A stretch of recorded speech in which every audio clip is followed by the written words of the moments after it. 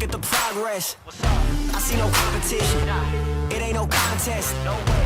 You ain't in discussion, not even a prospect. Yeah, you better go and get to meditating. Yeah, we coming for you, no hesitation. Might as well call the league up. Tell them put the trophy on reservation. Been going up, that's elevation. No holding back, no preservation. Treat off season like postseason. No days off, this dedication. Game time, don't expect us to play nice.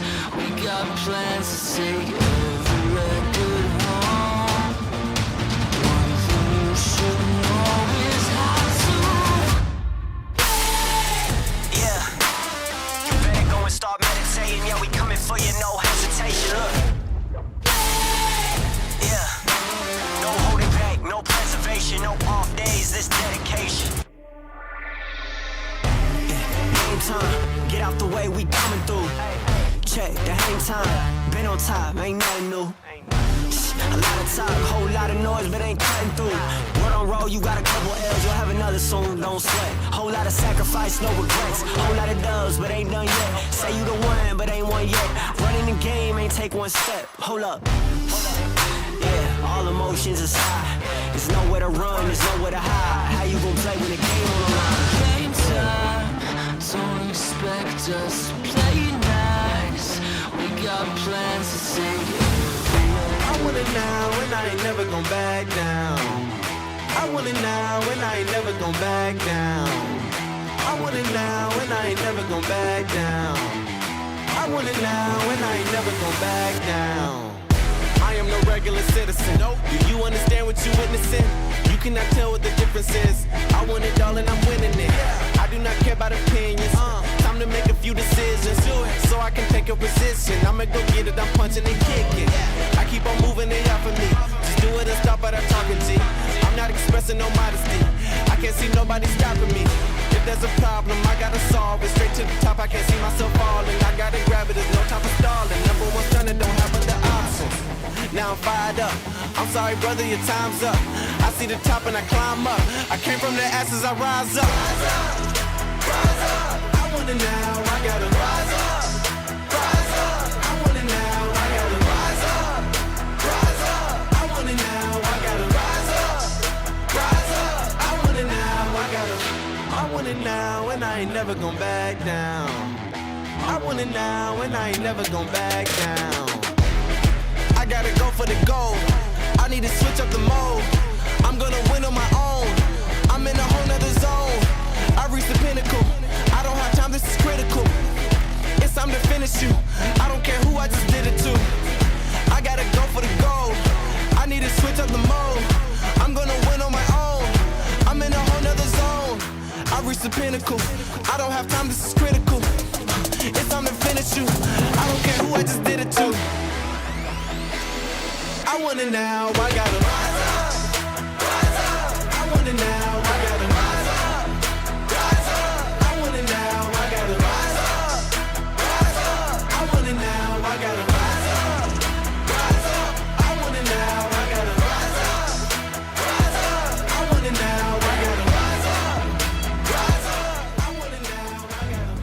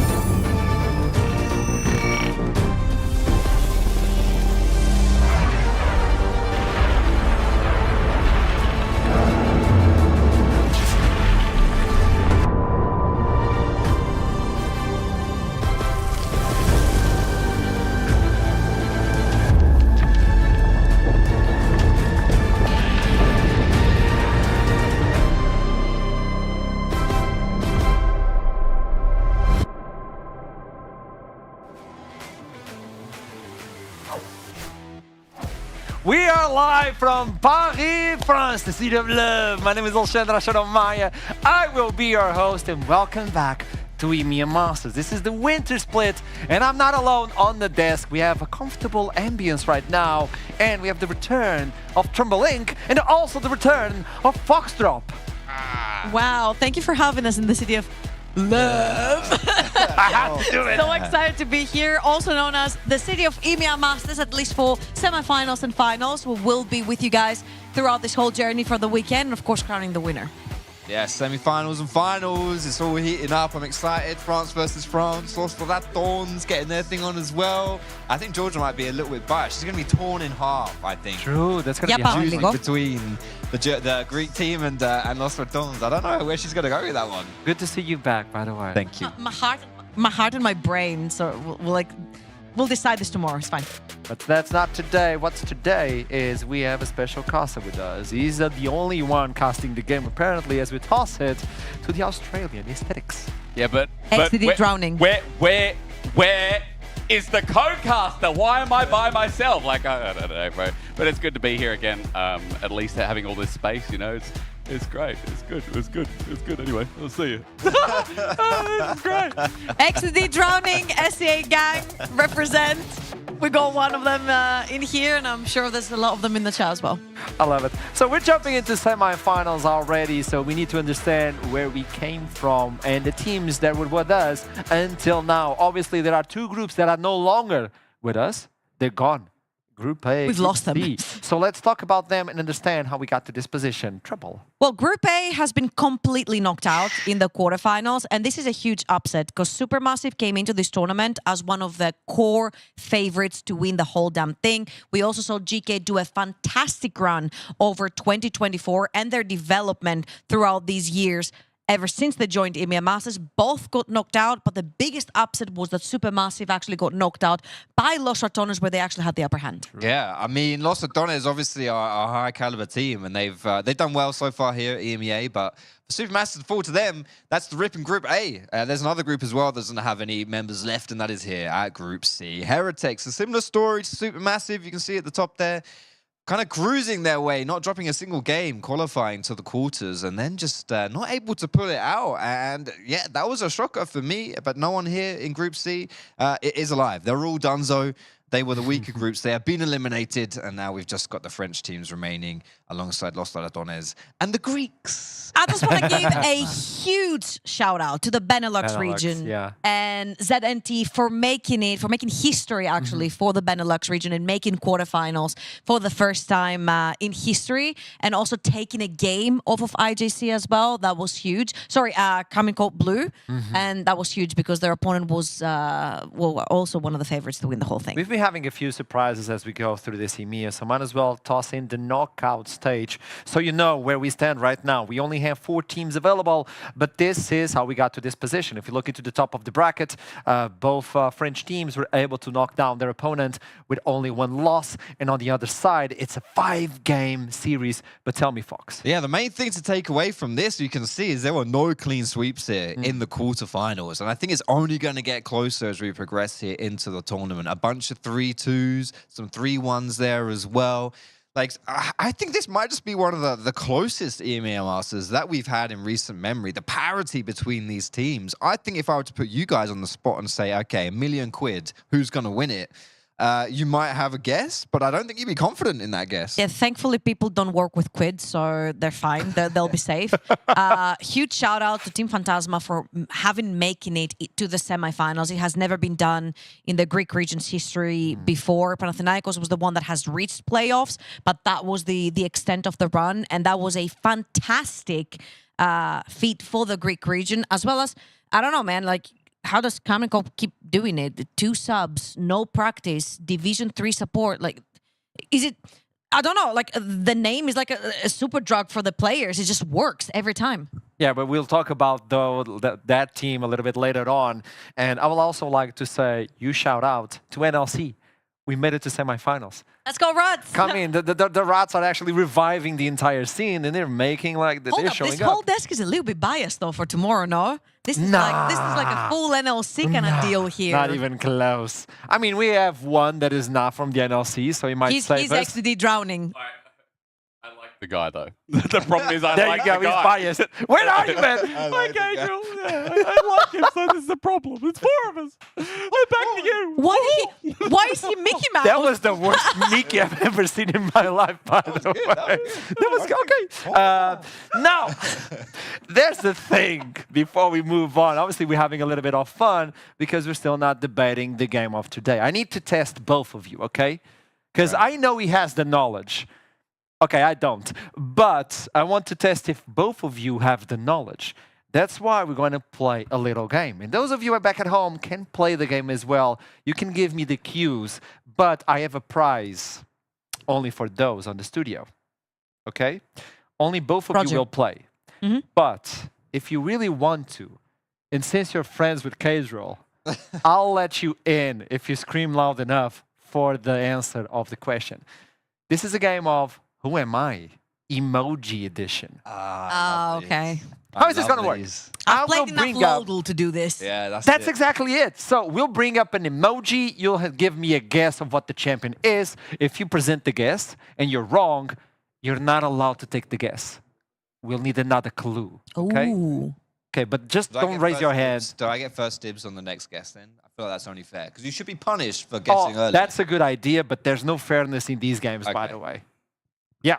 Okay. Let's jump into the first one. First clue of the first champion. Who is this champion? I don't know if we have songs. We don't have music for the game, but you can provide us music. Get it down. First champion and the first clue. It's a grandpa. Is it Arsha? Is that your guess? Okay. Is it Zillion? You think it's Zillion? I do, yeah. Like that. Yes. He's an old man, though. Oh, we have song, by the way. We have a song. Okay, I Perfect. don't need to do We the don't have to listen to you OST. anymore. Okay. Wow, aggressiveness on the desk. It is actually Zillion. Yeah. See? Trouble. You gotta step up. I want That's to see the Zillion. other emojis. Bam, easy. We had That was a clock, no? an old man, someone sprinting, and the clock. Ah, that's good. Those were Yeah, three yeah, guesses. Now you know I how like this that. works. Fox, you're good. You're good. I'll give you that. What can I say? But I'll just bring it up. And that's only 1 point. Okay? Second clue. Let's bring it up. There you go. I'll take it in. That's the What is second that? clue. Oh, me. Yes. Jarvan. You think this is Jarvan? Ah, Yeah. Okay, I saw a hand over there. Do you wanna take a guess because you're a different individual? Yeah, because I'm different, Aurelian Soul. Oh, see, that's why you're different. So that's wrong. Okay, sorry. And that's wrong as well. We got 2 wrongs. It doesn't make it right. I don't Second even know what I'm clue. looking at. It's that. I mean, I gave ideas. is I it- didn't get to see the clues, by the way. Is Yes. it Skarner? I'm not gonna lie, I don't know what the first thing is, so I'm kind of just. Okay, yes. I think it's Smolder. That's a tail, and then that's a crater like it's a dragon. It's a crater, That's a crater. and that's not a tail. Oh, it's That's, more. that's, an, claw. that's an horn. Okay. So think about it. Think about that. Who has a- Third clue. Why is that that? milk. Milk. Why is that? Oh, Come. Milk. Yes. No. Yeah. Shavana for No, it's Alistair. Okay, wait, what? Mummy, Shavana. No. What? Tell me. It's Alistair. It is Alistair. Okay, 1 but more can I- point for Fox. Can I just say I have an advantage because I got so close to the screen, I can see on the milk it I says didn't can't know milk. what it was. Oh, Yeah. there you And go. that's That's his- Alistair. that's his Okay, tone. he gets half a point for this. You can. You know what? Okay, 1.5 points. He You could know see what? I couldn't. You can take half a point away from me if you can nail an Alistair impression right now. Okay. Third champion. It's Wait, gonna be... no, Alistair. We need First- an Alistair impression from Georgia. Oh, Oh, wait, you want okay, an I'll give you that Alistair at the end. impression? Yeah, that's the only way. Can you hold my microphone? Okay, Trouble is yeah. going to do an Can you hold my Alistair mic, okay? impression. I have no idea what's Cling, about to cling, happen. cling, cling, cling, That's cling, poor. cling. That's poor. Is that worth a point? Can I take half his point? That's crap. Can I take bro. half his point? Australian. Okay, I got you another one. Mess with the ball and you get the horn. Does she deserve half a That's point? good. No, I'm not talking after what I just said. So I just shouldn't speak. Okay, 1.5 points. You get half a point. Thank you. So only 1 point Fair away. play, Show fair me play. the third champion. First emoji of the third champion. What is that? Okay, Is it Fiddlesticks? why? Because he looks like he's feared. He looks so scared. It's Fiddlesticks. Is that No. It is Fiddlesticks. Okay, this guy is cheating. T-pose in the He's crossbar. cheating. I'm actually so What? good at this. I'm 2.5 cracked, bro. I'm points. cracked. 2.5 points. Where are you when I do Loggled, man? Yeah. Help. Whoa. I always ask- Also doing low. I always I ask was for not ready for helpers. this. Okay, the fourth one is really hard. I don't think you're going to get it on the first Okay. clue. Hey, All right, I'll come let on, George aesthetics. get You got to to step this. up. I mean, There you go. I should That's go. all I wanted.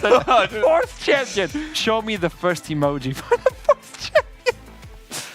Ah, Yes. Yumi. Explain. Well, there's the devil and a book. So And why- she's the devil on a book. She's the devil in a book? On a book, yeah. She's a cat. Well, I see your point. opinions differ. But there's no point on that one. But I see your point of view. It's not Yumi. It's devilish. And it has a book. Second clue. What is it? Show it. I don't know, Carthus. Why? Because book, spell book, everyone hates it when he ults, and he's dead.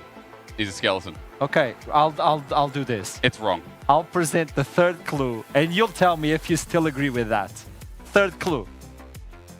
I mean, yeah. It is, isn't it? Okay, I just wanted yes. to show it. I just wanted to show it, really. Okay. There you go, Carthus. You got a point as well. You're on a half a I point. got on half a point and that was an impression. That's true. I replied to Okay. it. Can I Trouble. just ask a question? Can we I- bring up the clues real quick again? The third clue specifically, the third For emoji. for Is that Carthus. possible? For Carthus. Okay. Because I'm just curious, like, what on earth did you have to search to bring up someone's head? It's like the William Dafoe meme. Isn't that like getting... Did you just Google William Dafoe emoji? That's alien abduction. Yeah. Is that there's an emoji for alien abduction? I have no clue. See? That's a good point. I have no I idea. don't know, bro, I but just that- present ideas and they show up. What is that? We made this. It's original. If you bring this up on your phone, you'll be copyrighted. Literally, what would I search to find that emoji? You don't. We made it. It's original. Oh, it's there you go. EMEA Okay, Master. Can okay, I win? Is there more? There's one more. Okay, there's one more. Please get a point, Trouble. I'm It's trying. part of the I'm show. I trying, really man. need you to have a point. Okay. Okay, it's part of the show because, and I'll let you know, I brought in a surprise for them. Oh man. Whoever wins at least a point will get something. least a point. At least a point, not How half about a point. half a point? I'm so concerned, Treble. Show me the last champion. Okay, first clue for the last champion. Treble, please. Please. Happy. That's a really happy emoji. Nobody's raising their hands because No they one's want that you. happy playing League. Like, Who's that I happy don't in get it. 2025, bro? We left that behind. That's in so out of 2008. meta. So out of meta. Being happy? Ah, Yes. Ziggs. Oh, that's good. That's good. Okay. Neela. What? Raven. It's Neela, isn't it? Damn, show me the second clue at least. I work for this. It's Neela. It's Nila. It's Nila because she's cursed, by She's the way. joy. She likes She's- joy. She has to be happy. And the whip. And the whip. It's Nila. Nila is cursed and she has to be happy all the time. Yeah. Hey, sorry I Because didn't read the happiness. lore to look at the She emojis. literally says it. Oh, the thing she says all the time is something about think I play your Neela? joy. Yeah. Who plays Yes. Neela? Who mate? plays Neela, Literally, man? Who Bro, plays Neela? everyone. You know what? Only Kalist plays Nila. That's it. The What do we prize. get? I mean, she has half a point. Can we She can have we half a deliver? Kit Kat. I keep saying this all the time. I'm Portuguese, so we thought it would be I correct had no idea. to bring something from Portugal. We brought you pastel de nata. Sorry. Whoa. Wait, there's 4. There's one for all of us. Yes, But you don't get one. but you only have half a point, so you'll get half a pastel de nata. Hey, actually, you can take yours. Oh my god. You can do this. I'm gluten intolerant, but I'll pass it for this, bro. We're Let's so go. close to the caster's desk. He only needed to extend his arm. Oh. What? That is good. What is it? It's It's pastel de nata. good. Yeah, okay. It's It- pastel What do you not tomato. get? It's What do you not pastel tomato. understand? Come on, Duh. Not bad. step How up. stupid are you? Is it like custard, like in a pastry? No, or- I don't think you get it. It's a pastel de nata. Okay. It's a Portuguese thing. Talking Full about stop, the Portuguese, period. they're no longer in My the bad. competition, by My the bad. way. All right. Because we only have 4 teams remaining. 2 of them are French and are going to be playing today on the best of 5. But this is not the first time they played before. But before we jump into that one, where do they come from? I got good news and bad news for you, Okay. French fans. you'll lose one team today, you will guarantee one team to the finals. That is the only core good thing. However, groups B and D were the superior throughout the tournament. Group D in particular is where Carmen Cold Blue came through. Yeah. They 2-0 Los Ratones. They made it all the way to the qualifications, and then Los Ratones had to fight their way through the lower bracket. Yep, they've dropped one game here in the qualifiers, and then they had that one loss against the Benelux as well in the quarters. But they've looked solid, honestly. I'm not going to lie, considering they put in 2 subs here for the EMEA Masters, bringing Ishma and Endura as well in the support role. I thought maybe they might struggle with that. That's a lot of adaptation to come through, but they really not skipped a beat at all. They look very solid. They're going to be playing versus who, Trouble? They're going to be playing versus IJC Japon. Yeah. I hope I say this correctly. Perfect. Who came straight through Group B. And Group B was a little bit of a placebo because people thought it was actually a very easy group to go through. However, Team Fantasma having made it all the way to the semis, that was a deception. It was actually a pretty hard group to make it through. However, IJC did not drop a single game in this particular one. Actually, they did to Team Fantasma. Baby. Placebo. Okay. Yeah. Big losing as well. Like, this has been a 2-0. surprise. EMEA on winter has been a surprise. EMEA, by the way. Guten Tag, yeah, Prime League. yeah. Guten Tag. Yeah, getting Prime League out so early. I know it's semifinals already, but we usually get at least a Prime League on semifinals. This is interesting and also shows how the different level we are standing right now. No lane swaps as well. Previous EMEA, it was filled with lane swaps. I know Aesthetics, for instance, was really concerned with that. They were casting Aragon and Aesthetics, and they were going mental with that, with all games being like lane swap, lane swap. Are you comfortable? I just want to make sure you're comfortable. If we need you on the desk. I'm sitting. I'm fine. Look how comfortable I am. I Jack really can like only see this, my upper this half. image, by the way. That's why I'm bringing it up all the time. I am comfortable. I'm really good. Thank you so much. That was a very nice tart. It's worth getting a bit of gas for, you know?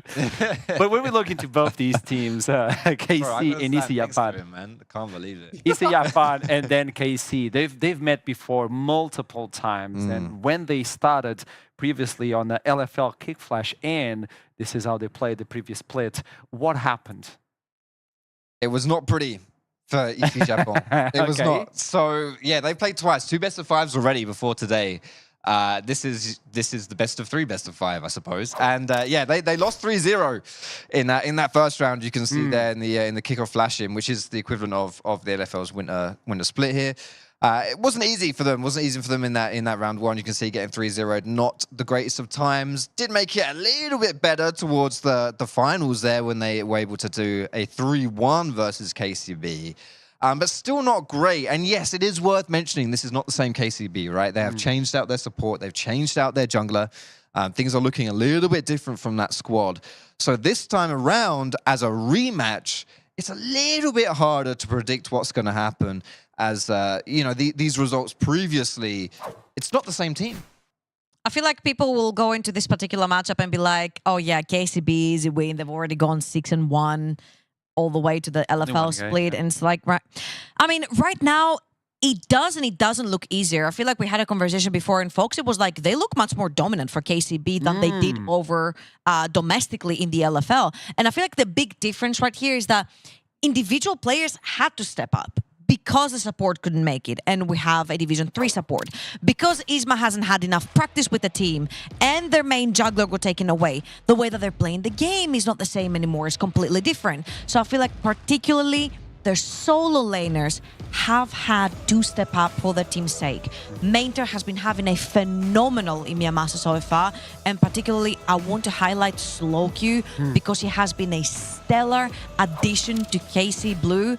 I personally know the coach because he's one of my very dear friends, and I'm so happy that he did give a shot to Slowq because especially all our NLC boys and gals right here, we have seen Slowq and where he started. Yeah, 2021. We're going back quite some time there, but he did start in Riddle over there in the Norwegian team in NLC. And since then, he's been building up his career. You know, like last year, this is 3rd EMEA Masters in a row, mind you. With Desire was his 2024 campaign in Italy. You know, from that build-up from NLC, obviously anywhere but MLC, it's a downgrade. We'll say that NLC is the peak, the apex of all regional leagues. But aside from that, you know, We're gonna need an asterisk at the bottom of the screen that this is sarcasm. yeah, slight sarcasm. Can't pick that one up. But yeah, from Design Italy, you know, it was a little bit rough starting off in EMEA 2024. Then it got a little bit better, and now he's here. He looks absolutely crisp. Maybe even cream in that mid lane. I was about to say, I'm going to stay in that LPL team. Shout out to Top Esports. I wanted to make the comparison between Slowq and Cream. Because when Cream got introduced into the scene, he was that aggro player with the Akali, the Yone, the Sylas, the play in your face, get individual leads over in the early laning phase, translate this into the skirmishes and the 1v1s. And that's exactly how we got to know Slowq back in 2021 in the NLC, with LeBlanc and Akali being two of his more prominent champions, Akali and LeBlanc being top 3 of his most played for his entire career, even up to now. However, I also want to compare him to Cream for his development throughout the years in terms of his control mages, his ways, his Azirs, the way he's developed as a mid laner right now, and he's so well-rounded that he can play so many different playstyles, and particularly what you're watching on your screens right now, that game versus Los Ratones were ahead in this game, and Slowq did not die once. Got the triple kill in this particular team fight and insta TP'd bot lane. That's some T1 type of shit right there. Yeah, doesn't even hesitate. Look at that, straight to the bot side to finish that game out. And he's one of the biggest carries in the mid lane that we have here at EMEA Masters. The statistics don't lie about that as well. His damage share, all those aggressive statistics in his favor. He really has just come online here at this tournament, in 2025 in general as well. And it's great to see that career trajectory from him and how impressive he's been in that mid lane, no matter what kind of champion he plays, because he plays a lot of different ones and he will carry on them. Like that Oriana's, he picks them. Azir, he picks them, and he's like the guy, right? You don't always expect that to be happening from those kind of champions, but he makes it work. And I mean, if you thought he had a very easy matchup in the mid lane, you would be a fool to think so, because Certus is his matchup in the mid lane. However, if you look at the stats, they do favor Slowq. He has been, again, more of a carry-oriented mid laner for his team, but that's because for Certus and Easy Japan, it has been the case of the whole map sort of steps up. They're more as a fist, as a team together, while Slowq had to step up because of the subs that we talked about in the jungle and the support role.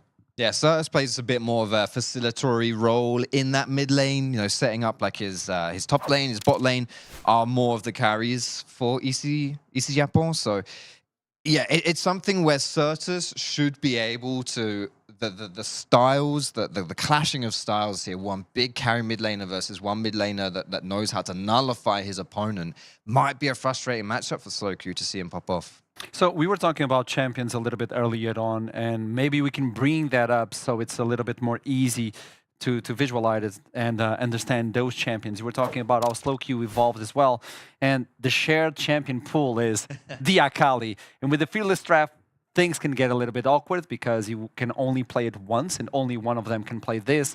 When we look into both of them, I mean, Certus told me on an interview, he likes to play aggressive. He likes to be on the face of the enemy, force skirmishes, but... Certus... I'm looking at you, I'm looking. Yeah. I'm friends with Certus and we've chatted a lot. He's a guy that will adapt and give his team exactly what they need. If they don't need that aggro mid laner, it's fine. He'll bring out the control mages. Foxy mentioned as well, the Orianas, the Victors. He'll take more of a chill lane in the mid lane just to facilitate for his team and play whatever the team needs. However, knowing Certus, this champion pool that we saw right there is not necessarily very realistic to what he really likes to play. We've known Certus from the multiple years in the LEC playing the LeBlanc in the mid lane, playing Akali's, playing the Sylas, playing a little bit more aggressive and in your face, which matches the profile of Slowq perfectly. So I know LeBlanc right now is not in the meta. However, it is top 3 most played for both of these players. And I'm feeling like if this goes into a game 5 and this is the difference maker, it's going to be huge. Imagine saying that champion nowadays on this method, it could be the factor to separate both teams. Okay, now we're close to the time, and I want to ask you both, what's your take on what's going to happen? Because now we're moving into uncharted waters. We are. I mean, yeah, these guys played against each other a lot, and it always went in KCB's favor, but it's a different team now. Yeah, it's a different team. You said they're looking better. So when you look about this, Who do you think is going to win and I why? think I think they've certainly not really missed a beat for sure for KCB, but domestically they were quite dominant, and I still think it's going to go forwards them, to be honest. Like, I think KCB have really just grown throughout this tournament. Yeah, I just think they're a step above. I really do. So I'm expecting a KCB victory again here. Third time's a charm. Not so much for easy Japan. I think they're going to struggle today. Give me a number. I say 3-1, 3-0. Wow, that's solid. 3-0. Wow, Yeah. that's rough. I'm throwing it down. I like it. Being spicy. Okay, Trouble. Give me your point of view. I'm not going to give specifically an answer to the prediction because I think this is going to be 5 games for sure. Okay, at least I that. feel like both teams have completely changed throughout the course of the LFL jumping into EMEA Masters, and the meta has changed and the playstyle has changed. Players have even changed, especially for KCB as well. I just want to say that this is a big step because LFL has always been a factory of talent, specifically when it comes to the LEC, specifically when it comes to the LCS and all the Tier 1 Western regions. And I feel like it's such a huge step to play for an LFL team, make it to the top 2, come to EMEA Masters, face KC. I feel like KC is the biggest hurdle for any team that has ever showed their face into EMEA Masters. And stepping up against them in the semifinals is going to be a huge feat. I just want to say that I know how much it means for players who have played previously in the LEC. My eyes go straight to Exa, who used to be named Exakick, to Certus. Both happen to play for SK Gaming as well. Now they have to play against each other.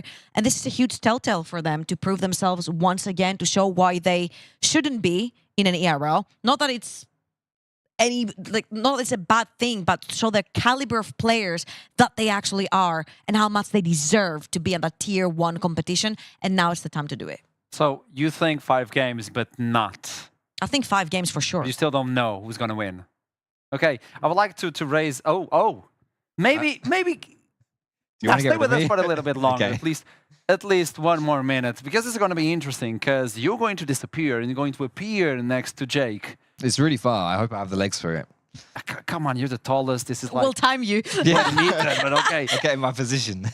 So another thing that I would like to highlight On your before we jump marks. into the game, because we're waiting for the teams to be ready. I just want everybody to know it's not like, oh, gosh, let's start the game. No, it's just we're waiting for the teams to be ready. Another one that I like to highlight when I was talking with Certus on the interview, he was talking about Theocax. The fact that he's playing with a 17-year-old player, bringing that, rejuvenating the team as well. And he's also coming from the NLC, and he already knows the taste of victory. So maybe it's another hurdle. It's always interesting when we talk about players. Mostly we go back to, oh, he played at NLC. Yeah, and we can't keep him, bro. We just We can't birth keep all him. the good talent. And then they fly And they all away. leave. And then they open their wings and fly over to France. What is happening? Yeah, we can't keep them, but it's good for them. It's good for their careers and stuff. I think for me, the jungle matchup's quite interesting because I will just say this: I think both these junglers are going to be put on dog duty all series long, both of them. I don't think it's going to be that interesting for Ismail, for Theocax. It's going to be kind of boring for them. Really? Yeah, dude, the champion pool wise, like I'm expecting, Skarner's really popular for both these guys. Sejuani's, Maokai's, these kind of champions. Not that interesting. And when you've got carries in the solo lanes as well, so for KCB, you got Sloku in the mid lane. We were talking about, he's a big carry for them. But for Easy Japon in the top lane as well, Howling is a sick carry top laner. Who's one of the highest carry tops that we've got, I would say, here in EMEA. So yeah, it's you don't need to, right? As a jungler, you're more facilitating your team. Yeah. So that's what I'm expecting from these guys. More setups, frontline engaging, that kind of thing. Do you agree? I just want to say here Stormbrew. on your question. Yeah. You mentioned a 17-year-old. Last time we had a 17-year-old at EMEA Masters stage, his name was Kalist. He took EMEA Masters by storm. He jumped onto the LEC, and then he dropped an insane game at his first international tournament, at his first LEC title versus Viper and HLE at first stand. So 17-year-olds in general, very young players, are so promising. So I cannot wait to see the story of everyone stepping up, especially against Kaminko. That's the thing. You're playing versus someone with such a big name, Isma, and you're like, maybe this is my time to shine. And you're talking about champion pool, but if, for instance, he's able to pull something like Velia pulled yesterday, like the Nidalee, the Kindra, going a little bit away from the stable and playing his own champion pool. I mean, his Jarvan is concerning. That's how he actually got Venom Crest back at NLC, and he conquered it all. So maybe getting a little bit more aggressive and putting that cloak of hey, I'm here to win.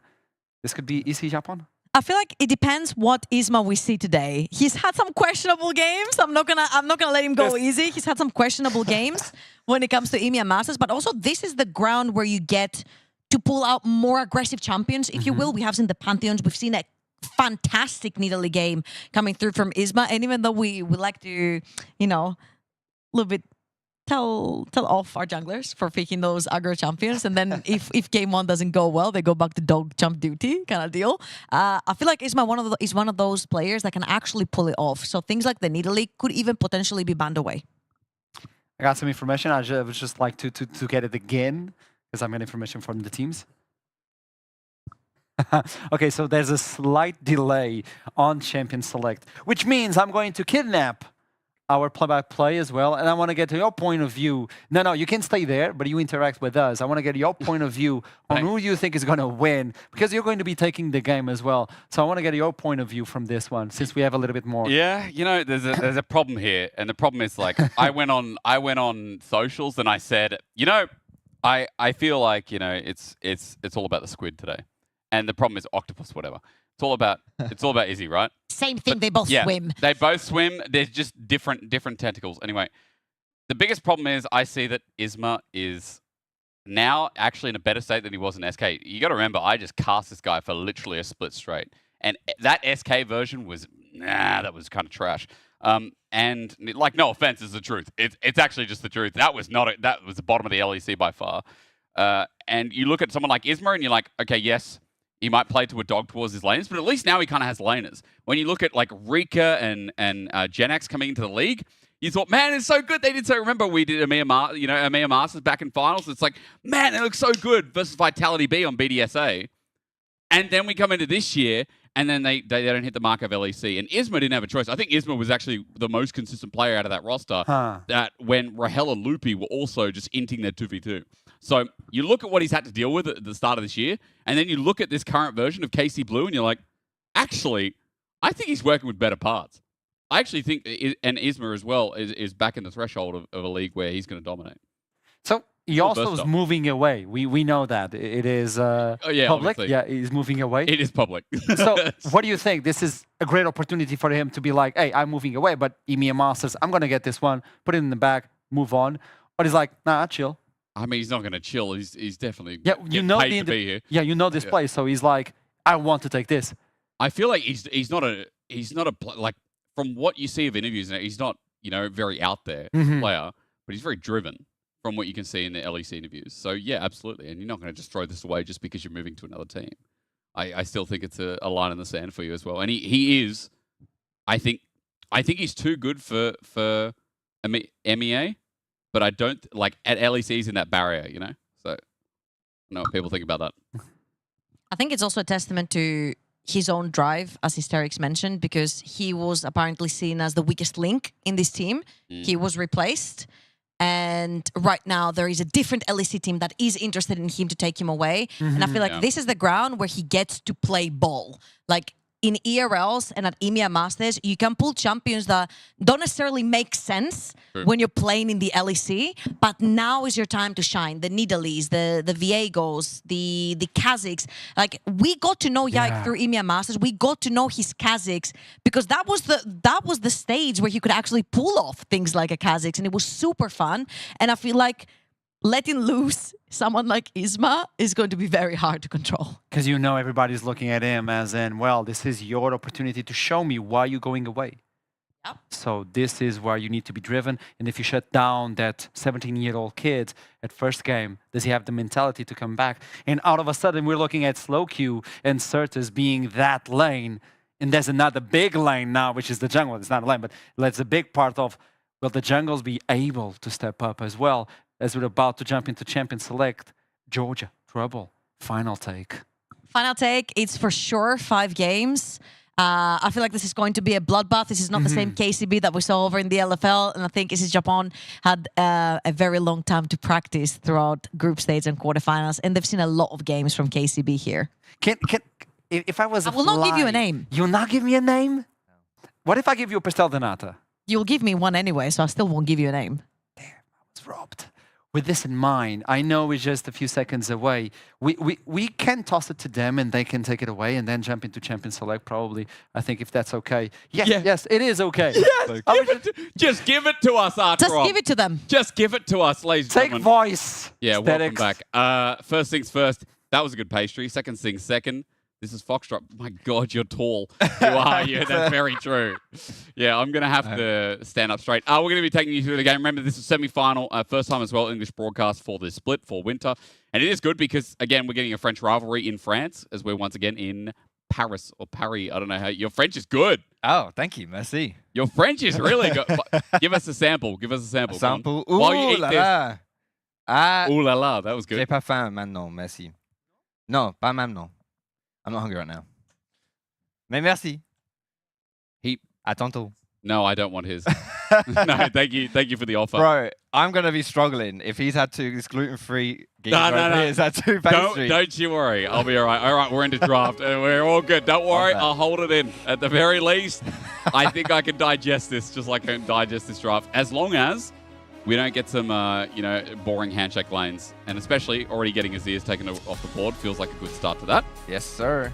Yeah, all right. So, Skarner, no surprise seeing that one taken away. Both Deercax and Isma like Skarner. They've played him a lot so far. My prediction was a lot of dog junglers coming through here for both these two. So I would kind of expect to see something along those lines. And when that's on the board, Skarner tends to get taken away. But aside from that, a lot of bot lane bans going through.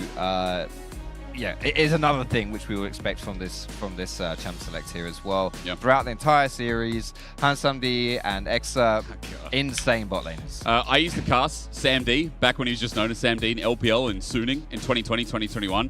This guy, back then, loved Ezreal. Right now, if you look at Premier 80 carries that are left open available after Varus and Callista's open and that are B1, Yeah. straight away, I think, let's talk and think about that Ezreal, especially with Skarner off the board and like Corki. Like, we've already got a lot of prime blue side options that are taken through. And you talk about dog junglers. That's gone as well. I mean, it feels like this is one of the best options. No, I agree. I think Ezreal is a sick pick, to be honest, for EC Japon. Like, the problem is, it's the most banned champion versus this team. True. So, yeah, absolutely. Maokai was a name that I mentioned on the desk. And when you've taken Skarner and said one away, then yeah, okay. We'll take that one down as well. Outside of that, I'm to turn things a bit more on an exciting perspective here. Carry top laners is what I want to see as well. There's one So yeah, Isma is going to lock that in for Mainto in the top side. Yeah, Rumble's a great champion right now. Great champion, great in the top lane. Ezreal, you mentioned as well, is getting locked in. That's a bit of a takeaway too for Hansamdi. So. Already so far, a lot of power picks, to be honest. We're not saving a lot for the rest of the series here. Already in game one, throwing down the gauntlet. Especially with something like the Jace as well. Looking back at all the pick bans of EMEA Masters so far, this Jace has actually had a high presence. And I think, globally, you could say that past couple of patches, lined up here with spacing from Maokai as well, and also to match some of the poking element that KC Blue have already built out. Now the question is, do they get priority here for Certus? Do they match that 80 carry, since the Ezreal was already taken away that we mentioned? That's the one. If you don't, you've already got a whole bunch of ADCs taken away. So yeah, you would be very pinched if you didn't lock in that ADC. So yeah, as you mentioned there, Steric Spud, that is going to be the misfortune. Very nice. Sorry, I had to step on it. Yeah. Is that better? Yeah, and yeah, I mean, I think Vi is about as teetering on non-dog / like a hybrid. Yeah. God, we love dogs today. We really love animals. There really was do. a dog in the office chat. That is true. So that's the where it was a black Labrador running through the office where we are. It was a gorgeous dog, but no one, it wouldn't come to anyone because they were saying like, here boy, but he's French. So he doesn't understand that. So what's here boy in French? I don't know, bien something. Okay. I'm not sure. I'm not sure. That's good. I'll have to research that. Yeah. How could I not have thought of that? The first thing I was learning French. How do I speak to dogs in French? True. I mean, a whole section about I've been thinking about. I'm learning German, and I like, bro. I know the word Hund or Hunden. That was the first thing I learned. Yeah. Dogs everywhere in Berlin. Yeah. Mithund. Yeah. Oh, he speaks German as well. All right. Well, double support ban that kicks us off into the second phase, and there's no hard engage outside of maybe, Vi set up as well from Maokai as well with good disengage. So these really primary engage options have been taken away already by KC Blue. Yeah, I think top lane as well is going to be an interesting situation here, because this Jace is still a flex, to be honest, for EC Japon here, depending on where they want to go with that one, whether they want to stick in either one of these solo lanes. I would expect it to be top lane. Personally, I think this is an answer to Rumble. I think that's a fair assumption, but still, it could be if we want to throw some spicy things here. And yeah, dude, we got a lot of support bans here in that second phase, huh? 4 of them. So you don't have a lot available right now. And this Braum seems like a bit of a no-brainer versus the bullet time from Misfortune, right? Like, it's so good versus that, and a bit of extra protection there. Does mean, as you mentioned, though, you are kind of lacking some engage outside of that red carpet vibe. But also the Rakan ban kind of takes away, I mean, I guess you want harder engage with your Misfortune, right? But, like, takes away one of the options into Braum. Rakan's loved this matchup. So, yeah, now what are you going to pair up? What locks down to set up for the poke and you know, this build? What are we building? Team fight here? Like, yeah, this is it. I think you kind of, I quite like the idea of something more team fight, AoE, some good like AoE CC. Obviously, Alistair can do that with the pulverize, getting something down there as well, and also able to, when Braum moves forward and tries to apply the passive onto Misfortune, boom, instant disengage. But it is kind of tricky right here. Certus now going to have to revert into something I think a little bit more facilitatory as well. You've got a lot of damage from the top side. You've got a lot of damage from your ADC as well. And I'm not too surprised to see this one come down either. I said he was a bit more of that kind of, maybe a bit of a frustrating mid laner to play against if you're someone like Slowq who wants to have that more carry style. But now the only question is, does that carry lead to something like an Ahri, right? Or a Talia? Mid-jungle pairing here would seem important, but there's an Alistar on the Rift, and there's also something like a Maokai too. Okay. So this is a nice take for R5 here. Yeah, no, I like that. And you've got a lot, you know, this can side lane easily, like some good side lane matchups here as well. And I mean, Slowq just loves playing these carry-orientated mid laners, you know, these champions that can jump in, that can scrap, that can skirmish, that can do all these beautiful stuff. True. And we built this whole kind of pre-show around what Slowq and Certus would do in these in this matchup here, and I think this is it. This is it right from the get-go. Just game one, Orianna, Sylas. It's kind of what you're expecting to see out of these two champions, these two players. I mean, again, yeah, solid mid laners, I think, as well. Seeing top lane and seeing Mainta, every time I butcher it, so I apologize. Seeing him in something strong in lane. I remember the Lost Returners series where he was actually bodying Bouse a bit, getting a lot of solo kills. Like, while that's not uncommon, I think we have to kind of highlight the fact that this is, you know, a strength for him in the Rumble in game one as well. A lot of support coming through from the jungle too, and I have to be honest, I really want another Tart. I'm ready to go in this game. It's the best of 5 fearless on patch 25.05.1.2.5. Yep. Rounded to the nearest 5. It was a good pastry. Why did you say no to it? I am stuffed. Oh, yeah. We ordered some big old wraps. You did. And let me say, that wrap had chips in it. Whenever you've got a wrap with chips in it, you know it's going to fill you up. There's a wrap, or is it like a kebab? Yeah, it was like a doona. Rabab. Oh yeah, a rabab. Yeah. Lovely. Yeah. Lovely. It was good, but honestly, I thought it was going to explode. So yeah. But you still might hold it up. I might do. You know. I might do. All right. Yeah. So, all right. What do you like more? Yeah. Run me through a little bit, because I know you talked about skirmish orientation for KC Blue. Like, there's a lot of these early objectives are going to be, I don't know, say quite easy. 6 power point. Yeah, I'm thinking KC, like, they have a lot of lanes to play around. Yeah. If you are the jungler, right? If you are Isma here, you work with that Vi, who's already by herself a champion that can be pretty indiscriminatory about where she wants to go on the map. But you can play into your Rumble, you can play into your Alistair Ez, you can even play into your Sylas. So it's all good from that perspective. And I think you want to potentially actually want to attack the top side. I think Howling has been an absolute beast for EC Japon. He's great on these carry top laners. And Mainta, I mean, he's been fine, he's been good as well, but it's just like, I think he might need a little bit more help to get to the point where he could take over that top side, which absolutely can happen with that Rumble Jace matchup if he gets an advantage. Yeah, a pretty important point, right? Especially since I literally came off hyping him up. But I feel like it's really important when this matchup can also fall flat. Ladies and gentlemen, we're into our first semi-finals here. It's a 3-day spree. It's a 3-day spree, rather, here at EMEA Masters. And IJC already Hansam baiting it in. It's Hansam D. He baits me further as the flash for flash occurs. 3x. He's just dead. Straight away, first blood over to Hansam D, and a nice bait to Ruiz in. That was him by himself. Exa just fancied it as a solo unit there. Okay, so yeah, first blood here for EC Japon. I mean, what I was going to focus on here in this game was the early aggression, the early plays, both these teams. You know, like 80% get first blood, right? Like, and when you know, always ahead at 15, these kind of things, right? Very good early game teams. True. Bruh, we're like what, 30 seconds in, and that's that. And I guess that mitigates the level 1 from Alistar as well. So Exa drops down, loses his flash for Hans Sundee to do the same as well. So that even trade is going to be really good, and especially when we were just talking about like, oh yeah, there's a lot of lanes for KC Blue to play around in this early game. Let's not forget that Certus is in a pretty good matchup here. Range versus melee. So with bot in the works as well, you get a lot more time for Maokai to clear and then eventually look for those counter ganks. That's the one as well. And crucially, I think we've answered where the junglers are going to look early game here, right? Specifically if you're Isma and KCB, right? Because he started topside, started his red buff, and he'll be pathing around bot here to punish that Misfortune with no flash, right? Misfortune or any ADC, any character without their flash that also doesn't have any kind of gap closer, any kind of escape by themselves, is infinitely more vulnerable, I should say, compared to someone like Ez, right? Without his flash, you can still arcane shift away. So I would like to see some punish from the Vi coming down bot side as that moves on. Now you notice as well, as we talked about junglers moving up, you're going to have to help me, Foxy. Theocax. No. Theocax. Good. Yep. I wanted to make Pretty sure. easy, that one, I think. Because I knew that was X kick, and I was like, 3XA. And you know, you read something after reading something online, but you don't read it the right way you read it before. Yep. Yeah, you're following? Oh, Prime! Flash demolish up!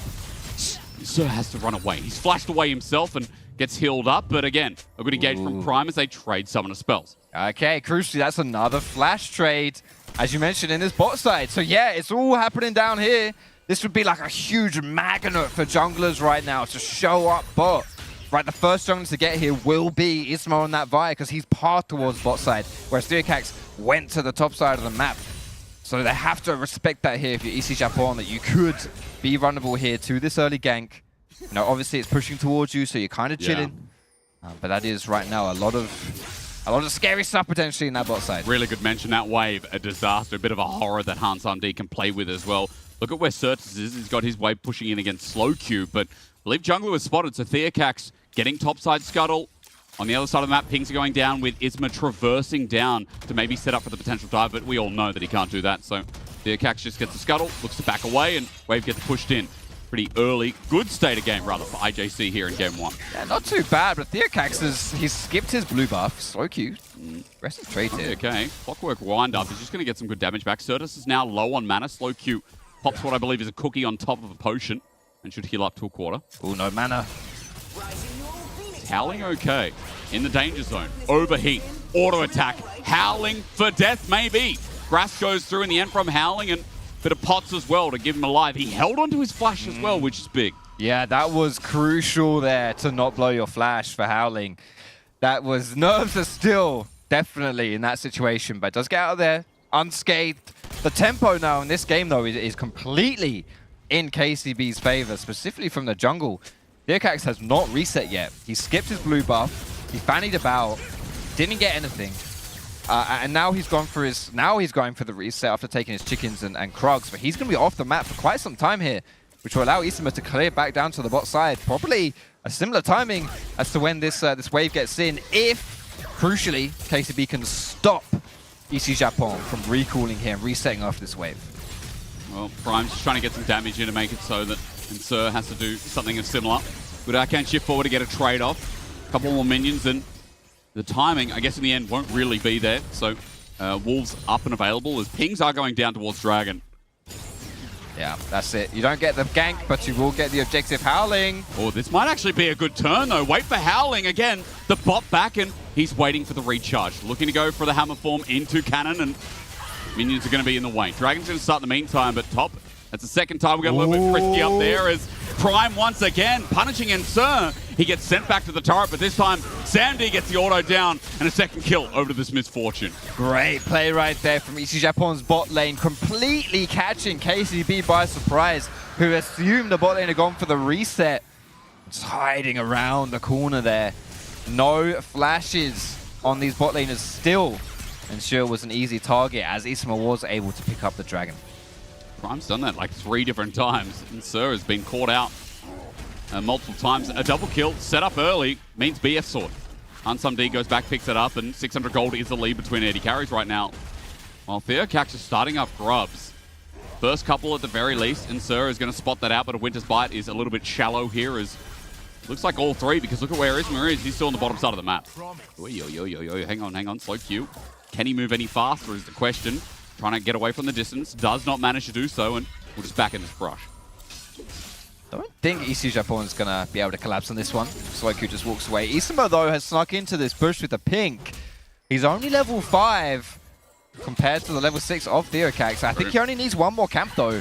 He's very close to it if he can't get caught. Prime's not going to let him right in the way into the Raptors. The insert jumps in as well, but Prime is happy to trample this up. Nature's Grasp, you mentioned, the level 6 advantage is big with the Bramble Smash, layering them in, and Certus into his grasp is great. The Shockwave in, stolen away, does a bit of damage, but Prime is flashed on, now flashes away, and it's messy, but it works for EC Japan. In Exa, in the middle of this fight, gets body blocked. No arcane shifts out in the end. A massive win for this weird octopus. 3 for 1 in favor of said octopus there. Great stuff. Unfortunately, a lot of the health bars were already low when that fight started for KCB. It was a bit of a questionable decision to go for this. You've got that level 5 versus level 6 disadvantage, but take a look at slow Q on the top side of your map here. What's that? What is that? He can't do anything here. Only gets that one-man shockwave as well. It's just tragic right from the get-go. And Hansumdi, you mentioned the BF sword. Doesn't take much for him to put people into the dirt, and that's exactly what he does. Beautiful blocking as well that came out of Hansumdi. Having a good early game, and he's got 100% KP, but that's because he's got all the environment of kills around his neck at this point as well. Certus comes out of that with 1-2, and that level 6 being the key difference. This early game being a real difference maker, a 2k gold lead. And while I don't think feats of strength really matter in the game, I think it's absolute baloney. IJC are just showing you how far ahead they are. The fact that they're already climbing towards it so quickly. Definitely. They only need a few more objectives here or that first turret, and it will all be theirs. Are you on the camp of, are you on the baloney camp, or do you actually care about it? In pro play, I think it's baloney. Yep. I think it's a bit of a bait. In solo queue, I'm a big proponent for things that tilt your team. True. Things that are worth the going mental for. diff, yeah. So, for example, First Blood, like, doesn't really mean a huge amount in the grand scheme of things, no, but your team is more likely to tilt if you're getting killed, right? True. So, yeah. So, no, I don't really think it's a big deal, honestly, here. I think it's all Gucci. Actually, that's kind of reflected statistically, if we're getting on a bit of a tangent here, but if you take a look at some of the teams that have really strong early games, a lot of times their percentage for, like, the feats, they're actually not that high, comparatively, which shows that they're not putting deliberate emphasis on securing the feats. It's just, if it happens, that's cool. But generally speaking, it's more just like, oh, if it, you know, oh, look, we got the feats. Oh, okay, cool. Brilliant, you know, so not everyone likes feet, is what you're saying. Yeah, not everyone's a feet person. No, you can't look. Not everyone. Everyone's different. Sure, there's someone out there. That's what League of Legends is all about. Supporting the people that like their differences. Now, what's different about this early game is the fact that, you know, a lot of the sentiment was coming in that KC Blue were favorites. Let's just be honest. It is game 1. It's very early in game 1, but we've already mentioned this lead. It's leading to early items. You can see Leandra's Torment just picked up, and I'm sure Certus will probably get himself an Archangels pretty soon as well. I feel like that IE or BT pending for Hansumd is also going to be there. So there's going to be a big fight coming across when Grubs spawn in about 25 seconds from now. Alternatively, Dragon in 40 seconds too. It's another big point. Is Slow Q gets absolutely bullied.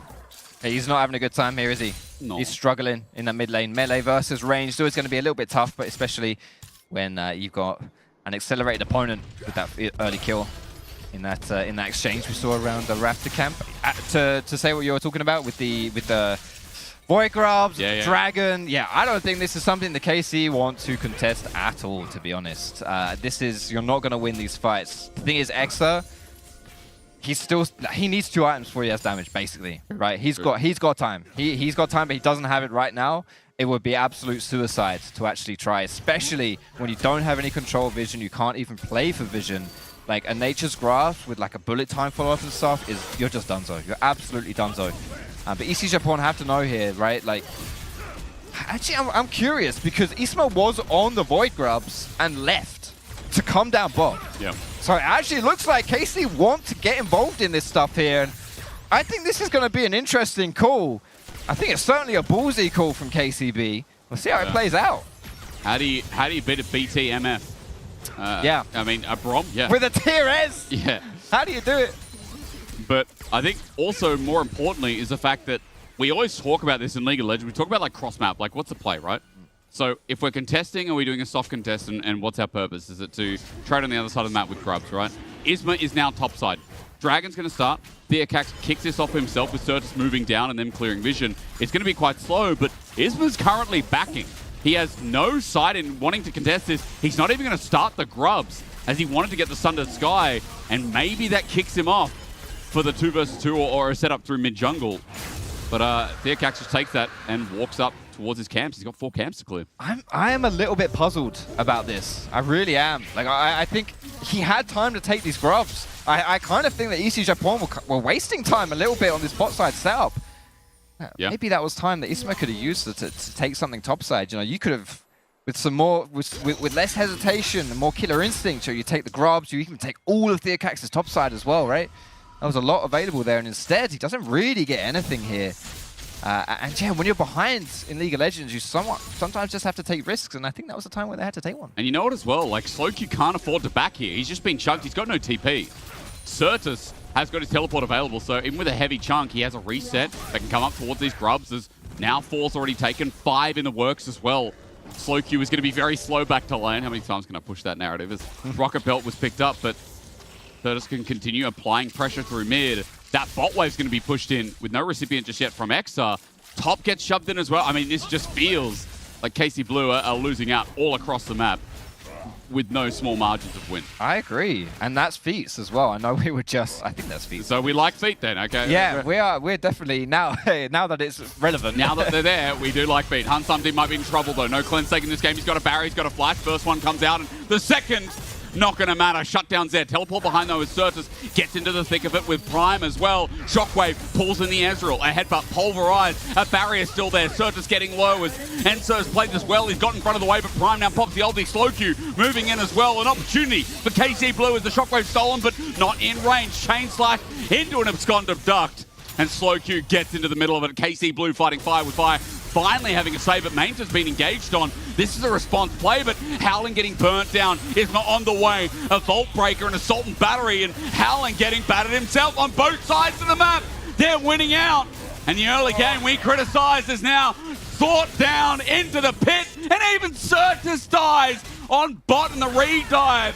IJC had everything, and KC Blue just took it all. KC Blue, we thought they were out of this early game. It was looking tragic, and Theocax's reaction and the player cam there absolutely says it all. Hun Samdi has both sums. This death is illegal, bro. You flash as soon. I mean, you try and dodge the stacks there, right? The stun stacks from Braum, and then even when it hits you, you flash out. I don't know, whatever. He's dead. That was crazy. And then this Certus, Ori Alistair, how much damage do you guys have in a 2v2? Not a lot at all, especially with Braum.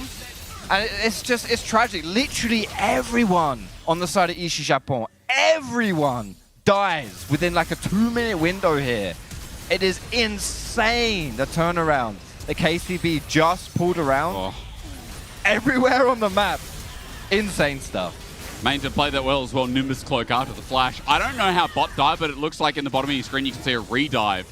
Yeah. As Certus died, it was a shutdown, and that just feels like a massive throw, to be quite honest. It also feels like KC Blue playing with their hands a little bit. 2 kills from mid.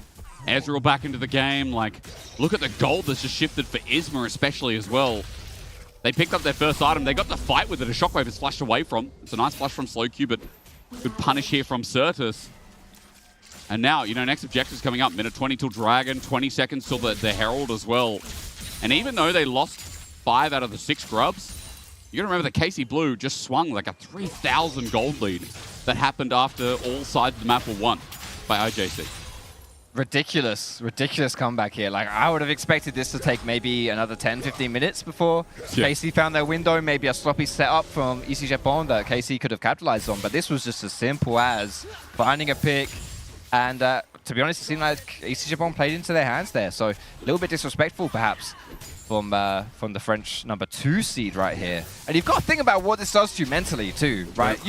EC Japan, KCB already played each other twice in the winter finals, right? And both times KCB won in that best of 5. And now you have a chance for revenge. You had the lead going into this first game.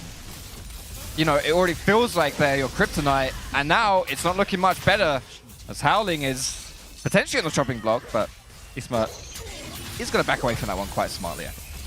Now, I'm going to talk out of my behind a little bit, but something that I feel very passionate about. A lot of people will look at Black Cleaver on squishy comps and say, oh my god, there's no armor, and it is true, but late game, everyone's natural armor negates about 50%, give or take, right? Doesn't matter now, Ensor's in a bit of trouble, and Nature's Grasp pulls out before I can finish the point. Stunned up with a Winter's Bite, and Gusset Blows are doing a lot in this early game to turn it around as KC Blue. Speaking of a turnaround, are going to assault, cease, and desist the play, but ISMA gets bullet time. They just sit there and take it. Well, Mainta's ulti was beautiful in the response, but now that there's top laner here on the other side, IJC are fighting back. A big shutdown while KC Blue are running for the hills, and it looks to be throw for throw, blow for blow, play for play, 14 kills with mid turret down and out of the way. Mid turret, and it should be the Dragon as well, going over to EC Japan. It's throws and counter throws, isn't it? In this game one, a lot of action already though, which is what we were promised out of the two LFL teams. Loving it so far. I can't imagine any fans of these teams are having a great time watching this game though. But it's everywhere, dude. It's everywhere. But crucially as well, this dragon actually didn't get picked up, so we might just see a salty run back from both teams to contest his objective. And I feel like as well, with all summoners up and available from IJC, maybe in a decent position. Slow Q lost his flash. Exa's getting his back up. Enso as well. ISMA kind of there. As he starts off the Herald in the meantime. Gold has just been flung back only a little bit. But as you said, this second Dragon is second for both teams. And this is an Ocean Soul as ISMA scared to take it. IJC are moving into position. KC Blue just weren't there yet. Yeah, we've got inside track here for EC Japan. It's already leashed by KC as well, is the Herald, but we're going to get a big old fight. 7 seconds on the Rumble ult. Slow Q's just stolen one from the enemy jungler and he gets poked out. Theocax now at half HP, needs to take this blue buff so he can get his passive up as well. As he pulls out Sap Magic, KC Blue have the ribbon of themselves again. Okay. It's getting a little bit hairy, a little bit dicey. I think both these teams want to fight, but kind of don't want to fight each other as well. You can see some hesitation coming through. Not really wanting to pull the trigger.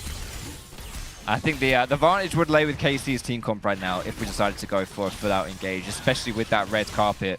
Here comes the teleport for Slow Q. We're going for the fight. Okay, and remember, Slow Q has Hijack up and available again. He can pick a new target to teleport in response. It's going to be Howling, moving into position. Slow Q, though, doesn't get the ulti out until now. He's got the cowbell, but Enter has got the death knell. Nature's Grasp flashes away, but he gets tagged on the end. Theocax finds him. Shockwave brings him Mainter and drops a red carpet, but only walking it is him. IJC 5 alive, Dragon in the name, and a good punish onto KC Blue. 2 kills, the Dragon and the Rift Herald coming into the pocket, most likely here for EC Japan. Perfectly played. They were grouped up as a unit, whereas KCB were split up.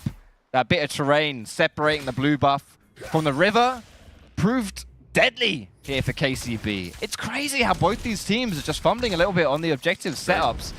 Really good in the skirmishes and in the fights, but it's a little bit sloppy right here. Obviously, we're still early on into the series, so this is the kind of stuff that you expect to see like worked on and tweaked going from game to game, as they have the team talks coming out of the first game and into the second, for example. But yeah, it's very action-packed, at least right here for our first semi. I mean, you know, you look at the action and you say it favors Hans Samdi. Still, we're back at square one, aren't we? 1.6k gold lead for this Misfortune, and it's all come off, you know, that bullet time around mid, Hans Samdi as well, just flourishing, obviously picking up kill credit. 2 items with the Essence Reaver now picked up onto his third. And there's about a level lead between Misfortune and Ezreal as well. So even though we talked about it, I know, Foxy, you talked about it in draft, where you're like, you know, the Brom pick was really good, and it has been great for KC Blue and some of these comeback kills. For Hans Samdi, if his bullet time gets around it, or if there's no wall available from Ensur, I feel like he's going to just rip through that comp. That feels so medium to short range. Fully agree. And not only are we talking about that as a hypothetical, but I think we've seen it. Oh, yeah. It's happened a few times, right? Where Braum hasn't been available to either combo aggressively alongside things like Rumble and Vi, who want to jump forward and set up a lot of that team fight stuff, or, as you mentioned, being available to defend against something like the bullet time. So I guess my only question to you is, like, do you believe in the abilities to stop it, right? Because you've got Silas, you've got, I guess, Rumble to a degree, but more importantly, cease and desist from Vi. There are a lot of tools to annoy HansUmD and get on the back line. Definitely. And it doesn't seem that hard to execute, so how do you feel? I mean, I think it should be very difficult for HansUmD to navigate any element of team fighting in this game. Really hard. Like, even something like the red carpet. Like, the problem with Misfortune setting up bullet time is you are so not only telegraphed where you're positioned, but you are stuck in that position. True. And it is the easiest thing to just drop down something like Rumble ulti, and then for everyone else to collapse on top of it. So it's much better used in this scenario, this game, as a follow-up tool. True. As in, sure, now, you better just jump over the wall, but I'm not so sure. Good mallet in the back there. Turret's going to go down the meanwhile, but maybe a trade kill as an explosive shock blast with Prime coming up, setting up, and spiking down for Howling to get the kill. They're on Atakan's side of the map, and that's an advantage with no disengage in Ensur. Atakan starts off. This is a big one right here as well. IJC have just been picking up everything that KC are throwing at them. And to be honest, outside of that one kerfuffle we saw where they got aced across the map randomly, it's all been IJC. It really has. And credit to these guys for not only being able to find the advantage and to find the lead early, but to then actually play from behind and still get back into it, as we're seeing in this game. That Atakan now being picked up. We'll see whether this encourages IJC to kind of send it a little bit more. Play a bit more aggressive as they potentially set up for a Nash coming up in 2 minutes, or this Dragon in 1 minute's time. An extra 25% on those Dragon objectives as well. So for the Dragon stacking team, always a benefit. Getting that that different Atakan. Ruinous, what is it? Yes. I got that out of my mind because at the start of the first 3 patches, I was like, oh, it never happened. Now they've made it so like, oh, we see it all the time. But then again, Atakan as an objective, I'm not super excited. It happened. It gives flowers. Lovely. We love flowers. But, you know. It's like when Baron, remember, there's actually 3 forms of Baron. I don't know if you remember that. At the start of this year, they're like, there's 3 forms of Baron. And I'm like, and now you look at it, you're like, it's Nash. Oh, yeah. This one, you know, sucks you in a bit. This one kicks you a bit. Like, I don't know. This one's got a tunnel. That's so true. I feel like as a play-by-play, you can get away with that, though. You can. Like, you just rely on your color caster. This is the Edgelord Baron. Yeah. People are like, oh, yeah, of course he knows. What knowledge. Double control. What unfortunate that happened. There's 20 seconds till Dragon. And KC Blue are going to be here first. Isma still in the way as trying to use that lead now with 2 items, but that is a slightly unkillable Maokai. Or at least going to take a while to die with unending despair in inventory now. I'm feeling pretty good himself. They lie in wait for KC Blue to walk in, and with that dissonance, you can see that Certus, almost 3 items himself, is punching out a lot of DPS. And Mainta's getting a good push in topside, though, while all this is happening onto the tier 2. Good point. In that top lane. Has to back away, though, from Howling. But now he's got the inside track, to go for this TP flank. Certus was frontlining as well. That teleport you mentioned comes in. Mainton knows that Howling is not there yet. His teleport has to come in, but it's going to take a while. Remember, it's not the teleport of old as Slowq's in. And look how far away Howling is at 4K. There's the red carpet down. Slowq's in the back with an Alistar ult as well. It would be okay, but the CC's used a shockwave even bigger.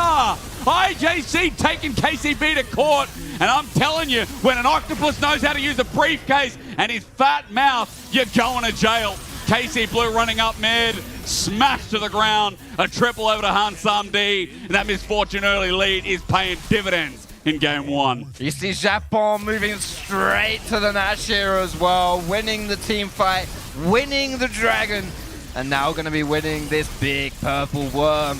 It's impressive stuff here from the LFL number 2, who seem to potentially have found a formula to beat their boogeyman in KCB. Ooh. Yeah, we don't like Poogie. Well, actually, I do. That's a lie. We blame things on it, so... We do blame things on it. And this fight, I mean, this is well executed with the setup of Maokai ult. It's tragic again because Insurus is dead straight away. And, like, you're relying on him to actually put out a lot in these team fights, but he's just so squishy.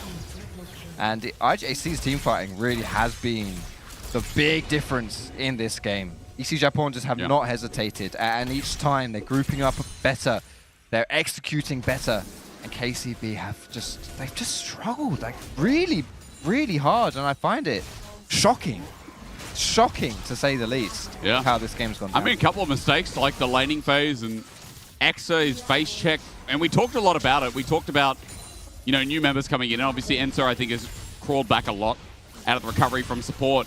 Isma's had a middling game.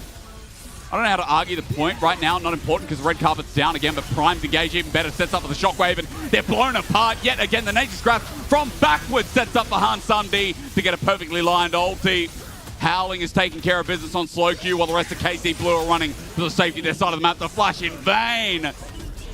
3 members dead again, and you know what? Another triple kill sets up to give him a quadra.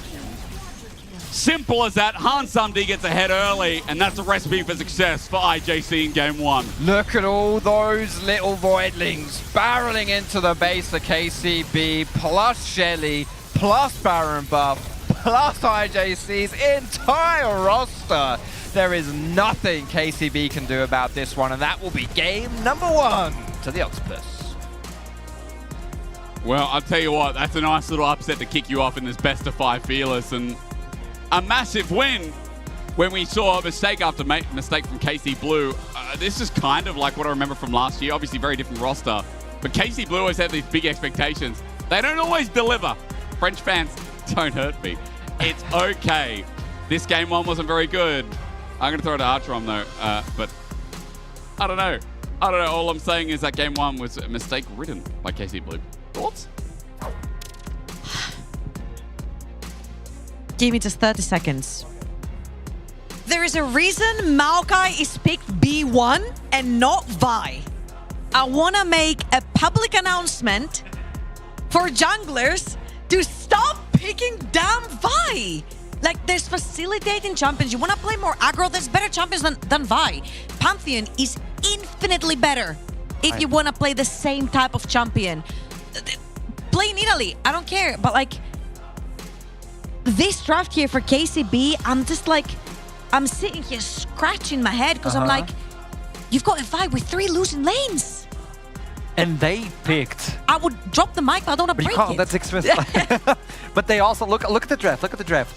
This is a KCB picking red side. And as you told me, like on the green room, wait, they pick red side, but there's a 3 winning lane, priority lane on blue side. It's actually crazy. I feel like IJC got everything they wanted. They had engaged, they had disengaged, they had an incredible amount of mixed damage between AP and AD. They had a lot of consistent damage with Orianna, Misfortune, and Jace as well. They could kill tanks, they could play side lane with the Jace, they could engage with the Maokai, they could disengage with the Alistar, they had AoE damage, they had single target, they had everything in their kit. And I feel like the number 1 thing was that the early game just had to go well. And it went perfect because they got Exa literally in minute 1. And they got a kill on Misfortune. So confusing as well. Like, he was alone. There was no support to be there with him. He was lonely. This team fight, look at Theocax. That ultimate to me is perfect. The follow-up from Alistar as well. Prime did an outstanding game. Both engages on the bot lane, provided them with another kill. And this engage from Theocax. They almost got away, I know. But it was so pivotal to get these kills, and Exa was behind. Misfortune got accelerated. I'm not gonna lie, I felt like that first clip that we showed, it could have been anyone's game right there. True. So many people flushed away on 1 HP. However, this one was a little bit unforgivable. Foxy mentioned on the cast as well, you've got both your summoners right there. You should never be getting caught on that side. They're pulling the TP with Certus as well. And as we will see, not only will they lose on the bot side of the map right here by KCB, this is what differentiates them from others, right? This is what we said coming into this one. Maybe they do not have the teamwork that we expected to see from the LFL, since the jungle and support are completely different. They haven't had the practice they wanted. However, they do scale in terms of individual skill, and that's what we saw in the previous clip. However, again, when it came to team fights, it was just that much easier for IJC to play the game. They had poke, they had easy ways of getting into objectives, and you see there was like a small dip right there, which was the play that we saw in Misfortune, and then there was a play on top lane. We're like, hey, KCB are breathing again. They've got heads above water. But every single team fight was just so hard to play. I don't usually do this because I'm the host, but if I may, Theocax, can I? Because there's a massive difference. When I was talking about ISMA and Theocax, and that's a Maokai, by the way. I know he went for the AP route at the beginning of the game, obviously to complement with the rest of the team. But when I brought the idea that, hey, Theocax might use this opportunity to shine as a young individual, and obviously we got hit with it's going to be a boring champion pool. And I know nowadays you have these, well, I need to facilitate for the team. But just because it's a champion that doesn't bring a lot into the game in terms of, hey, I'm going to get the kills, you can still do a lot. And I think Theocax just showcased that and why he's so good with this age specifically. And that's why Certus was talking about him specifically. You don't need to bring, hey, I'm going to play Pantheon, I'm going to get a pentakill. No, you can do your job. You can in games 2 and 3. Maokai's out now. Please bring the Pantheon. But he can be so pivotal towards the team that everybody has to look into you and like, okay, you played the tank, but you were outstanding at it. I feel like I can't blame ISMA too much here because of the whole Vi 3 losing lanes. There's only so much you can do when you do not have priority as a jungler, and I feel like a lot of the times, especially like even in international tournaments, they were like, oh, jungle diff. But there was clearly nothing ISMA could do this game. He had 3 losing lanes. Everyone was getting pushed in. For all I know, if that wasn't a Maokai and it was a more aggro jungle like Pantheon that can actually 1v1 Vi, you would get perma invaded as well. So this was the better of the 2 options of the coin that you could have gotten right there for ISMA. I feel like you need even a more aggressive jungler if you want to go the route of Nidalee that ISMA has showed, or you go perma into more facilitating junglers and you create opportunities for your teams. I call this the Braum trap. If you pick Braum for a team, you give up a lot of the engage that things like Alistar and Leona and Nautilus bring to your team. So you need to have that engage somewhere else on the map. And Vi could not provide that with not aggro lanes. I like that idea. So we're done with this game. Let me know something. Because KCB picked red side to begin this matchup. They lost. So they're going to pick up the side again. Does this mean we might get to see KC Blue going red again? I feel like it's a good idea. I think a lot of, especially when you're playing Fearless, there's only so many S tier picks you can get on B1, and especially when it's ERLs, I feel like getting lane prior is so much more important than grabbing that S tier pick. And there's not like that many right now. Like the Sejuani here was banned, Skarner was banned, Azir, Corki were banned. So there's not like any specific champion where we're like, wow, we can be the difference maker in the second game. I feel like making sure that you give prior lanes to ISMA so he can deal his game is going to be much more important than getting that one pick that you want on B1. Maybe the B1 will be the Pantheon, but with that in mind, well, EC Japon gets the first game and they're on the lead. Keep in mind, this is the best of 5. Keep in mind, this is Fearless. Keep in mind that my prediction was actually 3-1 EC Japon. With that in mind, I'll toss it to a break and I'll see you quite soon. The Champion Select is almost ready to go in. Woo! Oh man, I feel like that was my best intro ever. Yeah, not bad, hey, not bad. I can go pro. You know it as well. I also know you can dance. You should join me next time. And yes, I feel like you've also deserved a bit of a break. You've earned it. Thanks.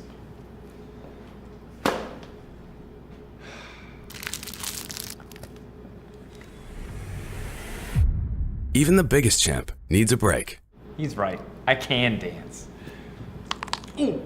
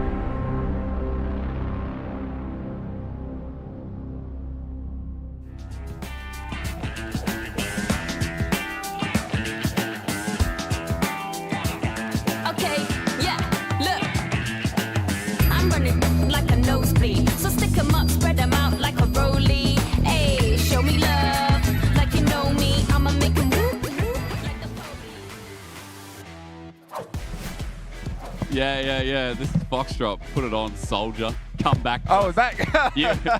He was looking forward. He just started singing and dancing. Like, oh, that's really good. Yeah, I was going for it, but... Game 1 for IJC, by the way, if you missed out. Kind of crazy. Again, hysterics Foxtrot.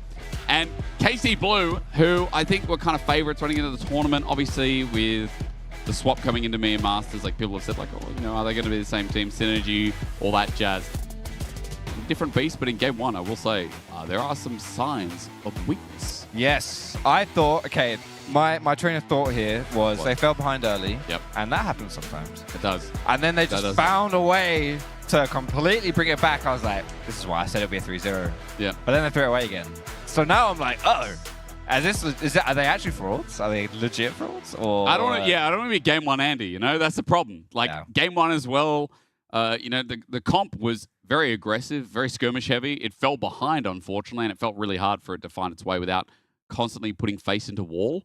And when that didn't work, they fell further and further behind, and Han Samdi picked up about 3 triples and a quadra in the end. Yes, he killed a lot of people. Yeah, right. In small increments. Easy when you get an early kill, and it's misfortune you have a bloodthirster like 10 minutes into the game, you know? Yeah. Things get a little bit easier to survive and win. He was a big boy that game. Oh, yeah. For sure. So I would say he was my MVP for game 1. Absolutely. Yeah, I did not see MVP, but I would assume it's a hard. I don't know if we're doing MVP, but for me, per game, it was my MVP for game 1. He was solid. Prime also big shout out on this Alistair, very aggressive and Enzo, I think a lot in the laning phase.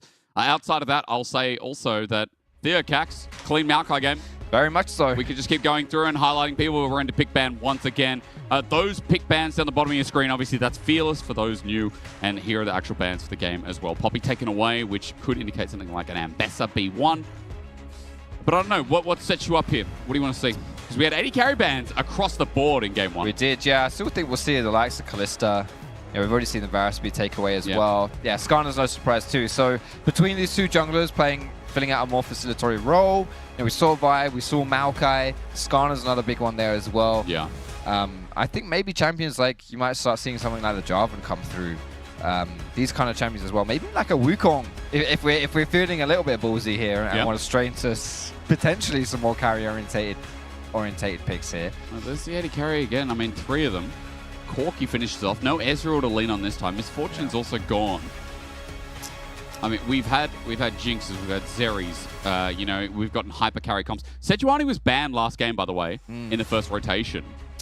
I don't think his early pick worthy. You don't reckon? Sejuani. I'm not sure it is, to be fair, but because I'm crazy in thinking that Sejuani Yone now in games 2 and 3 of Fearless have been pretty good. That is something I would not disagree with, actually. And we know that Certus and Theocax like that. Now, bear in mind, Akali's been a permaban versus Certus for a lot of... Another great point. Also pairs well with this comp if they go ahead. Yeah, so that might be potentially something that we see. But I also would think, like, Yone seems like a very good option here. It's a great point. It's a great match into Sejuani. You get the mixed damage profile. You get the ability to set up your stun passive as well there. You've got a champion archetype that fits very well with someone like Yone as well. So, yeah. A lot of sense being made on that one, unless you want to maybe opt into the support here to make sure you can get something that's more engaged focused. Yep. We just see that get pinched pretty hard, actually, in the second rotation of bans in the previous game. So it is going to be that Rakan taken away into the rail. A lot of options here for the engages already so far from EC Japon, like Sejuani plus Rakan. Oof! That's a lot of jumping forward. That's a lot of going. Very, very true. And I feel like as we're just looking at options here for KC Blue, I feel like an option 80 carry or priority 80 carry here would go a long way as well. They're looking at Ashe before, but for now, it's a Talia. No pairing with the Vi is important to know. Do you want a strong pairing here? Is it something like the Wukong you suggested before? Or is there something else on your mind here that you get jungle to handshake now before you lose all options? That is the thing, right? I wouldn't mind seeing for Isma something a bit more carry-orientated coming out of the mid, especially when you have a Talia on your side. So I like that option of something like the Wukong potentially. Yeah, we can move around a little bit. Expect it to be pinched out as well as we get into the second round of bans. Most likely, at least, will be the jungle focus for EC Japon. And now, if you don't pick your ADC here again, that's something that gets pinched out pretty hard too. So We'll see what Hansumdi goes for here. There aren't too many options as far as like your hyper carry jungle, ADCs go. But I wouldn't mind seeing something more carry oriented. I feel like Jin's a bit more kind of like setup-y style of an ADC. Yeah. Isn't that sexy? Like, you know, like Zeri or what's the face? Jinx, that kind of thing, right? Yeah. But no, it's gonna be the Jin instead here for Hansum. Cleanse goes a long way in this game, I feel, is at least matching the lane and matching the range a bit. But you're right, a lot of options now taken off the table as jungle seems to be the banning away by IJC. Pantheon gone from Isma. That's another good pairing here. You wanted to see carry potential. Well, you do have an Ashe in the comp for setup. Something like Kindred has been seen, but how far do we want to go with this as top lane with the takeaway from KC Blue? Yeah, what about like Viego or something like that as well? That's a great call. That's a very good call. Yeah, we haven't seen him come through. Haven't seen any priority on him either. And I know for sure any jungler worth their salt can play Viego nowadays. It's kind of like the Lee Sin of old. Oh, right? yeah. Where everyone, or at least where everyone could play these champions, they just didn't always get to play them. Yep. I feel like Viego's kind of in that area now for players in the jungle role. The Zim being banned away. They've opted more into the early aggressive style junglers with Pantheon and with Xin to take that away. Viego, not quite like that, right? Viego definitely is aggressive and can have his moments, but it doesn't really start, you know, as soon as you hit level 3, unlike these two champions. So just trying to survive the early game here is Ishi Japon with the choice of bans right now. As the last ban, though, to try and pick away from the top side, it looks like, and we're pinching Howling. If we're taking, as Gwen goes away, I was going to say there could be AP top. Thoughts like the Gwen was already taken, but yeah. Cho'Gath at the moment is a rising pick. And if we're looking at Viego as well, goes pretty hard for something like a reset comp as well, and can play frontline and currently with the Shirelia's build, a very big nuisance. Just going to throw that out there as that's what the best part about Fearless is. Never a wrong answer, it feels like. As Victor, control mage set up here. Not going to be the Yone in the end. Yeah, Certus is just chilling here. Yeah. You know, Orianna game 1, Victor in game 2. Certainly nothing too exciting for his mid lane choices, but I mean, it worked, honestly, in that first game. You just control the mid lane. Slowq didn't have much to say about anything in game number 1. Not putting it on his shoulders, but that is something that is a bit of a, you know, a problem for KCB, right? And something they want to change moving forward here. We mentioned the Wukong early on in the draft, and that is actually going to be the answer alongside the Taliyah here, is that mid-jungle duo, which I quite like, actually. It means that you can actually, you know, you can fight a lot here, right? Against Victor plus Sejuani, you would expect that aggression to come through from the side of KCB here. Well, with the Gwen, I guess it's an on angle in the end as well, so a lot more engaged, a lot more setup here, coming out of jungle top lane. A lot of emphasis on Slowq and Exa in this game too, as counterpick for Howling. Had a decent Jace game last time, gets kind of a free lane here. Jax, Box do drop, it. I feel like, is a... And you can play for top, you got a melee top laner. You can absolutely do that. And what we've seen from Ishi Japon is they do play for their top side. Yep. As far as the aggressive statistics go, Howling is the top laner that we've got here in EMEA Masters. Like, absolutely, he is so aggressive top side. And I think he's got almost the same amount of damage share per game as Hansumdi does. Yep. He's a top laner, dude. So that's tough to do. And Jax, you know, is one of the only champions he's played more than once so far in this tournament. He's absolutely very solid on these style of top laners, and this could be a win condition now. True. Right, for Ishi Japon. Having something like the Jax, how do you stop it? How do you stop it once you get into those late games when he's in the side lane? A very good point. Sideline's under his control. It feels like it's a very big win condition. And as you were saying as well, I mean, you have other scaling elements of Victor in this comp too. So much wave clear. And if he gets through the early game, Victor scaling is imminent. And this is what people bank their games on, is Victor scaling. Some of the best in the game, it feels like these days. The early to mid game can really suck though. Yes. If you don't find a lead and you're very stagnant as Victor, like putting him behind by 10, 15 minutes, it just feels like the most useless pick in the mid lane right now. So there's obviously, for KC Blue, a lot of emphasis on mid jungle. You know, you talked, Foxtrot, about the Wukong jungle in this game. It's a very good suggestion, because with mid jungle at 6, their ability to set up multiple parts of the map and even some of these objectives feels second to none in this game easily. And I'm a little bit worried for Ishi Japon coming up against this team comp for Karmine Corps, because Karmine Corps have the early game in their pocket. Oh, yeah. They have the early aggression.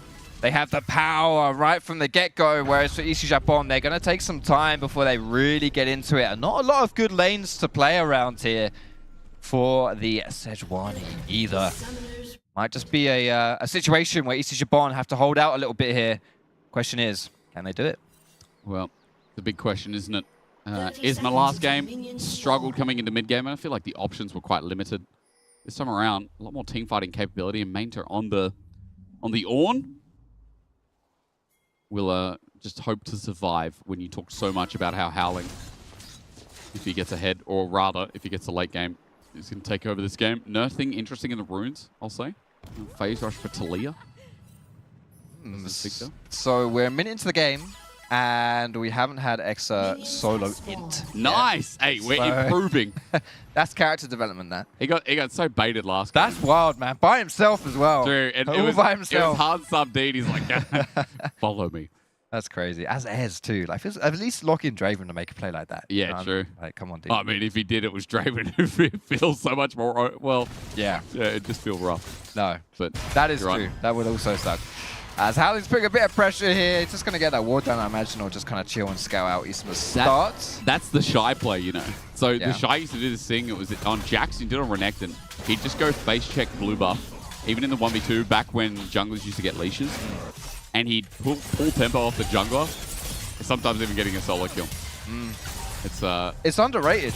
It's messing up the jungler's pace. Bro, plus Jax running into ISMA. What can he do as slow Q? Bit of internet issues, I've been told. There is a pause due to the fact that there's been some issues. So don't worry about it. Wow, these junglers, look at that. Dude, zero damage.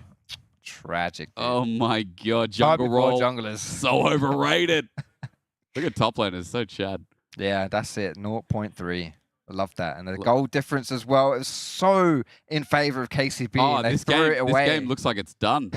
You know? That's crazy, dude. 0.0, 0.0, 0.0. No, we're not even at 0.1. Yeah, we do have slight pause there for Slow Q to sort out his internet, but Slow Q, more like Slow Q connection, am I right? Yeah. Am I right? Nice one. Good one. Oh, gosh. Yes. Well, while we're having a break, having a Kit Kat as well. Actually, that's a shout. We don't have a Kit Kat. No, we don't. So if we could sort that out. I was in the ad before. I've done my part. You know? Yeah. Kit Kats for life for you then, dude. Turn. Yeah, well, they gave me a whole bunch. Let's deal with that. All right, we're back in the game. Welcome back. Now, jungler's still inting 0 damage this game, but let's see how we go. As you saw on the screen before, it's a small lead for the Jax. Now, why is it going to be like that? Well, probably because in this lane, well, the Jax should have a good time. Good charge up as Ensur just crashes down, but Hansam D in Prime, they got level 2 first, and Exa and Ensur just forced back to turret. First push here, as you mentioned. EC Japon getting that level 2 first as well. I do think, honestly, not to really point too many fingers, but I think Ensure did struggle a little bit last game with his role on the Braum. Now, that Braum is more of a defensive style support. So seeing him now on an aggressive support like the Rail, arguably one of the better aggressive supports as well. I'm really looking for that redemption arc from him, right? And he definitely has it. You know, he definitely has the capacity to do that. So for me, that's really why I'm looking for KCB to turn this around and to level out this series. It kind of starts in that bot lane. And I think as well, I got pretty hyped last game off his, one play, recovery play, and how strong Braum was. I feel like that's Braum more of a champion rather than Ensur to follow up that point. Is good engage here onto Prime, but Exa just gets bopped. Hansam D, good target selection there. Pots apart from the biscuit used by Exa as this 2v2 is not going well early. They are struggling. They are struggling so far, and we've got both junglers kind of shattering a little bit around here as well. As Dirkak should just be able to take this crab and apart from that, just be chilling. Nice. Painter's struggling already, dude. It's not looking too hot. But this could potentially, I mean, it says an on the way ping. Maybe Isma actually showstop here. We could get the first gank of the game. Both mid laners, no mana though. Certus maybe no setup with the gravity field, and that pulls him away. The minion wave is kind of being held here as well. Look at the next shove. That's going to push nicely into him. He's got teleport available too. So really nice timing to back while junglers ping away, move away, and Giant Spell already picked up by Theocax. Nice and early here, while you can see that Isma is now backing after peeking in, dropping a deep ward around Raptors. Okay, so far, not a lot to write home about for either teams, but in the context of these drafts, I say that works out as a positive for EC Japon. These guys know what they want to do. They want to be chilling early. There's nothing too much to go through in this early game. No lanes to play around, no aggression to be had. He's spacing him.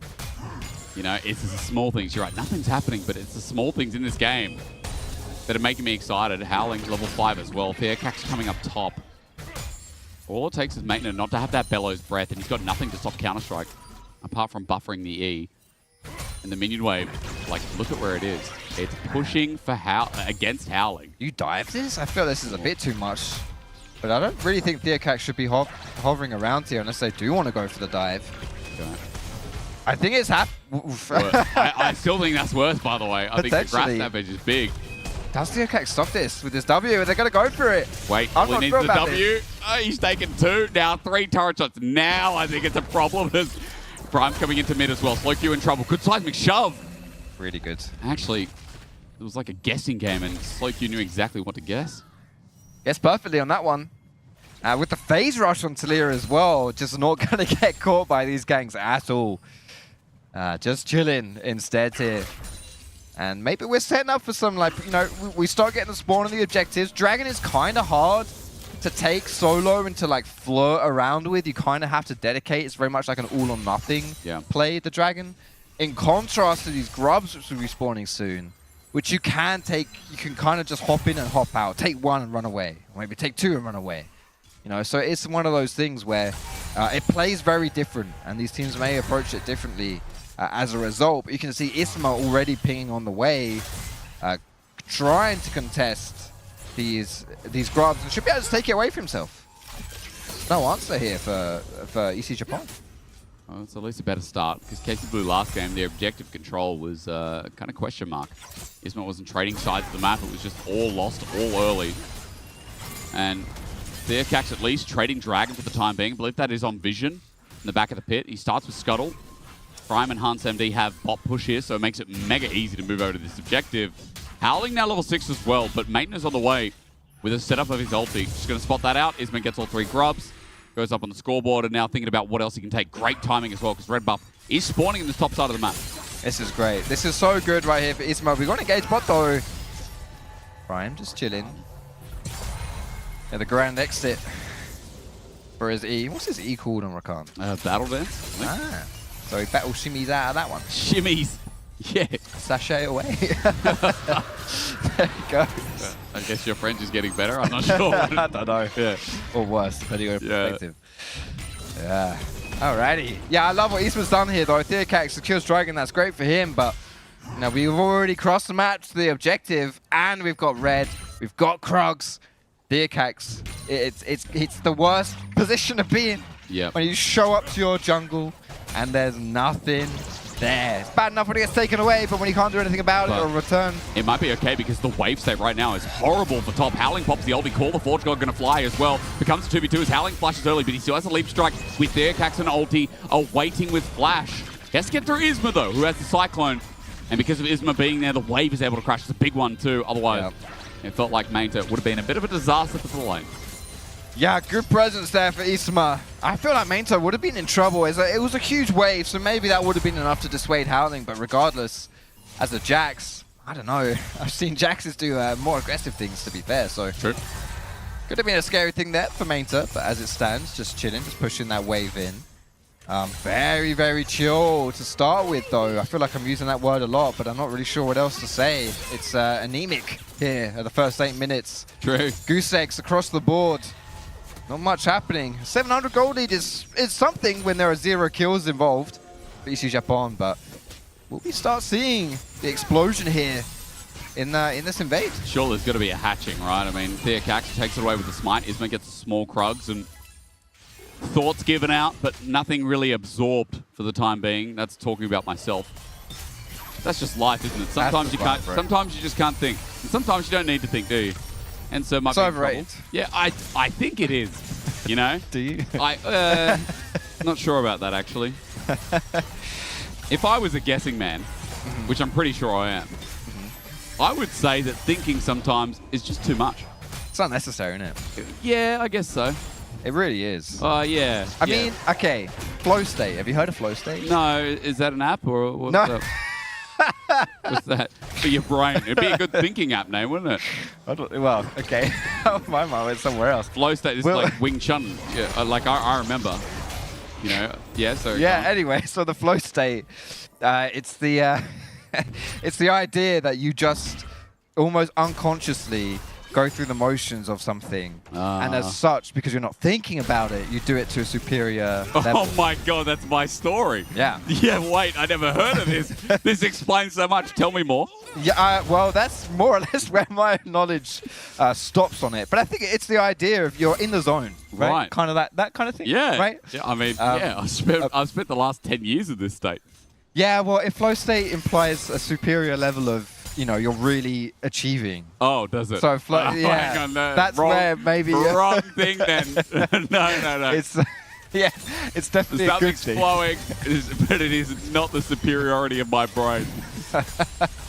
All right. Well, anyone out there, if you learn about the flow state today, make sure you drop me a message. As I want to find out a little bit more, maybe about the play. The jump back field call. The Forge got even better though. Howling. It's a circle of life until he's dead. First blood's going to be a trade there. Cax managed to get maintenance down in the end, so both top laners are dead.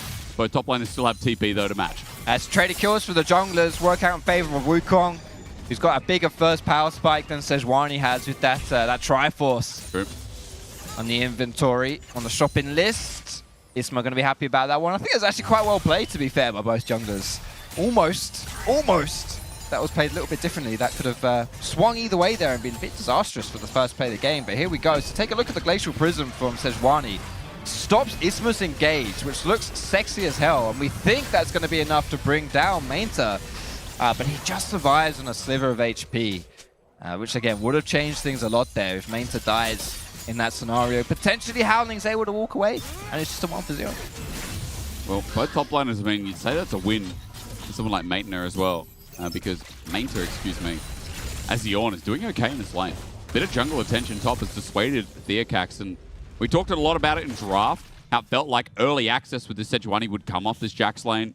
Obviously, it's still only 12 minutes into the game, but it does feel like this Ornn getting through the lane, nothing explosive happening, sets him up for better team fighting to come, and for this Ornn to be a solid front line in front of damage that does need a bit of time. Yeah, and that follow-up engage as well on the Ashe ult. Right, the Ashe ult is like the long-range engage, and then the Ornn horn comes through. True. And that's the combo right there. That's the dream. There's only one dream, and it's Ornn and Ashe working together. Anything else, not real. Yeah, it's not great either. It's tough to execute as well. True. This might be as well. I mean, Enzo, once again, might be caught out. He pulls out the Magnus Storm. Permafrost is going to follow, though, and Theocax runs right into the fight with Heartsteel. He's tanking up until now. He flashes away, seismic shove as Isma gets a Cyclone of the Gods. In goes Han Sam D, though. Flashes to the ulti, and now pulls out this big gun. Enzo is one shot away, and Han Sam D in the blinding light will not find anything in amidst that darkness either. So, a kill goes down. It's Isma in the end. Opens up Dragon. IJC once again winning out a fight in yet another game. Limping away, KCB only losing one member, but it was close to even more falling down here. EC Japan demonstrating once again their superior team fighting and skirmishing. It was the story of game number 1, and so far, early on, it looks like it might just be the story of game 2 as well. I feel like Theocax having a decent series. He is the dog we wanted, and you know, no one take this out of context. We talked a lot about dogs to laners as junglers are, both in your solo queue games and in LoL esports as well. I think a classic example was Karsa in the past on RNG, if anyone knows LPL. But in this series, he's definitely been that, and it keeps benefiting his solo lanes, keeps benefiting his AD carry, who does feel like he's having a really good start of the series. Han Sam D once again ahead. Well, just a side note there, KC Blue do get themselves rubs this game. So there are some small upsides. But IJC with a 1k gold lead, first items on the board. They're 2 dragons deep in this game again. And dragon stacking in League of Legends right now does feel like it is still the most important thing. I would agree with that one. Getting those early dragons going, and then I just think it's so important because it makes your game strategy really easy. It really does, yeah. It so simplifies the game. And like, because this next dragon here, you know, is Soul Point. So that has higher priority than just the dragon itself. Yeah. And obviously after that would then be actual Soul. So question is, with these two teams, you know, I want to see better objective setup, you know, and so the question would be, can we get that to work in these teams for the advantage? Because so far it's been kind of sloppy, right? And specifically sloppy from KCB is here. This blue buff contest might be more. But Enzo has gone on to Certus. The follow-up's going to come through, call the Forge God and Cyclones, and long-range engage there. Victor this early with a searing charge. Doesn't do much, but he's taken a while to die. They've moved into a choke, so an option here for Hansumdi to start firing away, but X is doing the same thing. And on this Ash, he got some bullets down. Big shutdown as well. X are now on the board in a big way. IJC just getting a little bit too complicated here. Didn't need to do too much early. They were ahead. Yes, that's worked out for them, and that's great. But as a team comp, they don't excel in these fights. It doesn't work for them out here. Right, Wukong at this point is a big, big threat right now. Even the Ashe herself, yes, she doesn't have a completed item, but she is strong. You know, when we're in these early stages of the game. Now we'll complete that Kraken Slayer even more so. It was a random fight as well, right? There was no objective. It just happened to be in the jungle, because that's just how it is. But again, I would like to praise Ensure here for his work in that. He doesn't die. Great engage. Picks Certus out of position, which allows his team to follow up. And again, something that we wanted to see Ensure from game 1 coming into game 2. Be able to get those engages and to make that work. I feel like the easy track of engages, we get a small pause. Makes it a little bit easier. A shout out to Slow Q for the Moby's tech on the Talia. Just noticed that one now. Just the ability to get on the map faster. And for KC Blue, you could say a more promising early game, because obviously the gold swing is there. It's not much of a gold swing. Perspective is important there, ladies and gentlemen. As you look at the gold match on the left side of your screen, it's not a long pause, I've been told. They'll be getting back shortly. But I think the biggest thing is the fact that they stemmed the early game through top. And now they're getting some big skirmishes. Isma's ahead again. The Trinity Force you talked about, Foxdrop, is in his inventory. So big first item here for the Wukong. I just hope that for KC Blue's sake, that they can actually move this into something. Unlike last game, where Isma had a lead, was unable to capitalize on it. They kept losing fights. Already here for KCB, starting up another objective. They do want to be doing things early. They do have the tools to make it happen early on. And IJC, they want to be chilling. But this is a TP coming through to a Jin trap. They're going to contest. Hard commit, no steal. Smite not there for Theocax. The engage has started off. Enzo gets in. A Magnet Storm easily done. And from the rear, Maitner has lined it up. And Hansumdi opens up first. And Howling is drawing the whole team with a Mega Blast Cone as well. He pops back in. Howling just got out and then decided to die. Round 2, why not? I think a bit of an in. A tiny bit of an in right there for Howling. That was a howler. That's what that was. That was suboptimal gameplay from the Jacks. To be honest, caps off a suboptimal call, I would argue, by IJC. To contest this one, there's so many things that just don't work in this situation here. Like, you're not ahead as a team comp. You don't have these early tools. You want to be scaling on the Victor and on the Jacks. And like, just look how tanky some of these people are for KCB, especially Manta right now. How do you get through this? Yeah. How do you get through this right now? If you are EC Japon, how do you do it? The answer is you cannot. You don't want to be grouping up, especially now, potentially ever, right? And you want to play through Howling in that side lane. It's KCB who want you grouped up, and you're playing right into their hands. And I mean, KC Blue as well, like, their damage is building up faster than you'd expect too. You look at Isma setting up the engage onto Theocax as a tankiest member, and so might not get the engage, but they're forced once again. IJC to move out of position. They've lost all control over this dragon and spawning in 5 seconds. Mid push is going to go over to them as well. And so you can see Howling just committing to sides, because what else do you do at this point when KC Blue group up for a 5-man stack? Even moving towards mid turret. With the Herald going down as well, ulti missing onto Isma. No catch, no pick, and they're going to lose an objective for it as well. A turret down low for EC. They get to hold that one out for now. That mid-tier one is always quite important. We'll be taking that Dragon overall KCB alongside the feat that has been secured for them a little while back. This is more what I want to see, honestly, from EC Japon. I think this is kind of how they should be playing out their team comp. You stick Howling in that side lane.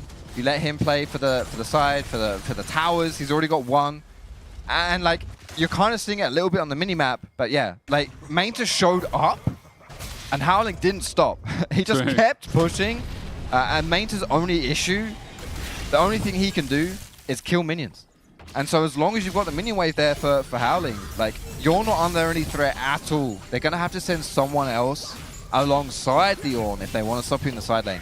And with that, that's where you draw your advantages, right? And that's what you play around if you're EC Japon, and I want to see more of that. And the problem is everyone knows side laning, when you're not in the lead, it becomes very hard when KC Blue have more vision control and have more push in lanes, especially when you have a Talia with mobility boots.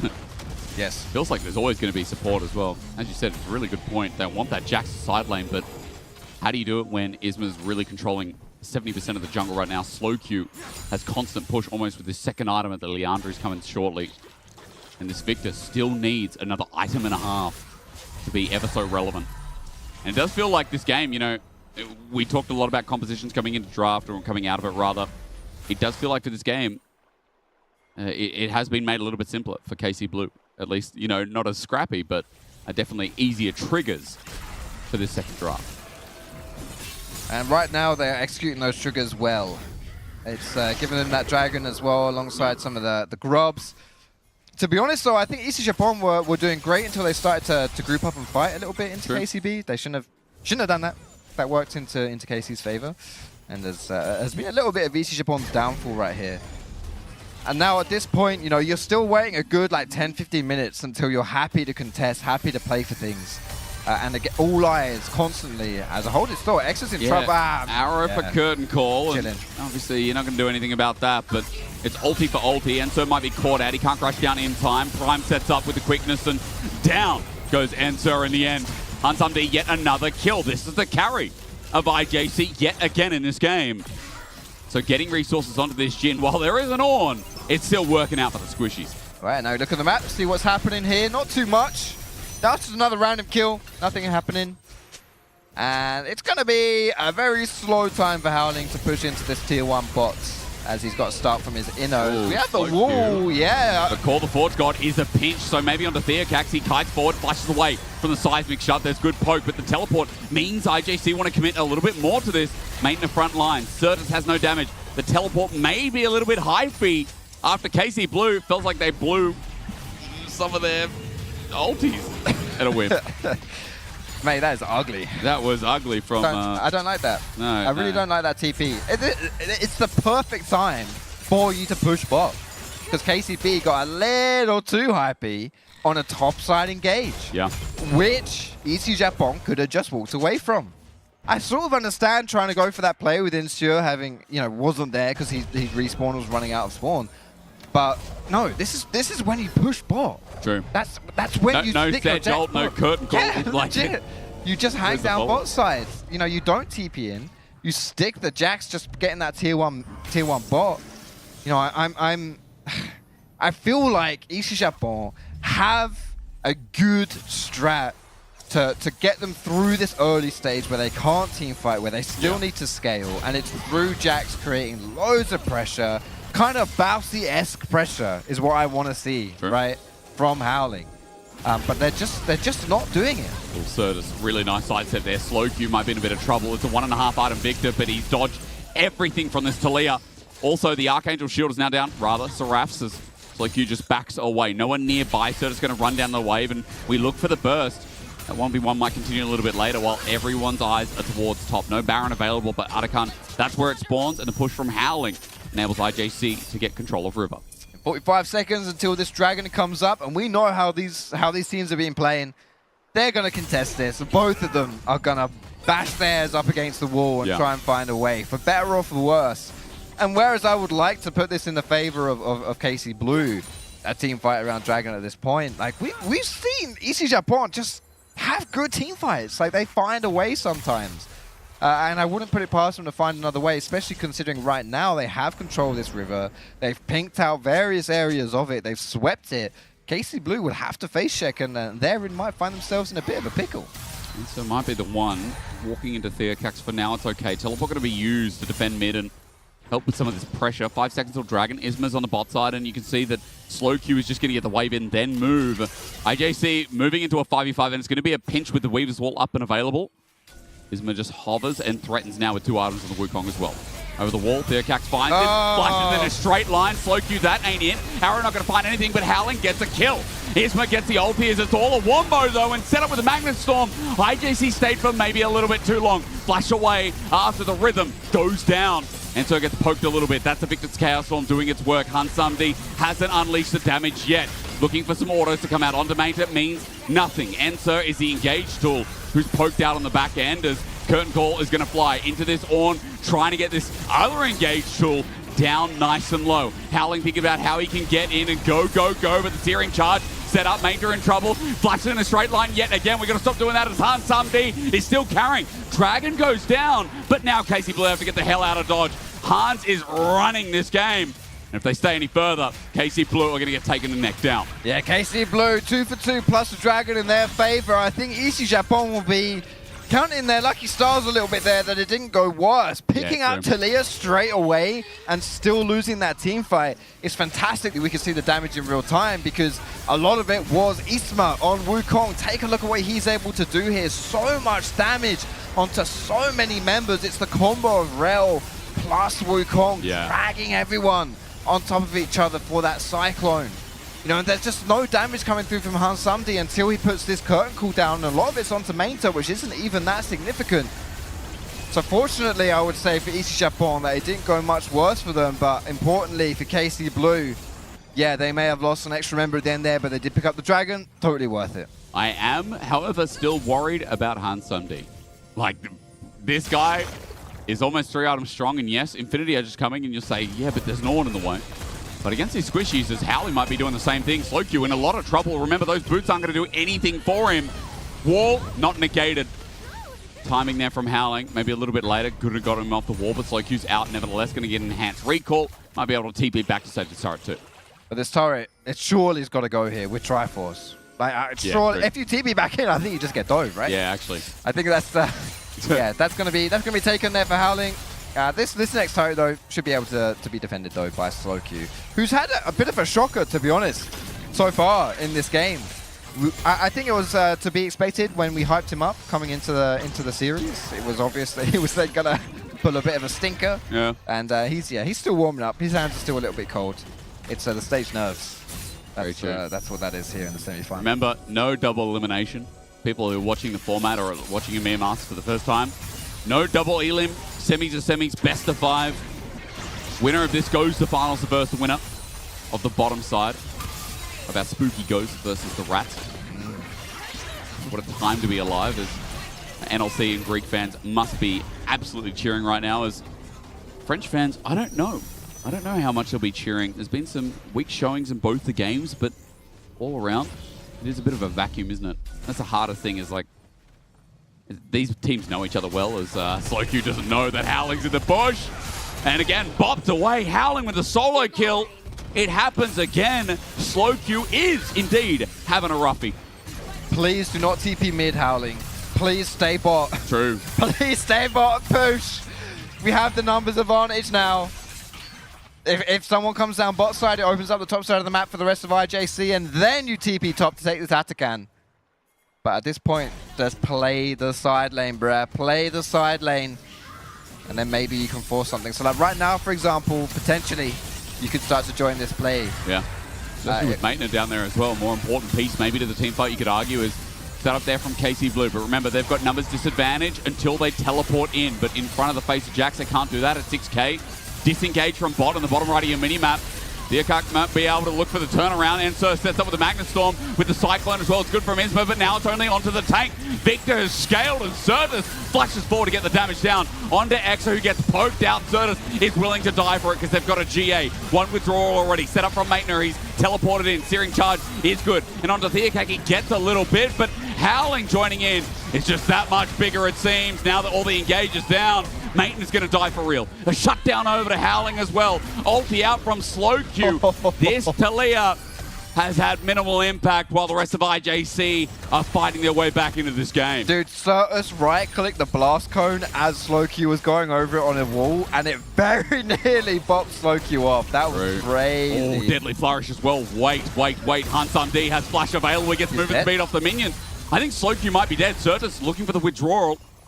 He can run for this. Slowq flashes forward, shields out. It is a withdrawal, but HunSunD deadly flourish collected. That trade is not worth it. That's not even technically a kill, bruh. It's the withdrawal. Atakan's up and available, and that was the big difference maker here. Take a look at this fight, bearing in mind that we take Atakan for IJC.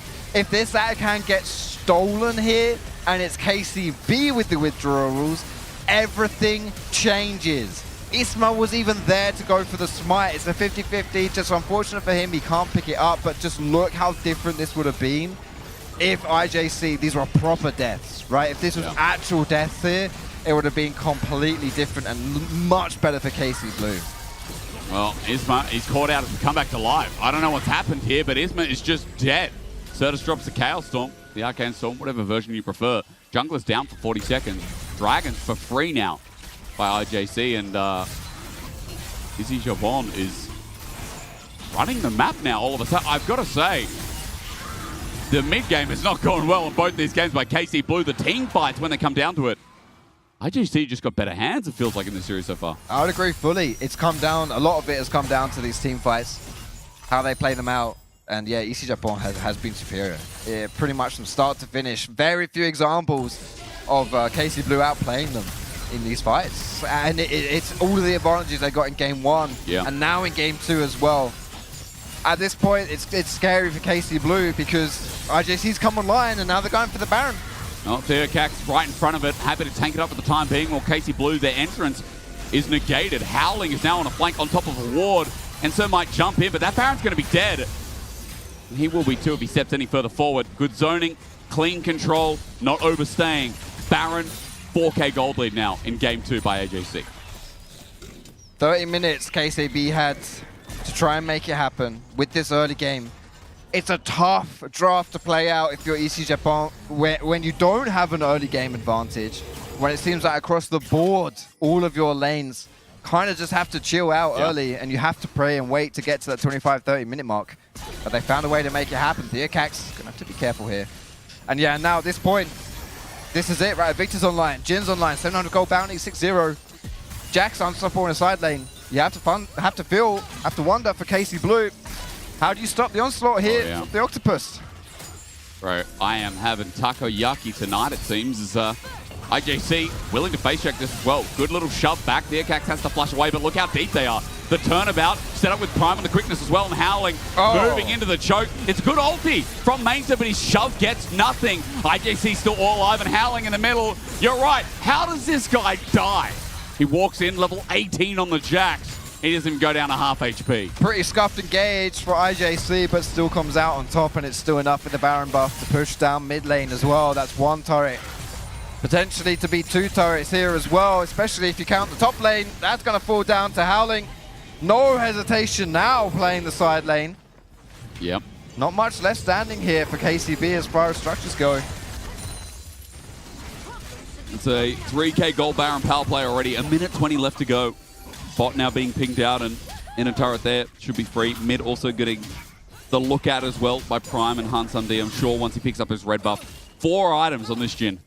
HunSunD right now feels like MVP material in the game. Howling having a really good mid game as well in this Jax.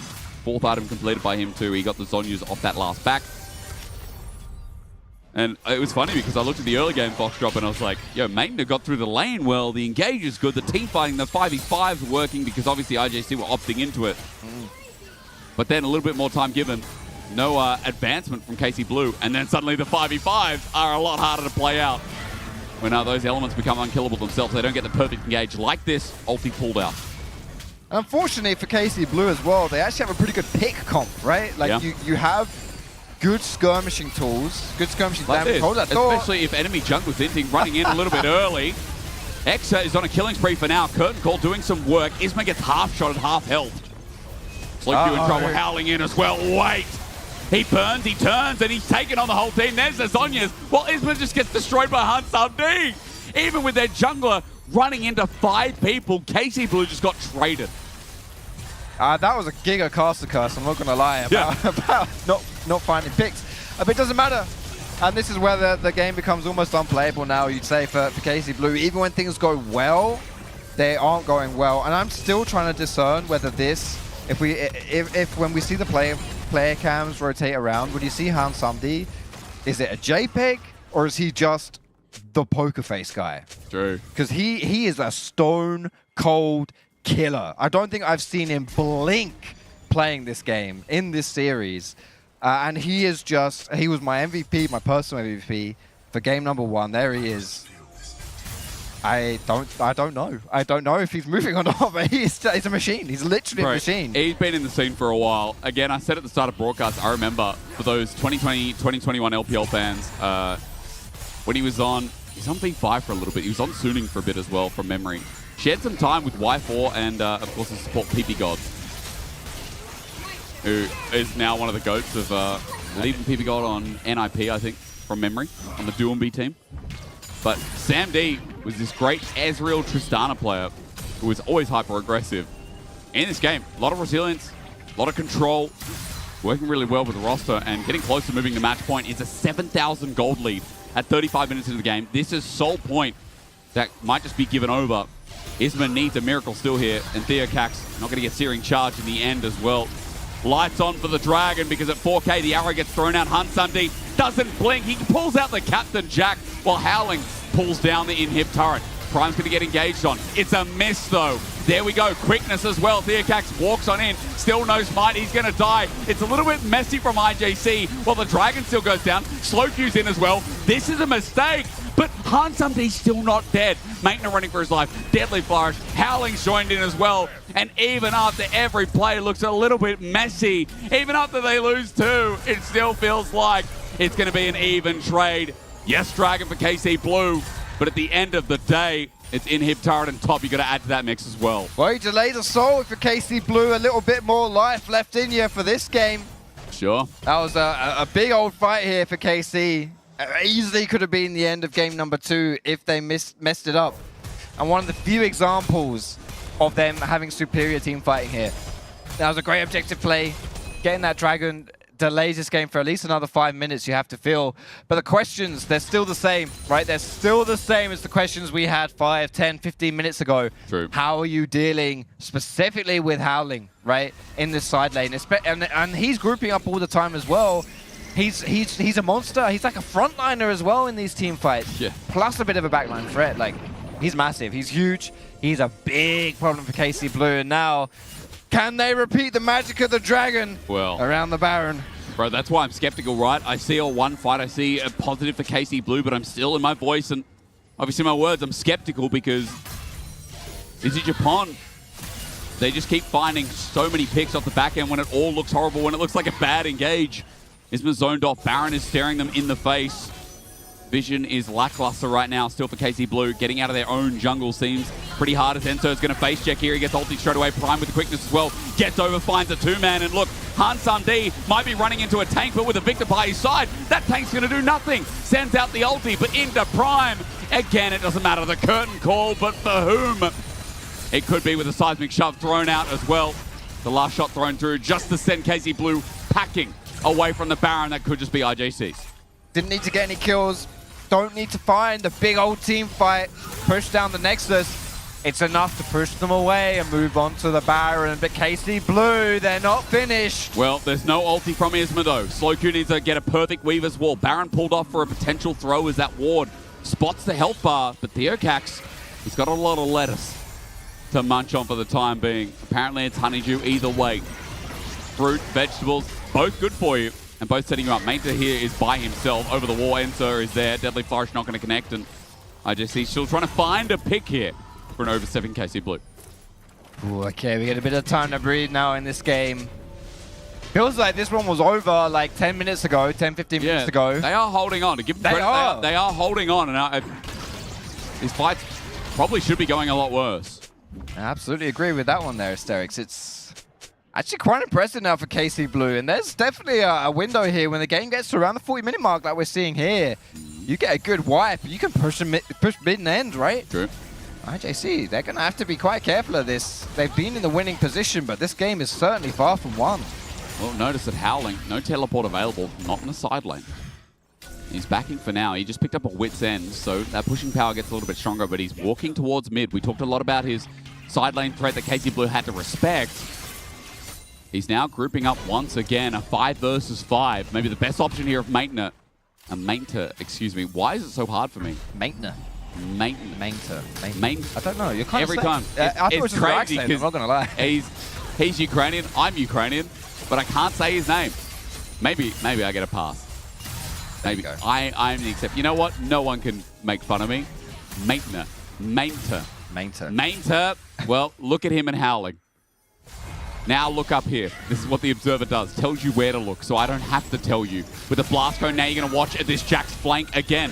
Shattering Strike is out, but Enser might be the target. He's getting bopped around a little bit. A seismic shove away. KC Blue are disengaging an Enser.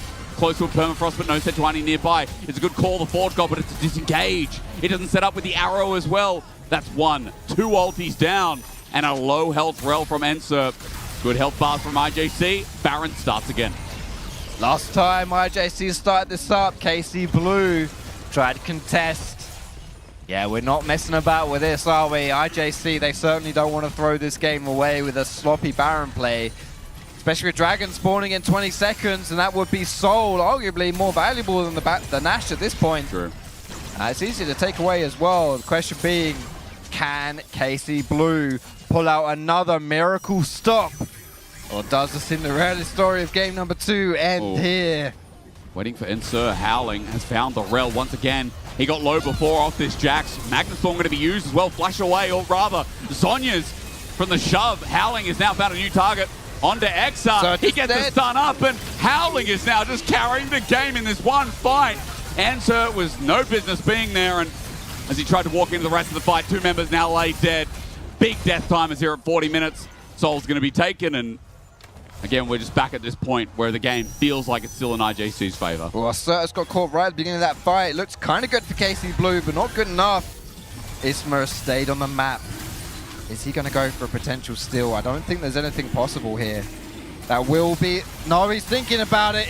No, it's gone. Okay, it's gone. And here comes the TP, though, for Howling on the flank. But again, I don't think anything's happening there. Pings onto the Baron. Howling has no teleport. He literally just used this. Yep. But they can maybe dangle the Baron. Use it as bait for Howling to look for a finish somewhere in the side lane here. I like the idea of dangling the Baron. As you said, Howling is just moving between waves. Now looking towards mid as well. Moving into position just in case. Prime is zoning off. Actually just going to play defensive here around the Baron. Not going to go down super fast with Sam D. I mean, that was a 2K, 2.5K, 4th shot, by the way. Look at the damage. He's doing 1,000 each shot. Yeah. Oh my god. Kind of Cho'Gath ult on a 4 Yeah. to attack cooldown. At this point, when you've got 6 items, kind of spooky stuff. Man, as much as KCB have been holding on at this point, you know, Soul, Baron, things just keep slipping away from them, and you have to feel like it's going to get harder and harder to hold on.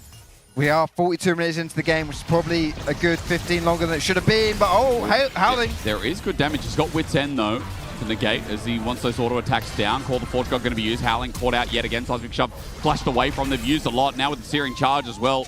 KC Blue, no call. That's down. No arrow either for a short amount of time, but they do find some Jax damage to stop the play. There's a 7,000 gold lead between top laners, by the way. Oh, that gosh. should be noted. Yeah, that should be noted. A 3.5 item on at 43 minutes versus a Jax who can probably sell his boots and go 6. Yeah, I feel at least on the plus side, Ornn is slightly less economically hungry. Yeah. So that's good. Something, but yeah, that is still a significant difference right here between these two top laners. Almost a Flame Horizon as well. What is my Jax doing? He doesn't have TP. He's getting red buff for everyone. Oh, sorry. Global red buff. Of course, global red buff. Doesn't have TP either, so yeah, he is. He's going to have to walk here. He's hard chilling in the jungle here. You're right. I feel like old League of Legends player would be like, yeah, why is he getting red? Okay, wait, it's for everyone. I mean, yeah, but still. I don't think Red Buff's a game changer at this point, especially when your ADC is Jin. Yeah. Who doesn't exactly Little do you apply. know, the burn is going to get the damage. At least he can space his autos out for the burn. Make it efficient. Here he is, though. He's back on the map. He's howling. There we go. Who stops him? Who stops him? Waves aren't synced up. That's the only thing I'll say, but at the very least, you're right. What stops this? Is call the Forge God onto Certus. Push mid, push mid. Major thinks about it. There's a good shove back, but it's onto the Sejuani. And so Theokak's happy to absorb it. A double inhibitor now down. Certus using the pressure. Isma flashes for the Cyclone because he needs a kill, but this Victor is scaled. Isma running away, but not with his life.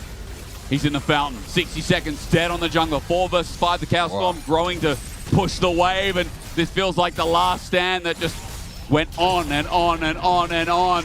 KC Blue might be #1 seed yet again for the LFL, but you look towards the French fans, I think they'll be supporting something in the ocean this time around rather than a land animal known as a blue wall. That's right.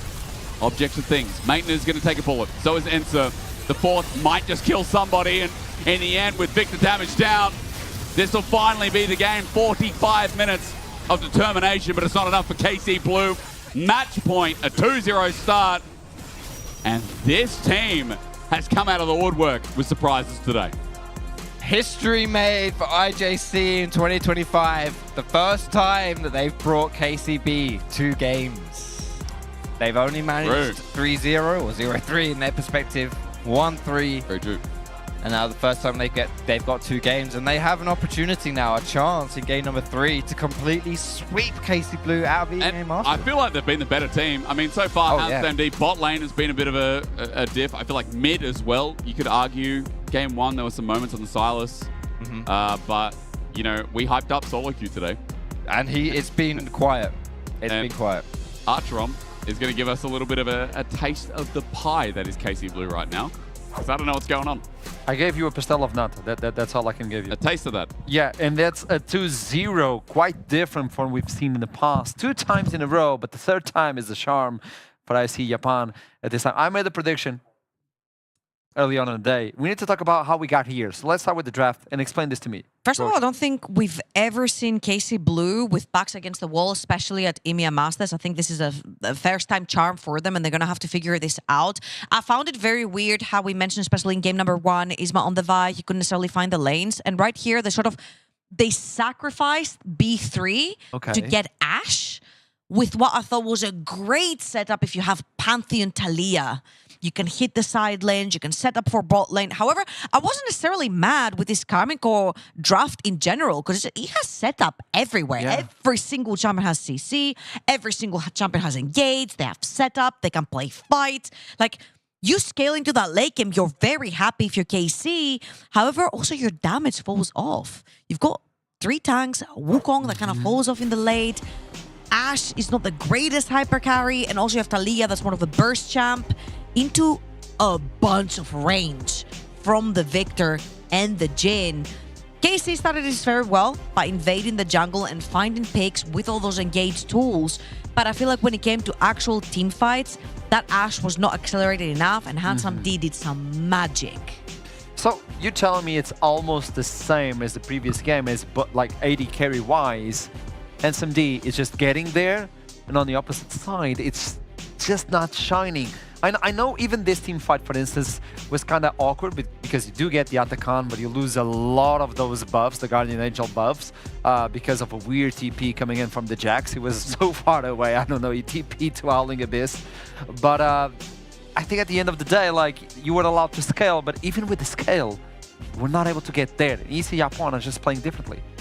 Yeah, I feel like their team fights have been very clean in general. And again, I want to pinpoint here that HandsMD did not have the easiest task of playing Jhin into an Ornn, a Wukong, Rel jumping into your face, Talia, and all the shebang. Like, KCB had all the tools in their hands to shut down both immobile carries in terms of Victor and that Jhin.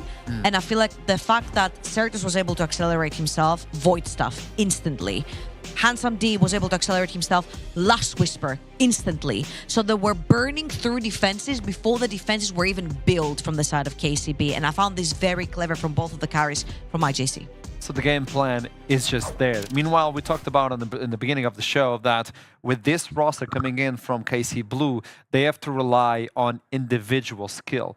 Meanwhile, it looks like I see Japan is just playing with the game plan. They're playing as a family. I mean, Certes brought that up on the interview. I'm the father, and even though he's like 23. At the mere age of 23, yeah. I'm the father of 4. I'm a 23-year-old kid. Young dad. So there you go. But with this in mind, it's just look, they have a game plan. They're following the game plan. They know what to do. And meanwhile, we highlighted Slow Q, but this is a really slow start for Slow Q. I can't put on him, obviously, but what is lacking on KC Blue? I don't necessarily think is you point a finger at a player. I just feel like when your team needs you, you need to step up. It's not that you're not doing enough. It's that you need to do more. And we talked about individual skill and we talked about individual performances. And I feel like Mainter and Slowq, I mean, okay, Mainter wasn't on Ornn. There's only so much you can do on a facilitating tank champion in the top lane.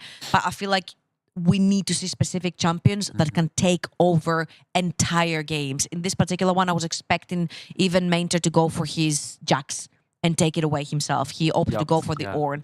But I feel like the Akali, the Yone, we haven't necessarily seen these from Slowq come out. The Aatrox, the Gwen, the Gnar. We haven't seen these come out from Mainter. And I feel like KCB rely on their solo lanes so bad that I feel like you need to give them these champions that can make the difference. So let's be honest, okay? Cold truth. This is match point. Whoever, like if AC Japan wins another one, they move on to finals. We'll have our first finalist for the EMEA Masters winter. What can KC do right now? Because they're going to pick the red side. The first time they did it, I don't think they had the priorities that they could have. This time they need those. So you need those counter picks. Absolutely. I think like mid-top is going to be extremely pivotal for KCB. Get Isma something that can facilitate that mid and top lane. Because when we saw the Sejuani come through, it wasn't necessarily... sorry, not the Sejuani come through, the Wukong. It wasn't necessarily, I'll pair up with Talia, we'll play the mid-jungle. I just haven't necessarily seen that duo synergy anywhere, like mid-jungle top, top bot, jungle bot. Like, I feel like we need to get a strong pair on KCB that will enable at least one of the 2 solo lanes to get ahead in the early.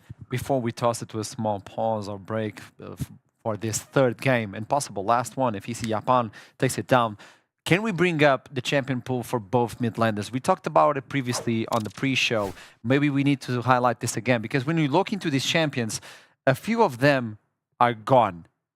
Where should we focus? I mean, Azir and Tristana, Azir and Corki have been permabanned for Slowq this entire time.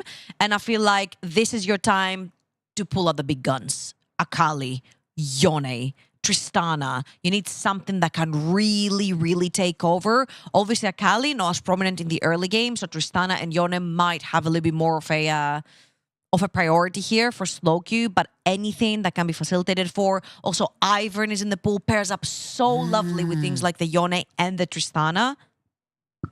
I mean, I look into Certes champion pool and it's almost everything is gone. It was played or it's banned. That's only whatever he's played at the EMEA Masters, you know, like this guy can play pretty much everything. I need that Akali. I need to see it. Or even the Yone. So, we're about to toss it, but Trouble. One final time. You didn't give me a name so far. This is 2-0. You believe on the 5 game. I feel like EC Japan have been the superior team today when it comes to drafting, playing there early. And I feel specifically their team fights have been absolutely stellar. Their carries are on a different level today. And I feel like they might just take it a 3-0. So this is the name. We finally get a name.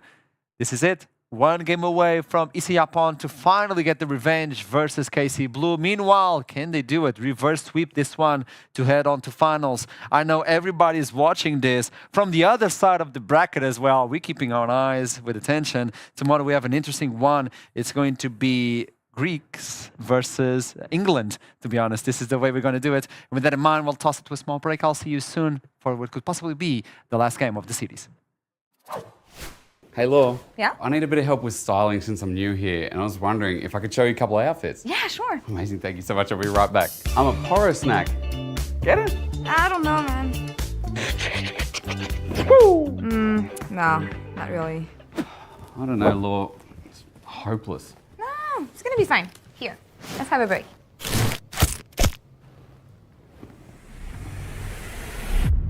Even the biggest champ needs a break. Yes, that's the one. Perfect. Yeah? LEC, here we come.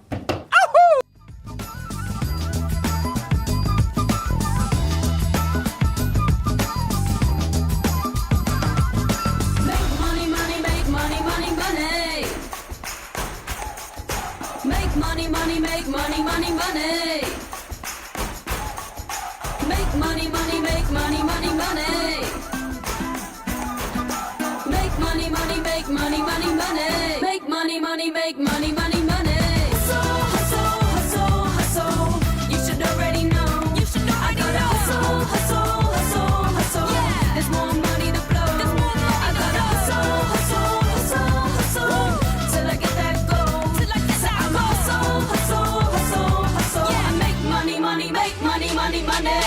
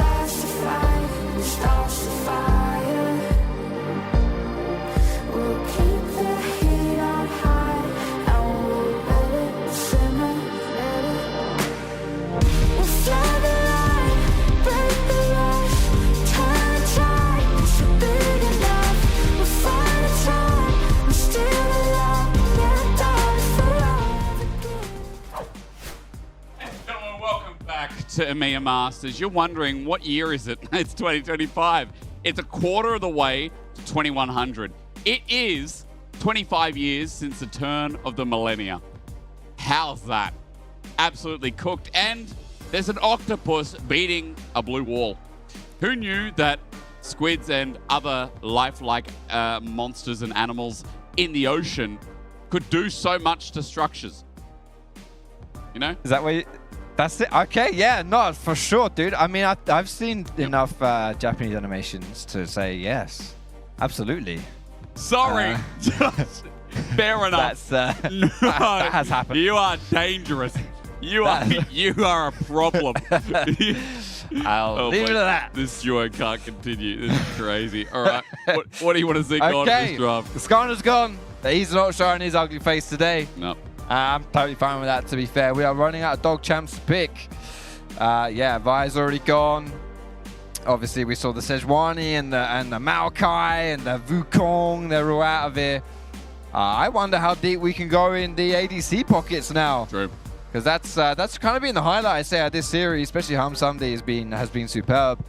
And he's been doing it on obviously, it's Fearless. So he's been doing it on Champions that he won't be able to play again. So, yeah, okay, wow. We're getting the Draven ban here for Extra Kick.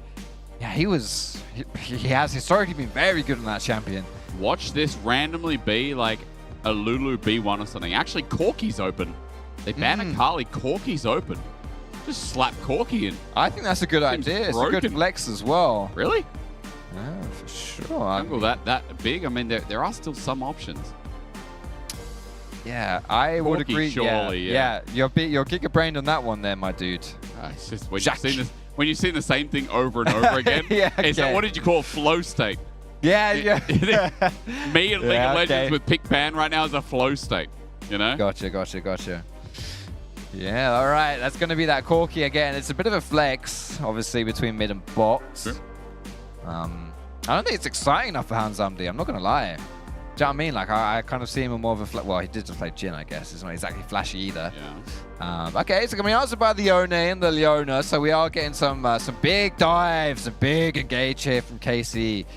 So I actually think they had a lot of that last game. Their 1-2 was very much go in, very much a forward team comp as well, but it just didn't really pan out, right? They kind of weren't able to pull the trigger that much, considering they had like Ashe or that kind of thing.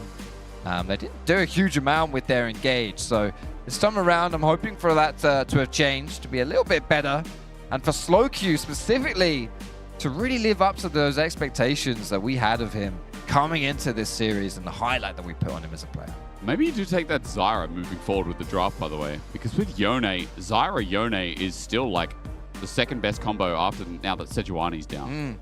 Sure, yeah. Does Theocax want to go on something that, again, you know, we've talked about this art of being very much a pull to his laners. He is on the Xin Zhao, so more skirmishing power, but you now give away what I would argue is a very powerful mid-jungle duo. Do they just slam Zyra here? Fox, you got any other jungle thoughts here? Because I feel like matching jungle in this rotation is probably the way to go.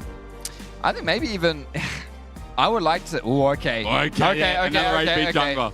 I was gonna say I would like to see something AP, and I was trying to go through my brain here of like what would work there. I think this is a gauntlet pick for sure. Like you're throwing it down, and you're. Yeah, I don't know, dude. This is one of those, like, okay, I always think of this as like a Voyboy Akali. I don't know if you're following League of Legends back when Voyboy was... I'm not that old, but yeah, but this is it. I think it was like, I don't know, dude, maybe like Season 3, 2013, maybe. Yeah. I'm going to say it was when before Curse became Team Liquid, and they were in an elimination game. I can't remember what the game was, but... they're up against it, and Voyboy locked in Akali, and Akali was not professional champion at that point. Like, you don't play him in pro play. You play Akali in solo queue, and he was great on it there, but not good anywhere else. Locked it in because it was he was a one trick. It's what he's known for. It's his best champion, and it was crap, and they lost. But so that's where I see this. Right. Like, you pick, like, yeah, screw it. Yone Nidalee, that's our mid jungle. Yeah. You know, that's it. We're on an elimination game. We know we can do it. Let's pick in Yone Nidalee. But I don't know, dude. I wonder whether you've made things a little bit too difficult for you with that kind of composition there. It's very squishy so far. And Nidalee, not a great matchup into the Xin Zhao. Xin can jump on top of you. And more specifically, it's so easy for Xin. He literally just presses buttons on you. Nidalee it's so much harder to execute that as a champion. And yeah, a quick shout out here to Georgia, who was talking about LeBlanc, right? Talking about that as a champion and potentially having some presence here in this series. It is going to be one of our last bans. Well, it does feel like giving safety to Slowq here, who seems to have had a middling series so far, is a priority from KC Blue. They set up their bot lane. They get 80 carry. And now we find out where IJC are putting this Corki. You already talked about it. The flex potential is there. But what option? What option is there? Please do it. Sim up. There's, I mean, into Yone, actually an insane matchup. Yeah, okay. Yeah, I feel like you want to take a tank top here for sure. For sure, because like you're looking at KCB and like that's a lot of physical damage. Right now, all you've got is Nidalee so far for magic damage, which is not reliable and certainly not something you care about as a tank. So then it puts a lot of onus on Mainta Good Zac to angle. pick something with magic damage himself, right? I feel like a Zac angle. And Besser as well. Another engage sort of follow-up with Yeah, Zinzao. that's good. Yeah, that's good. Like we've seen Gwen was banned, right? Last. Yep. I don't know how Gwen really does into the ambassador. Though. And I mean, the best matchup, there's two of them right now. It's Renekton, it's Volibear. Okay. And now this feels like a counter, but I'll be quite honest. Poppy's one of those things where it's like, it's a compositional counter. Yes. You know, I know I'm yapping a lot about like top. Right now, yeah, I love top lane. As a top laner, an Emerald top laner, I like yapping, right? And I know that Volibear and Renekton are the worst lanes for Ambessa. I think this is okay, actually. I think it's more of a compositional counter against a lot of dashes that have presented itself. What do you think? Sure. I agree fully with that. I think Poppy in a vacuum is a great pick here against IJC Japon. The only, my reservations here are the fact that you are basically full AD now if you're KCB, right? Like, Xayah, Yone are your main damage threats. Nidalee is going to have a monster game. Like, this is going to have to be like a pure canyon game for Isma, for him to be a champion here. Right, I suppose if we're looking at it from a different perspective, if I want to be positive here, like your heal is good on Yone and Xayah in team fights as well, right? The buff there as well, like attack speed and stuff, it can still work even if you're not yourself putting out a lot of the deeps. But I don't know, man. I feel like that's tough. That's so tough to play that team comp right there. A lot of it's early game again. It's early game for KCB. If you can snowball hard early, if Nidalee can come online alongside that Yone as well. Yeah, you end this game before like 35 minutes, cool. We're chilling. Before it becomes a problem that you've only got one source of damage and before Nidalee really starts to struggle here. But I just think it's so much easier for IJC Japon. The one thing I like about the Nidalee is that at least seeing Isma on something that can actually take over the game when I think Isma's had early leads in both games, but the 5v5s have failed. The carry performance just wasn't there. This means he has to carry. It's Isma or it's home. As game 3, we get onto Summoner's Rift. I mean, this has just been an expectation of a series where we came into today talking about KC Blue. Yes, the subs, and yes, Isma taking over what we saw of Bukata. And now, on the back edge, right? Take notes. He's spamming that when he was on SK. He's an emote spammer. It's a trigger, you know? It's like a list used to spam the stupid tongue smolder. Now I think he spams the KC official emote that Riot gave them. Fair play. I mean, there are times to spam a take notes emoji. Is it now when you're down 0-2? He probably doesn't even remember. He's pressing T. I don't know if it's on T, but you know, he's just he's throwing it. For sure, dude. Okay. Or it's on like a third click or something. You know, there's people out there, shout out to Aragon. Aragon has a mouse that he has all his abilities on. Like he's a World of Warcraft player or something. Yeah. And that's psychotic. Yeah. But wait, so he doesn't use his keyboard? He doesn't. For abilities, he does not. He uses it for Flash, but Q, W, E, and R are 1, 2, and 3, and 4 on his on his MMORPG mouse. That's wild. It's so like watching him play and do a combo. It's like, bro, sometimes his reaction time is rubbish. I would not recommend to anyone out there. Fair play. Gosh, I think Aragon had his first Nando's a few weeks ago. Did he? I love this. It's just turned into a roasting. This is Aragon, yeah. Aragon. And he's British. Yeah, he's British. How does he have his first Nando's? I don't know, dude. Ignore that and bot. It's clearly, in conclusion, lots of things are wrong with this child. But, yeah. Oh, cheeky Nando's. Oh, man, that goes hard. See, even in Australia, we've got that. I mean, like the last times I had was with Georgia, with Archer. Oh, yeah? NLC finals. Oh, big. Do they have it in Paris? That is a good question. I don't think it would be a Parisian thing, you know? It feels too common for yeah. All right. I've been told. Kind of the same. But one of the only times I've heard production in my ear, and it's Fernando. Yo. Okay. Yeah. Quote, you can find peri-peri chicken in Paris, but not Nando's. Now, a lot of people out there will ask, is it the same thing? Absolutely.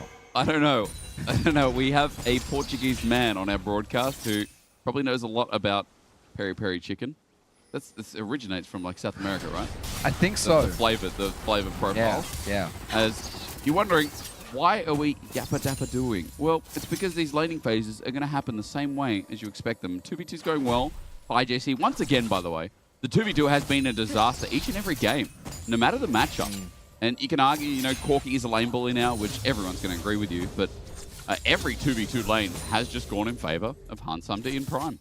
We waited 12 minutes, give or take, for first bloods in our previous game. Now Thearkax here. Skip to camp for the tempo of this gank. He's on a ward. Phosphorus Bomb is good. Wind Becomes Lightning would be able to cleave through the sewer, but... Yeah, he's on a ward though. Excuse me. This is what I mean. At least Poppy burst damage is there, and Howling can't get a trade in response, but now that's down. Lacerate forward, and with a quick Drakehound step, ends up becoming even. This is turning into a dive against the wall. Msua holds his ground, sets up the shield. Wind Becomes Lightning is an afterthought, and First Blood goes to Hansam D again. A direct line, a re-dive, a Phosphorus Bomb, and they're continuing this dive. Hansam D's going to die for this, but look at where the wave is. Yes, it's big for Isma, but that bot wave being denied is just as big, you could argue. So, what do you take away from that more? Oh, yeah. Slow Q, not again, not again, not again, not again. Certus, a flash for nothing. Was thinking about it. And meanwhile, topside, hang on a minute. I was just talking about this Poppy, a good miss and a flash away. There's no such thing as a good miss as Howling gets out in the nick of time. Wow, Shades of game number 1. We're across the board, across the map. 5 people almost dying here, but not quite the same. Yeah, it works out in favor of KCB as far as the kill totals go in the bot side, but you're very right. That's a lot of XP and a lot of gold to miss for Exakick down here. I mean, Isma is quite strong, a level lead. Yeah. This is the thing. We wanted Isma to carry the game. If you're a KC Blue fan, that's exactly what you want. He gets a lot out of this play in response. Okay, so Ensure is already hella low here, and accidentally with the Zenith Blade gets out from underneath the turret, which is a bit crap, to be honest. But Isma gets here just in time to make this happen. To be honest, the play's kind of finished before he even gets here. Yeah. He doesn't need to do a huge amount, but it is the perfect start for Isma on this Nidalee, who we've identified as being a champion, a player here who needs to pop off in this game to really make it happen, to keep KC Blue's dreams alive here at the EMEA Masters. And snowballing in this game as well. I mean, already close to a 1k gold lead. So it really does feel like that gold injected on the Nidalee is going to give a lot of momentum to KC Blue here in the early game. But let's see what is going to be worth it in the long run here. Triple longsword to pick up with here from Hansam D. And when Hansam D has been ahead, it's been good news for IJC in this series so far. Bot side, the pressure is there. So as he got poked out a little bit before with the 1v1 trade between 80 carries, Isma is just starting up this objective. Right at the 6-minute marker, Spear does connect on the Prime. He got the engage. Slow Q's coming in as well. Away goes Prime. He has to flash in the end as well. Certus has hit level 6 first, by the way. So a Spirit Rush available, but all the poke, all the spears. Isma is controlling this territory even better. Yeah, they're in a choke as well here as Ishi Japan, so it's very easy to land these spears on that entrance to the river. Good stuff the early game here from KC Blue. This is precisely what we needed to see. This team wants to make a bounce back. Slow Q, there's the flash, the charm. It's not going to be interrupted. Fate sealed in the nick of time. Slow Q got the wave and thus got level 6. Yeah, flash down as well though for Certus. Flash and ulti. So that kind of works out in the favor of Slow Q in this one. Thearkax now taking away these Grubblies. Isma is just clearing through his bot side camp, so won't be around to contest, but maybe, aside from this first one, they might actually want to do something about this. I've never heard them called Grubblies. Lovely like Austin Powers. Yeah, Austin Powers is called. I mean, to be fair, but that's my root, bro. That's my culture. That's your cultural heritage. I mean, bro, I also grew up with that. Because in Australia, I didn't really relate to it because I didn't know what was going on half the time. But as Isma sends a spear, you got to wonder, how far could it go? That's what I was thinking. Isma in a 1v1. There's no ulti here from Thearkax. Like, this guy's dead. Isma is controlling the game. And in the long play, it feels like the kills on Nidalee are definitely more worth it. 100%. 20 CS lead now for Isma. I was talking about how easy this matchup is for Xin Zhao, and that's relatively true if, you know, Isma isn't that far ahead, if the Nidalee isn't that far ahead. He's taking everything at this point. Now, 7 minutes into the game, having a 1.5k gold lead. It's so much right now. And, oh man, Isma, it's great early, it's great right now, but the real problem with the Nidalee It's keeping that pressure from early and not falling off a cliff. It's so hard to do that. So it still remains to be seen if IZMA can keep that pressure up and keep the dreams of KC Blue alive. Early Dragon's important as well then on that note too. The way you can keep pressure up, as we already talked, make it easy to force a team to move around an objective. Early Dragon for KC Blue does exactly that as Certus starts moving down. This potential dive on the 2v3. It's going to happen again. This time though, Exa has his ulti, and that charm that connects makes it so that Ensor has nothing. Wow. Okay, poke comes through, and Exa might still be in a bit of trouble for the redive. IZMA needs to cover. Now as IZMA just lose his jungle, this would be a way for TheaCats to get back into the game, leveraging the strength of his laners to help him to counter jungle, which is just the worst feeling in the world. Let me tell you as a jungler, when you are completely stomping your opposing number, but then his team comes in to invade your jungle to get him back into the game. It's pretty tragic. He has ulti onto Hansam D, but walking away from the feathers. Nice pathing there. X is not going to get anything else. Ensor's coming in yet again. IZMA still covering here, but on a ward. They know that 4 members, or rather 3, are still on that bottom side. Flash onto Hansam D. That interrupt from Prime was mid-air. The feathers are going to fly out. Hansam D is going to flash away. IZMA is here to help again. The flash forward from TheaCats, but it simply gets IZMA away with his own flash. 1-for-1 trade. Thinking about the recircle here. Wind becomes lightning, doesn't connect, and there's no follow-up with the Audacious Charge. Certus has his ulti to come in as well. Ensor is going to face check this, but I think that's a mistake. He gets charmed up. He's still not level 6. Dredge line as well, and a bit of a mistake. KC Blue are getting low, but all about IZMA. That Nidalee has to die. Fate Seal dodged away from Hansam D. He's still alive as well, and he stays kicking.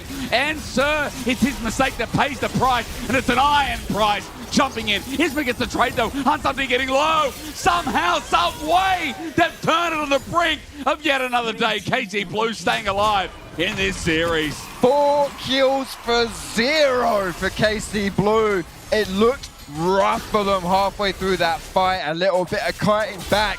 And it's IZMA with the spears, the heals to keep his team alive. Hard carrying that fight. Hard carrying this earlier game. And this is it. Just keep your eyes peeled on IZMA, on the Nidalee. It looks right from the get-go that this is cooked, that it's terrible. He gets caught out.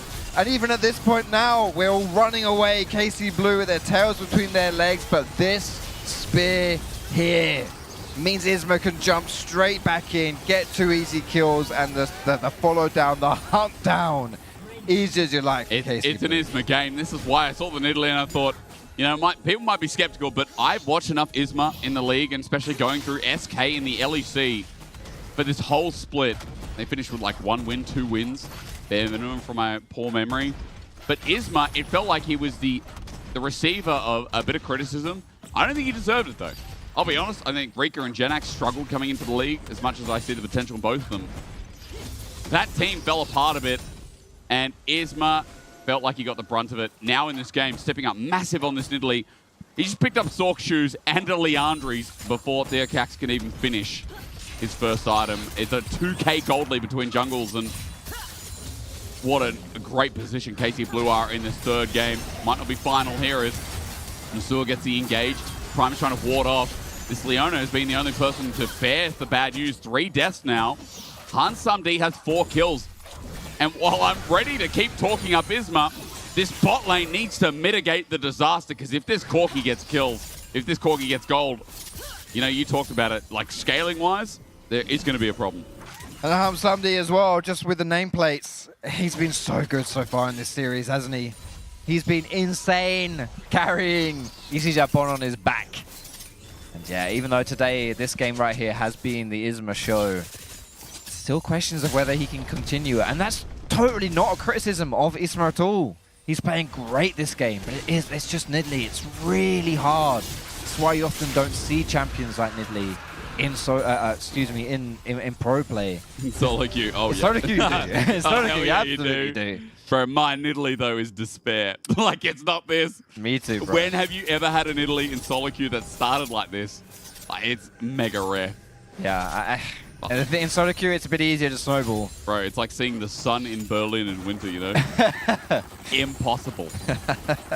As a London man, I can... Oh, close to London man. Yeah. You can concur. Grey and miserable. But the further up... So, in winter, you see it in Scotland, though, don't you? Okay, whereabouts, without leaking your home address? I'm very close to London, yeah. So Okay. I just get the grey and miserable. Do you know? Wet and gross. I did an ancestry thing recently, and I found out my family grew up like 3-4 generations back. No, maybe 5, 6. Bottom right of near London. Is it Kent? Kent, yeah. Yeah. I'm very close to Kent. Yeah. They grew up there. I got family that grew up there. It's crazy. Very nice. That's the more you know. I mean, you are an Aussie, so what did they do to get shipped off? No, I think we What were was their some of the posh. I think we were the posh people that came. You know, okay. everyone's like, Australians are convicts, and I look at my history and I'm like, and then my mum telling me like, actually, they kind of came like that. They were well off, and I'm like, oh no, I was a posh twat. No, I'm like, I wanted to be a criminal, you know. Oh dear. It's upsetting. Well, like this play, right? Certus going to be altered and dead in an instant almost. A great save. The Raptors, though, doing a bit of work. Meanwhile, Exa hit by distance out. The feathers don't fly too far as a dredge line back is beautiful with a fake sealed. Sets it up in a choke. This should be unstoppable. Much like Slow Q getting out, but Nasur again, the bad end of bad kills. An ulti sends out, and Han Samdi with kill number 5. It is literally Han Samdi versus Isma in this third game. And Han Samdi comes out on top of that one. 5 kills, as you mentioned. Triforce, and very close to that man immune as well. Once that's upgraded and finished, he's going to be a very scary boy. And purely from ease of execution, you have to favor a Corki compared to the Nidalee as this game goes on. Certus gets picked out all by himself. Almost instantly dies, but unfortunately for Exa, he's able to hang on, and with it, he signs his own death notice. Han Samdi going to be the beneficiary of all of that when all's said and done. And with this fadeaway rocket, boom! Bringing down the Leona to finish the playoff. So funny seeing two different elements of SK on the same team. Really trying to fight for survival. I am talking a lot, obviously, about Han Samdi, but to X's credit, got a lot of kills in this game as well. While Nasur has struggled a bit, there's been massive donations of gold over to the Sire as well. Even mid, 1,000 gold up. So it's about a 1,500 gold lead in total for KC Blue. And as they move up to top towards his Herald in 35 seconds, there is a lot of damage to follow out. Now, Nasur is on the wrong side of dodge. Yet again, as he then plays in, he's got to turn this into something, but into Prime. That won't matter. Onto Certus, great charm. They donate the kill over to Theocax in the end as well. 5th death at 15 minutes. This Leona has got to stop getting caught out. And Stuart's just had a bit of a tough series, hasn't he, so far? God. It's yeah. Corky. It's been difficult. And now Han Samdi really feels like he's coming online here, isn't he? He's not even at his like spikes, really. Like, yeah, Triforce is one, but like he's now in that kind of waiting room for his mana immune, or mirror mana specifically. And he's still just putting out so much deeps. Like, it's just crazy. You said a line about whenever Han Samdi's been ahead, whenever he's been fed, like Issy Japon's been really happy and had a great game, and he's always ahead. Well, Prime is setting this up though onto Isma. Jungle versus jungle action. Wind becomes lightning. Good damage coming out now from the Xin Zhao as well, but he's poked out in Isma. Sends a spear to his death, but a little bit low as the charm doesn't connect, and Certus is zoning off the rest of the fight. Howling now finally getting involved as maintenance there to zone control. IJC are running back because Han Samdi is in a little bit of threat, and with that as well, with Isma's damage on the return, they start up the Herald and regain control. Net positive for KCB, getting that kill. When it's the jungler that goes down, it's an easy objective to secure. Will be this Herald, which should break open. Probably the mid lane, I would imagine, here for KC Blue, who haven't actually been able to take down a turret yet so far. I mean, no turrets have gone down in this game, even though they've been chipped away at.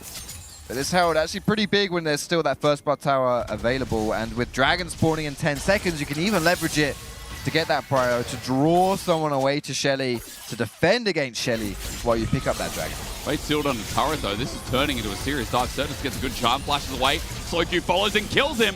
Turret shot number last will not hit. Slowq with a solo kill. This is the resurgence this mid laner needed in this series when he got criticized so heavily last game. This is the Slowq that we built up coming into this series. The killer in that mid lane. There's Shelly going to take that boot. Oh, finally going down, yeah, but it's going to be a turn this time. It's good for Nasur. Setting up with a Rift Herald knock-up as well. It's knock-up galore. Prime goes down to Exa. KC Blue not only got mid-turret, they got top. They get that kill on top of it as well. And now 4K gold lead. They are starting to snowball with this lead. Yeah, it's got to be the Dragon as well now for KC Blue. Crucially, that would be Dragon number 3. Soul point right now. Well, Howling's on the wrong side. Not going to be stopped. He actually flashes. Interesting. A little bit worried there as Cax tries to get in, but I mean, this third Dragon, they want to stop it. However, I don't know. You just lost flash on Howling. He has ulti to get in. Slow Q zones. Thoughts? Feeling? Not here. Yeah, No, maybe your mistake. prayer. You are. It did. Maintenance gets charmed, though, and dies. The third Dragon is taken down. If KC Blue can get out, it's okay, but suppress in the back, and a setup of the public execution is a shutdown. Certus with one more reset. He has a blast going to play with. Isma now is the target. Sets up the charm, max range, orb deception. Isma not poked out by the big one, by Han Sum-D. 2 kills for the cost of Dragon, but soul point for KC Blue all the same. Soul point, very valuable here for KC Blue, but I do think if you're EC Japon, you'll take some kills here in this game, where it was kind of just slipping away from you right now, and you still have that win condition on the Corki, on Han Sum-D. Now almost at that Mirror Mana now as well. Just funneling a little bit more gold into him. It's certainly a way to win this game, and you know, to sweep KC Blue, which would be an absolute upset. Especially when we're just talking about playoffs so far as being competitive. Yeah. You know? Yeah. And true. when we get to the semifinals, we get it's our first 3-0 if it happens, isn't it? Yeah. Yeah. Punch 2-3-2s and 2-3-1s. Yeah. So if it were to happen, then absolutely it would. And just considering the history between these two teams, this would be the 3rd best of 5 that EC Japon and KC Blue have played against each other. Yep. In this winter split. You know, and it was a 3-0 and a 3-1, both in KC Blue's favor. So for them to be on the brink of elimination here is by itself just kind of unfathomable, really. But this game right here is looking more KC Blue favored. They're not going down without a fight, at least for sure. But I think last year we were talking about this a lot as well, and it was like KC Blue struggled domestically at EMEA Masters, because we remember, I think it was BDSA in either the quarters or semis in that last playoffs we had. And, you know, a lot of people were like, oh, you know, KC can do it. Obviously, that was the time before Kalis got to debut. And, yeah, KC Blue got knocked out. And then onwards, we've rode to a different LFL versus LFL finals with Vitality B versus BDSA. And it's funny, again, the region produces so many stars. But here again, I don't know if everyone thought the stars would be here in this game, but in Game 3, look, we return back to lighting up KC Blue now around the Arakan. Around the spot side, they've got push as well. Look at the Poppy moving down. It begins, it's going down quick. Can IJC stop this Arakan? The health is burning, the TP's coming through. This is Japan setting up, but it's down. The flowers are now exposed, though. Depth charge zones them in the back, and Prime gets the engage onto Nasur. They're using quite a lot here. Charm goes up, but bopped away. Theocax is not in the fight anymore. Maitner has sent away the enemy jungler. One of the other big follow-up tools. Flowers went down mainly to KC Blue in the end as well. So that's a successful Arakan. EC Japon got a few of those flowers, but yeah, like you mentioned, most of them looked like they went over to KC Blue. It was a kind of on a nail's edge. A little bit right there was that team fight. And I think you're kind of starting to see a bit more tempered play from both these teams. Specifically from KCB, or maybe feeling the heat of a potential elimination right here. Whereas up until this point, they felt probably relatively invincible, right? I believe they've dropped 1, maybe 2 games outside of this series up until this point. Well, right? you know, watching, obviously the most visible game was the Lost Returners game. Yeah. The best of 3, I think it was. Yep. 2-0. And game 1 was actually Lost Returns, and then KC Blue took it away. I think Lost Returns more so a throw from them. You know, shut up. But honestly, like, KC Blue have worked with a lot of external factors. Obviously, you know, Isma coming in to fill shoes, and also Nasur that, you know, having to fill in due to visa issues. So, yeah, I think as Fate Sealed comes in, KC Blue playing an uphill battle, but how uphill is it in this game? 2 versus 1, Howling. It's just them better things at this point, but finally sealed up. Isma gets a kill, but meanwhile this happens. Prime might just be dead. The feathers are out, and Theocax does not want to go into the heart of them. Charm doesn't miss, or rather connect. And SloQ now teleports in. 5 members are in this river, and 2 members of IJC are dead again. Surprising for Exa and Ensteel there to take on the 3 versus 2 and come out on top. Wasn't looking to see that one, but that's great news for KC Blue right here. More aggression into the enemy jungle. Does it. The spear set up. Zenith's Blade will follow through as well, and Isma just pounces right on in. Maintenance sets up with the engage, and nowhere will Theocax go. Isma is godlike, and the jungle lead continues to grow, and KC Blue just might have the heart in this game to start pouncing back in the series. 5,000 gold lead at this point, and this jungle gap has been just big, very big in this one. I mentioned he needed Canyon performance, and yeah, jungle Canyon so far. Isma on a Nidalee. Nidalee always has that asterisk of can they keep it going? Will they fall off? And so far it has been pretty clinical by the French jungler. And that's exactly what they needed with this team comp and with the way that this series has gone to keep them in it. I mean, again, everyone else is flourishing off the back of it as well. Seeing Isma on something carry-like maybe opens the doors for other picks. Like, we talked a little bit about things like Kindred, you know. We talked about other things like we saw the flexes of Zyra. The big question, where does it go from here? Howling in a bit of trouble, and in the 1v1 he tries to step away, but SloQ lands enough in the end. A solo killer, maybe a confidence boost for this guy. As this Yone pick. He's back. He's back. This is it. This is a SloQ we were expecting to see coming into this series. It's SloQ that we have seen up until this series. Very quiet in games number 1 and number 2. But in this one, he is just, yeah, he's obliterating. Getting solo kills in the 1v1, in the side lane. It's so difficult to deal with here, right? And Howling has been one of IJC's, outside of Hansamdi, obviously, one of their best players. Yeah. But to take him down, it's special. The little dredge line there from Prime pulls out the Feather Storm, and Exa now with no ulti available. A double summoner should keep him safe as Baron is now spawned. Howling has teleport available. But KC Blue just using the power that they have from those 2 grubs. Get some push down, get some turret damage. Maybe now hold control to move to this Baron as IJC have to walk in a bit blind. IJC now in the same position that their opposites were in last game with a Baron control. You know, not in their favor. Base checking dark. I love the name Easy Japan Core, right? It's quite hard for me to say because as an English speaker, I think it blends together like flavor. But every time I see IJC, I'm like, I think it's Jesus Christ. And then I see a picture of a squid. I'm sorry, of an octopus on the left. And I'm like, he's back. You know, you said before the fudge line from Harry Potter. He's back. I just said Jesus Christ as an octopus. Goodness gracious. Oh, sorry. I mean, ignore that, ladies and gentlemen. If that's how your brain works, dude, I mean, that's it. I am in a flow state. You're in flow state. I'm in a flow state. It's some kind of state, that's for sure. It's Jason Bourne would be a really good, like, IJB. Yes. You know, that's the next one.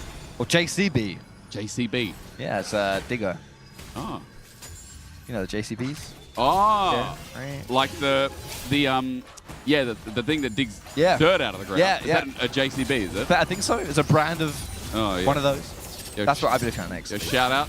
Never thought you'd get, you know, JCB machinery tools on a broadcast. A more shout out to the brand. They'll be like, yo, we should get involved in this EMEA Masters. And headline sponsor Kit Kat X JCB. We sit in at one of the opening segments in. We just start like, we're out. Yeah, I'm outside in the field today. I'm here with Isma. Is in Nidalee cosplay, and I'm on right now thanks to JCB. I'm digging some dirt. Yeah. You know the dirt in this game is that this Nidalee, if she falls, if she dies, you're wondering, how do we bring this back? I was going to dig in her own graves, maybe. If she falls back, I would say normally it'll be sweet, but as Exa takes a bit of damage, look at that, healing comes through. There's so many more elements now into this game. There's a Xayah who's kept track, and there's a 3k gold lead on SloQ. So Red Flag comes through, it is a good hook, and there's a charm as well, but the bot back from Maintena gets it disengaged. Solar Flare locks down as well, and yes, the follow-up would be great, but Theocax has now run out of his ulti too. KC Blue, you look at that primal surge, and Nasua's back up to full HP. Isma gets another kill, and this one seems to be in the too hard basket for now. Yeah, I feel like it. It's probably Dunzo right now for IJC. KCB moving over to the Baron. They've killed the enemy jungler. no smite. They killed the enemy support. No vision. Should be free now. Nothing too much IJC can say about this one. And meanwhile, bot side, slowQ actually took a turret in the 1v1 versus Howling. So he has now become an unstoppable overflow too. It's all working for KC Blue. And this is what we were expecting coming into the series and what those KC fans were hoping to see. Uh-oh. Certus has no ulti. He's got Flash available, and Charm tries to predict. He's got a minion wave in the way, so as his push comes into inner, you'll just see Nasur zone off as well. 4 members around top. The Baron's going to start doing work, and almost a 9k gold lead. It is incredible to see, like, not only the bounce back, but how one-sided some of these games have been. There's been a lot of blood, a lot of throws, I think, in the first 2 games, but once someone has a firm lead, they kind of just grow it from there. Yeah, I'd say this is probably the most one-sided game, the most convincing game that we've seen in this series. I mean, I agree with you, but also just in the context of how those games have been. It's been a cleaner game, I guess, as slowQ sets up and gets bopped for a little bit. That's it. That's the word. Clean. This has been one of the cleaner executions of this series so far. Like, yeah, even though Hamsamdi has found his ways to get fair, to get big, as he always does in this series, and is IJC's best player, it's still being pretty clean for KC Blue. And at this point, you know, we're 29 minutes into the game, and we've got 3 items, pretty much 4 items even for some across the board right here. And now slowQ's going for some big, probably a Jack show that looks like here for his option too. Yeah, it's going to be tough to bring them down. And here comes the Elder Dragon. Now, if EC Japon give this one up, you have to feel KC Blue can just push down mid and end the game, or force a fight that ends the game. They're going to try and contest, but can they do it? You'd think so. At this point, it does feel like KC Blue, if they can't close this game out, then there's not going to be much hope. Maybe a pick out onto Maintner. That's a Poppy, though. He flashes away. He ulties. Mid-interrupt from Prime gives him some time. Solar Flare. Charm doesn't connect. Good electrocute, but Certus hasn't done any meaningful damage. By the way, that was a spear onto Prime, and now he's at half HP. Watch the poke continue. The longer this dragon is leashed, the worse it's going to get. A good route back onto the enemy jungler as KC Blue is still playing with time. Prime is just dead. The Poppy ult sends away Theocax, who's just burning to his death off screen. While KC Blue are just going to yoink the dragon, and we're back to square one. In with the TP, defensive here. KC Blue are going to run it down mid. They are still alive in this series. All they need is another wave. Just a cannon minion alone by himself, but here come those minions. This Nexus turret isn't going to be long for the world, but can KC Blue end? Well, there's no way they don't hunt somebody. He took one spear, forward slowQ, misses everything, was more a flash away. Elder destroys, and with a 13,000 gold lead just about, KC Blue are now back and thriving, at least after this Game 3 win. Beautiful stuff here from KC Blue. Much more what we were expecting coming into this series. They hadn't shown up in game number 1, didn't show up in game number 2. And in my estimations, that was the worst draft that KC Blue have shown us. Or perhaps maybe the more desperate side of the draft. Well, I said they need to snowball early. They did, and they won. I mean, look, I liked Isma on carries. My biggest takeaway was the fact that Isma in charge rather than being the dog to the laners that we talked about at the start of the day. Both junglers was more important. Isma, MVP for Game 3 from me, us, me. Agreed. Us. Me. Me, you Me, as well. us, Me, you, us, and 4 games. Lovely. That was match point, and somehow they survive, and that was a slap in the face versus IC Japan. I have written in my notes right I here. love your notes, by the way. All hands on mid jungle, hands diff or FF15. It's there. It's literally on my notes. I feel like we have seen Isma's Nidalee before in the tournament, and he did fantastically well, and he had a great setup as well. Yeah. I think this was one of the only games where I've seen Ensur play so hard for Isma in the jungle. The jungle support duo came through absolutely. And I feel like this was a pick that we talked about earlier on, because we're talking a lot about like dog junglers or whatever in the jungle. Isma is not a dog jungler. That's what made him who he is right now. That's what got him picked up from the LEC. He is a jungler that can play the more aggro picks, and Nidalee is one of his staples, and he proved why in this game. I was concerned. I was looking at the champions he was picking. I'm like, come on, man. I know where you can bring, like, show us. And that, well, you had to play versus the wall in order to actually bring those champions. Not only that, but then you look into slow queue, and we finally get to see slow queue. It's not that champion you were waiting, but I mean, it's slow it queue. was. It was. It is Yone? I did say Okay. I wanted to see a Kali or Yone or Tristana coming through. So one of the 3 champions came through, and I was really actually excited to see him have a really good game. His laning phase was very dominant. His side laning was very dominant. His team fighting was dominant. Okay, he missed like a couple of ults here and there, but you know what? It's better than nothing. KCB actually breathing some life onto the Rift because their team fight so far had looked so subpar versus IJC that it actually looks very concerning. And this is what started everything. IJC pulling a fantastic dive down bot lane. They do manage to get Exa as well, but Isma just about gets there to solidify both kills. Once he got that double kill on the Nidalee, he just never let go. And this particular fight was a hands diff coming through from Isma because it looked so dire for coming cold blue. But they actually pulled it off. And that was through him hitting very crucial heals, very crucial Qs on the Nidalee, hit after hit after hit onto the spears, and then solidifying the deal with Exa. That was a fantastic display. I want to say of talent, but that would be Kiana's ult. Look at that. Okay, I got it. But look at the damage as well. Like, so above everything else. And Theocax couldn't show up, even with the Xin Zhao. Howling, I also had some doubts with this Ambassador and all that. And hence Samdi was also trying his best. But I just don't think it was that. I think the thing we highlighted at the beginning of the show, which is skill level of KC. They need that individual skill to show up. Everyone showed up.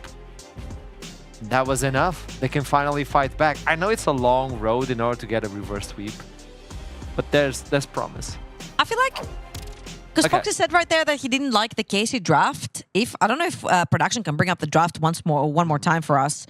I felt like KC had like such great potential to just skirmish around the map. I actually liked KCB's draft a lot more than IJC. So far, IJC have been drafting for team fights. They had the Victors prior, they had the control mages to support the AD carries down bot lane, they had engage, disengage.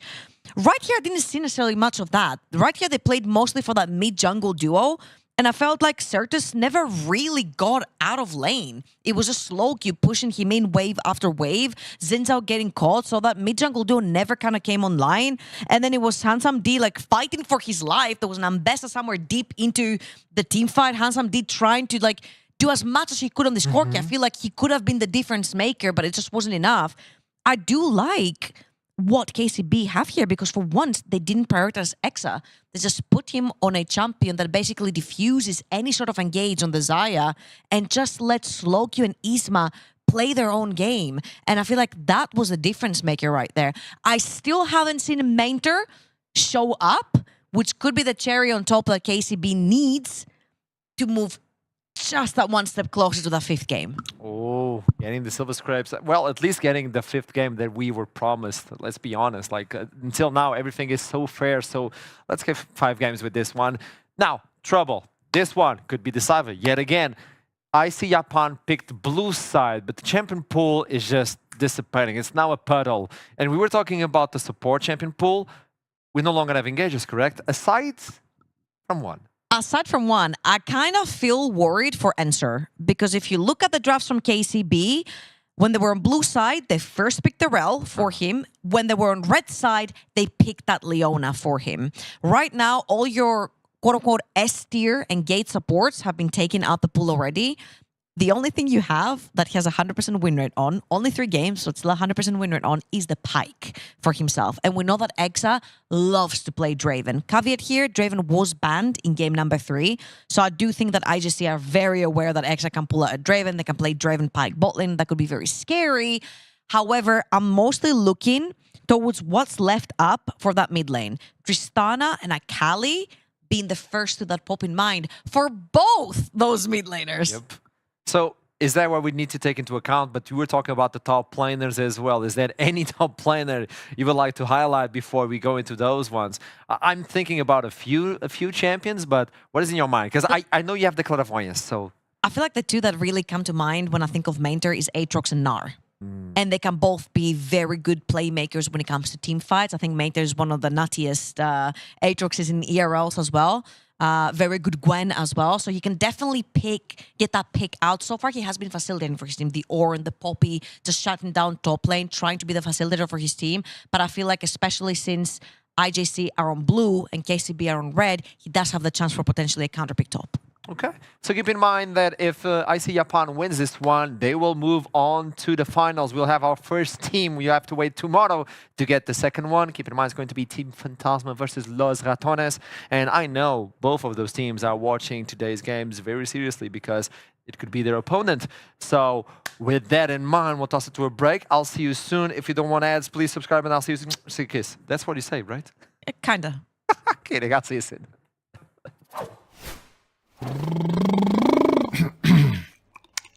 Freely using Katarina's cook. Kindred cautiously cooked Kit Kat cupcake. Kindred cautiously cooked Kit Kat cupcake.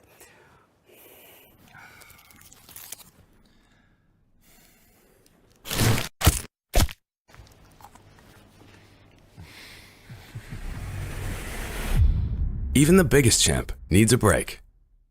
Kindred cautiously cooked Kit Kat cupcakes. Carefreely using Katarina's cute cookie cutters. Ooh! I'm on it. I'm ready. Let's go. Cause I am that fed up. Don't need a pole to decide who is better. Never will fold and never will settle. They call me a problem, but I come and solve it. I promise a novice can't handle me, never, ever. I know I'm bad, ain't come to play. So like a savage, or renegade. I'm so chaotic, I show up, it cause a problem. They diagnose me a psycho, I'm taking off like a rocket. I know I'm bad, ain't come to play. So like a savage, or renegade. I'm so chaotic, I show up, it cause a problem. They diagnose me a psycho, I'm taking off like a rocket. I know I'm bad, ain't come to play. I'm so chaotic, I show up, they cause a problem. They diagnose me a psycho, I'm taking off like a rocket. I'm so alive, my enemies running high. They witness how I arrive. They all tuck in their pride and cry. I'm so alive, my heart is cold as ice. I started, then I ride. They all duck in, they hide inside. Who gonna stop me? I am the man and they all a copy. Look at them stand, they licorice sloppy. I got these hands, they straight like it's Rocky. I got the plan of becoming a leader. You just a fan, so stay in your pocket. I am the plan, demanding you watch me. People they saying I'm really chaotic, yeah. I know I'm bad, ain't come to play. So like a savage, or renegade. I'm so chaotic, I show up, it cause a problem. They diagnose me a psycho, I'm taking off like a rocket. I know I'm bad, ain't come to play. So like a savage, or renegade. I'm so chaotic, I show up, it cause a problem. They diagnose me a psycho, I'm taking off like a rocket.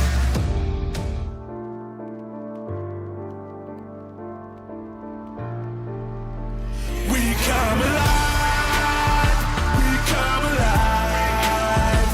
When everything is on the line, we don't back down, we don't hide. We come alive, we come alive. When everything is on the line, we don't back down, we gon' fight. We come alive, we come alive.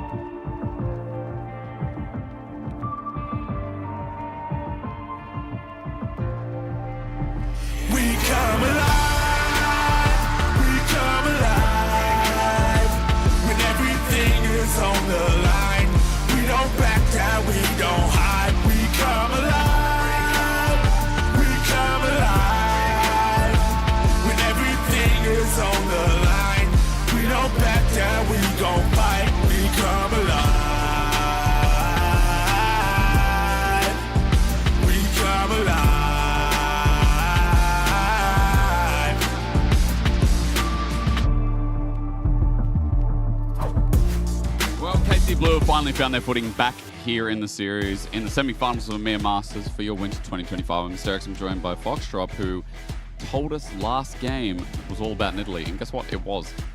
It was about ISMA. And he won. Those damage charts were insane. Yeah. Absolutely insane. He had like 30k damage or something like that. I think it was close to like the highest in the game, like between him and Hansamdi, but at least the highest on his team. Yeah. And yeah, it was all live and die by Nidalee. And I feel like when you're facing elimination, to pick a comp like that, it's ballsy, it's cocky, but sometimes you just need to do that to remind yourself that you have faith in yourself. That, you know, you are still the guys. You know that you deserve to win. I feel like it's a different role for ISMA, which is good. I mean, the guy's probably got some of the most experience in the league. X-Kick is also X on the bottom side. You could argue, but ISMA, especially with what we've seen in the LEC, finally getting a bit of a break here to showcase that he can be one of the best junglers in the league. With that game in mind, let's look at the bans. Bottom of your screen, we are 4 games deep here in our semi-final. Still match point for Izzy Japan. And this has been a permanent ban against Slow Q all series. It has been. And we saw in the highlight package in the pre-show why. We don't want to see Slow Q on Azir. He's been incredible on that. And yeah, as we move deeper into the Fearless draft here, game number 4, we're really pinched in the champion pool. Specifically in bot lane, obviously, because it does tend to have the lowest amount of champions viable in that role. It's where it starts getting a little bit tough here. We've seen Varus and Kalista be permanently banned. I don't expect too much of that to change. This Draven was an adaptation coming into last game. Yep. So yeah, I think it's going to be a similar pinch down to the bot side, which means we've got champions like the Zeri, the Jinx. Maybe if you want to go, who else would you do here? Like, well, I mean, if Kalista's not banned, that's 100% a B1. But you're right. Like we're assuming that's going to be right. I would be surprised if it's not. I don't know how much you want to talk about things like the Neela. As you start going down the pool, like Caitlyn Lux lane, Caitlyn Morgana. Of course, Morgana, of course, that's crap. Any Caitlyn lane, yeah. Yeah, of course. You're reaching deep at that point for sure. But we'll see what the options are here as well. Galio. They are going to B1 Rumble. Has Rumble been picked yet? Rumble got picked in game 1. Oh, then Galio banned for top. What are you pinching for? Yeah, that was a while back, to be fair, that first game. Yeah, I mean, this Galio has been quite popular. Slowq's played it a fair amount so far in 2025 in the Winter Split. I think, honestly, at this point, you're kind of just like, yeah, well, there's not a lot of options available, so we're just going to take away some of your comforts. Surely Galio, yeah, you're right. Maybe it's just comfort ban, because usually it kind of fishes for like a B1 Rumble, but as you said, we pick up, it's taken away. Akali at the very least. There it is. Option for Certus, yeah. Okay, I think Carmine Core must have been expecting this. We did set this up as one of the champions for both these mid laners. Both Slowq and Certus like to play this, but it is specifically a Certus speciality. And I think Certus has been a little... He hasn't had to do too much, to be honest. You know, like his champion pool hasn't been big carry champions. You know, he's been on like the Ari, you can see the Ari or and the Talia. So now he really does have all of his eggs in his own basket right now on that Akali. He's going to have to put it out himself if he wants to have success in this one. When we get deep like this, Ari's not available, of course, but Aurora is. Mainta is standing up. All right. Get the blood pumping. Yeah. What are you thinking? I've picked Sivir for you. Now we just watch. Brilliant. Now, the question I have for you, Foxdrop, is do they take away the Lulu? Or is the fact that Yuumi is also an option, maybe just make it so easy for a Sivir lane? Yeah, I feel like, okay. Blitzcrank. Yes! Okay. Yes! Yes! Nice. Okay, excuse me. So, no, you're right. Tristana Blitzcrank is the bot lane that Hansamdi and Prime ran before. I believe it was when these two teams played previously in the Winter Split Finals. It was a 3-1, and the only game they won was when they went Tristana Blitzcrank bot lane. Yes! It's so aggressive. I love it. Beautiful stuff. Okay. Cassante, yes, that's we've not seen too much of him recently. He's definitely fallen out of favor a little bit, hasn't he? Maybe. He's still a pain. I feel like no matter what, he's just... He is. He's a knob, isn't he? He's a knob, but yeah. Yes, he is. So he's a bit difficult to play versus. Only downside I'd say of this Blitzcrank right now is there's a good old spell shield for Sivir. Yeah. Which just completely counters. But you know, you can walk up to it and you press R. Yeah, if you press RE and then... If you're in melee range already, but I meant like the long range, like, of grab, it's not gonna quite work. There goes the Gnar taken away. Not gonna see Howling on that one as, okay, yeah, you mentioned Yuumi and Lulu. But you're not picking Lulu into a Blitzcrank. That would be... But that's why, you know, another reason you should be excited, and you already showed your love of it, is because it does cut off a Lulu. It's like you get a free ban by picking Blitzcrank. There's no way you're picking Lulu because that Blitzcrank will rip you to shreds. Yuumi, untargetable option. Well, KC Blue just getting rid of top lane options into this Cassante, taking away from Howling. But IJC, what else do you need to take away? Maybe an engage? Another follow-up engage? A jungler? Thoughts? Yeah, I feel like as far as jungle goes, like maybe... Oh, this is a toughie right here. I like when you have Sivir, like you want... Really? Oh, okay. They are going to take it away instead. You want like comps that just run at you, run forward here. I wouldn't even mind seeing something like a volley bear, to be perfectly honest. Yeah. That gives you some good early game. It bridges the gap into late game for Sivir, and still really works great with the Sivir ulti and things like the Aurora follow up as well. If you wanted to opt into that as a jungler, there's still options like the Jarvan and such, but it's going to be the Nocturne instead for Isma. So it feels like very much so KC Blue are like, okay, Isma, you're done playing these boring junglers. You are now a carry jungler. That's how we're winning here. It worked in Italy in that last game, excuse me, and now they've got the Nocturne. But I don't think they have like terribly exciting synergy with that Nocturne, right? So it's kind of just a Nocturne by itself, which is a little bit rare to see. Yeah, definitely not Nocturne Ari. In LPL, we saw a lot of this duo though, from mid jungle, Aurora and Nocturne as well. A lot of space creation, really great with the ulti. But the setup definitely going to be about Isma's early ults. On the other side, IJC. It's the Renekton with Viego, so very explosive lanes now picked up. Double melee solo lanes in this game as well. And a lot of burst for the Viego to play around. I mean, this is an explosive game 4 draft. Absolutely, and you've got damage threats in all 4 positions here for IJC. So yeah, pretty scary stuff for EC Chabon. And on KC's side, as you mentioned, we're rounding out with Karma. I think it's a great matchup as well alongside the Sivir. Just so fast, man. So fast, a lot of poke, a lot of wave control. The idea with Blitzcrank, when, if he's got enough of a peaceful lane, he can zone you with his grab or the threat of the grab, and then you're in trouble. But if you're constantly pushing him under tower, or you're constantly just like poking him out and stuff like that, it's actually really hard to play Blitzcrank, right? So this wave, this lane, excuse me, like having the Karma and the Sivir, if you play it right, is genuinely something that Blitzcrank will struggle to play against. The good thing is for the Karma, you do have sustain. Mantra in a fire as well. As soon as the Blitzcrank hooks you in, if you can get off that RW, you can heal, you can sustain, you can outroot, and you can probably shield the Tristana damage. However, Blitzcrank with a hook in, still, I got to put it towards that 2v2. The 2v2 that, by the way, every single game has still been stronger, I think. There's a lot of jungle attention down bot for IJC last game, and KC Blue, Nasur was just getting dove on repeat. Also had a rough early game. Let's see if IJC can convert that into a stronger early lead that moves across the rest of the map, because let's be honest, KC Blue in this series really relied on Isma. Isma's early lead gave leads to the solo lanes. Going into game 4, they're going to have to rely on Isma again. Here on the Nocturne, first couple of ults are crucial to get these lanes ahead, to get them through the early laning phase, and to get us into a game 5. It's always gone the distance in some regard. We are here, sitting at the distance for game 4. See if KC Blue can go to a game 5.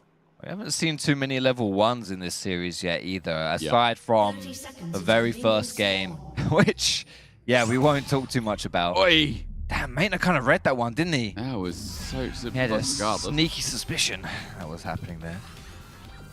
Yeah, just the Blitzcrank hook in a fog of war, trying to find something, but recalling for mana, because that does take like half your mana bar when you press Q on Blitzcrank early.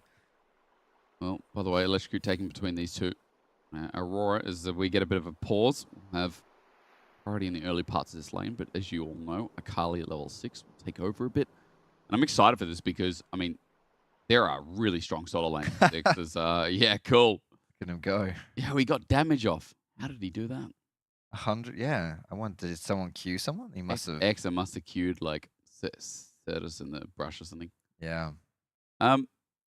Yeah, I'm still worried for the Karma bot, I'll be honest, in the 2v2. And I think that in early grubs and everything, there's a bit of a field day with Renekton and Akali. They're all in is kind of big. I don't know. Yes, it certainly is. Like, there's threats from top to bot when you look at EC Japon's comp, right? Renekton can be scary. So can Viego, so can Akali, and obviously Tristana Blitzcrank. Very scary as a duo down there as well. So, yeah, KC Blue are going to have to be very, very, very aware of that. And it does mean that from Theocax's his position here, from his perspective, he can go wherever he wants and try and set up those plays, right? And he has also been a little bit more on the supportive, tanky setup for junglers. True. The only one he wasn't on was last game, which was Zinzao, and that went terribly for him. Yeah, that was the one game where we didn't see as much setup as Howling is just going to help face check this as well. KC Blue, see what they can get here is at level 1. All he just needs to land is the Qs, but Howling gets a bit more extra damage. Grass picked up by Mainter. Every time I've cast this gun the whole of last year. Mainter. Thank you. Mainter. I don't know why it's just so hard. It's like maybe I'm a little bit dyslexic with my words. I just... Yeah, you know? Maybe, dude. Maybe. I mean, I'm surprised I haven't said Q slow yet. True. We kind of prove it. There's the hook, by the way. All you need to do is get it on the Nasur, but Tristana early levels from Sam D just pops, and X actually gets better damage overall as well, but Barrier was used. Both bot laners, yeah using barriers there. Okay. Yeah, the bone plating for Ensure, I feel like smart choice to stop an all-in or give you some protection against the all-in. What the hell is happening to Blitzcrank? Is that the skin? What is that skin? Why does it make so much noise? I think he's got like the kitty cat one, It sounds like the Atakan scream in like low volume. It could honestly be a reused asset. All in, hook, blocked. Oh, a really nice poke as well from the man from Q as Exa gets some damage in return. Prime just disengages, and the first time that I'm seeing Exa actually win out this lane. Okay, Isma with a cheeky little invade here, 3-camp invade. Yeah, with the push from KC Blue, there's not too much that EC Japan can do about this, potentially. Prime might go for a grab, though. If he gets it on the ward, Nasur running in, rocket grab, and this is what I'm talking about. That Karma knocked up, has to flash away immediately. Theocax is going to get his Krugs in the end as well. The invade probably stops there, and... Wow, chickens, dude. That was, yeah. Yeah, that's it. 2 camps lost. Okay, well, yeah, in the end, Isma sticks around, doesn't he? Flash, or nope. Yeah, that's a sat. Is that, wait. Maybe that's worse than the flash then. I'd call that. Yeah, losing, yeah, potentially. We'll see what happens with the level difference here, because Isma obviously, as a Nocturne, wants to power level to 6, wants to get his ulti as soon as possible. And stealing away 2 camps, if the price you pay is your support's flash, as long as your support is respectful of the fact that he has no flash now, that could be really good, honestly. It could be really good. So we'll see how this one plays out. It's one of those things that's... it's not a quantifiable factor right now, the lack of a flash, because it only means something if he gets punished for it, if that makes sense. And so, yeah, for now, it's all Gucci. Well, at the very least, the lane follows suit as well with it, as X is going to get the push out, but it's just as Hansam D and Prime return. Quick side note, we talked about jungle, jungle lead. It wasn't like Theocax was able to get anything from topside. That full topside red quadrant was cleared. He's going to get out here. Prime flashes. Oh. Sidestep. Close. Painful, but Prime at least going for it. You got to respect the hustle. As meanwhile, Isma, such a big lead in jungle now. He had that full blue side of his to clear as well. He's got Raptors, he's got Krugs to clear, and he will be level 5 pretty soon. So yeah, that rush to 6 you're talking about, well and truly in the ballpark. Yeah, he should get 5 after those chickens, as that's the case. He's just hit 5, going to Krugs now as well. It's Howling, putting a lot of pressure down on the top side. But Mainta's just chilling, man. He's on that K'Sante, he doesn't care too much. There really isn't a CS difference that means too much to K'Sante, I would imagine, early on especially. He's just, he's happy to do his thing. The responsibility here really is on the Renekton to make things happen. And the pressure likewise. As K'Sante, yeah, he's all good. He'll be scaling with no items at all. True. For the Renekton, we stopped seeing this lane, by the way, as Shuriken Flip not going to be taken because Perfect Execution's not up and available. We stopped seeing this lane because a lot of the time, as you said, K'Sante just neutralized it so well. You know, a lot of the K'Sante lanes, like, I feel like Rumble was seen as the worst one before his Flame Spitter got nerfed. A lot of these burning lanes, like Gwen could be seen as a response, but with Viego, it's just one of the best. It's such a good pairing because Viego loves burst. Yes. And that's what you get out of the solo lanes here that IJC have prepared that are now hitting level 6 as well, by the way, as grub spawn. That it is. So Theocax will get the grubs. And Isma looks like, I mean, he's posturing around bot side. There's a lot of pings there, but he's not level 6. Maybe he will get it after this crab that spawns, or he could just go for the dragon instead. Either way, wasting a little bit of time here, which Theocax is very happy to go straight onto the grubs. And I think this is an okay trade. And when you've got the push in, which you expect with Sivir Karma, just constantly pushing, it has been difficult for Prime to find those engages, to find those hooks when you're just playing under turret and you're getting pushed, which is both of these things are happening right here, as you can see on your screen. And Sivir can frontline this every time shield's up. True, yeah. So any poke, and remember trading with Sivir now because of shield giving health back, not mana anymore. It's just easy for him to step up. Look at this. Exit doesn't care, and with Dragon down as well, they know that Isma's bot side. They don't know if he's level 6 yet. As he's pretty close, has now just punched that number. So Nocturne ulti is up and available. Yeah, where's that first Nocturne ult gonna be? It's so important, as you mentioned, right, at the beginning of this game. That first Nocturne ult, the first paranoia to go down. Really, really crucial. Has a huge cooldown as well. If you fluff it up, you're in trouble. Certainly don't want to be doing that.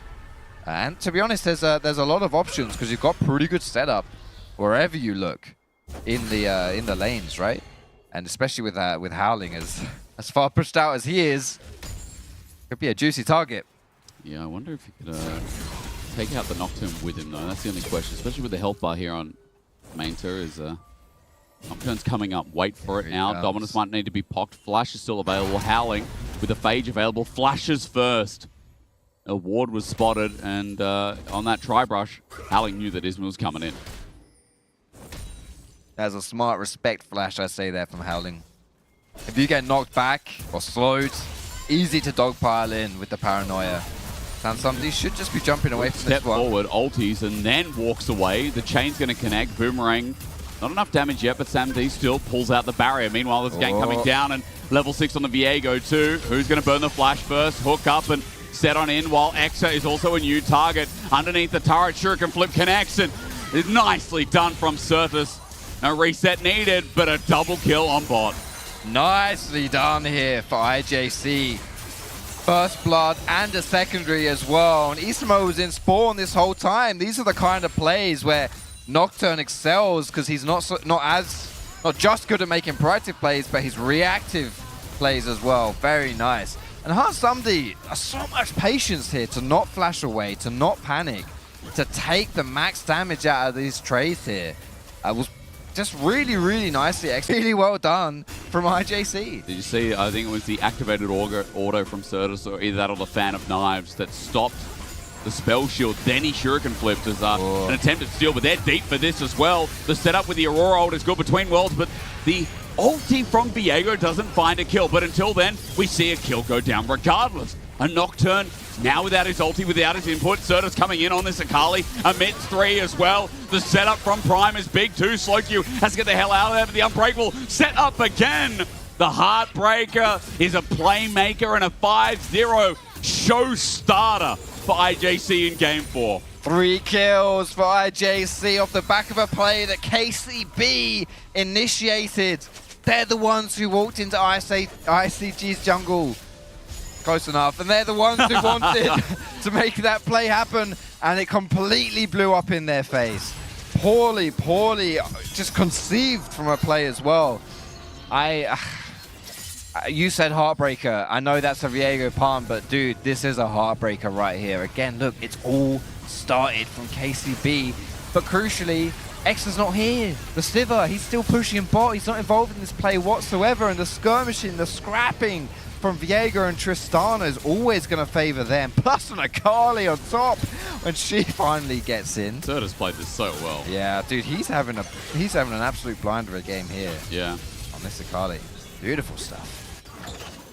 And last game was the most quiet game we had with him on the Aria, but still, I don't know if it was completely his fault. This jungle was just blown out of the water, but this game, a Viego with the lead, always a big tick.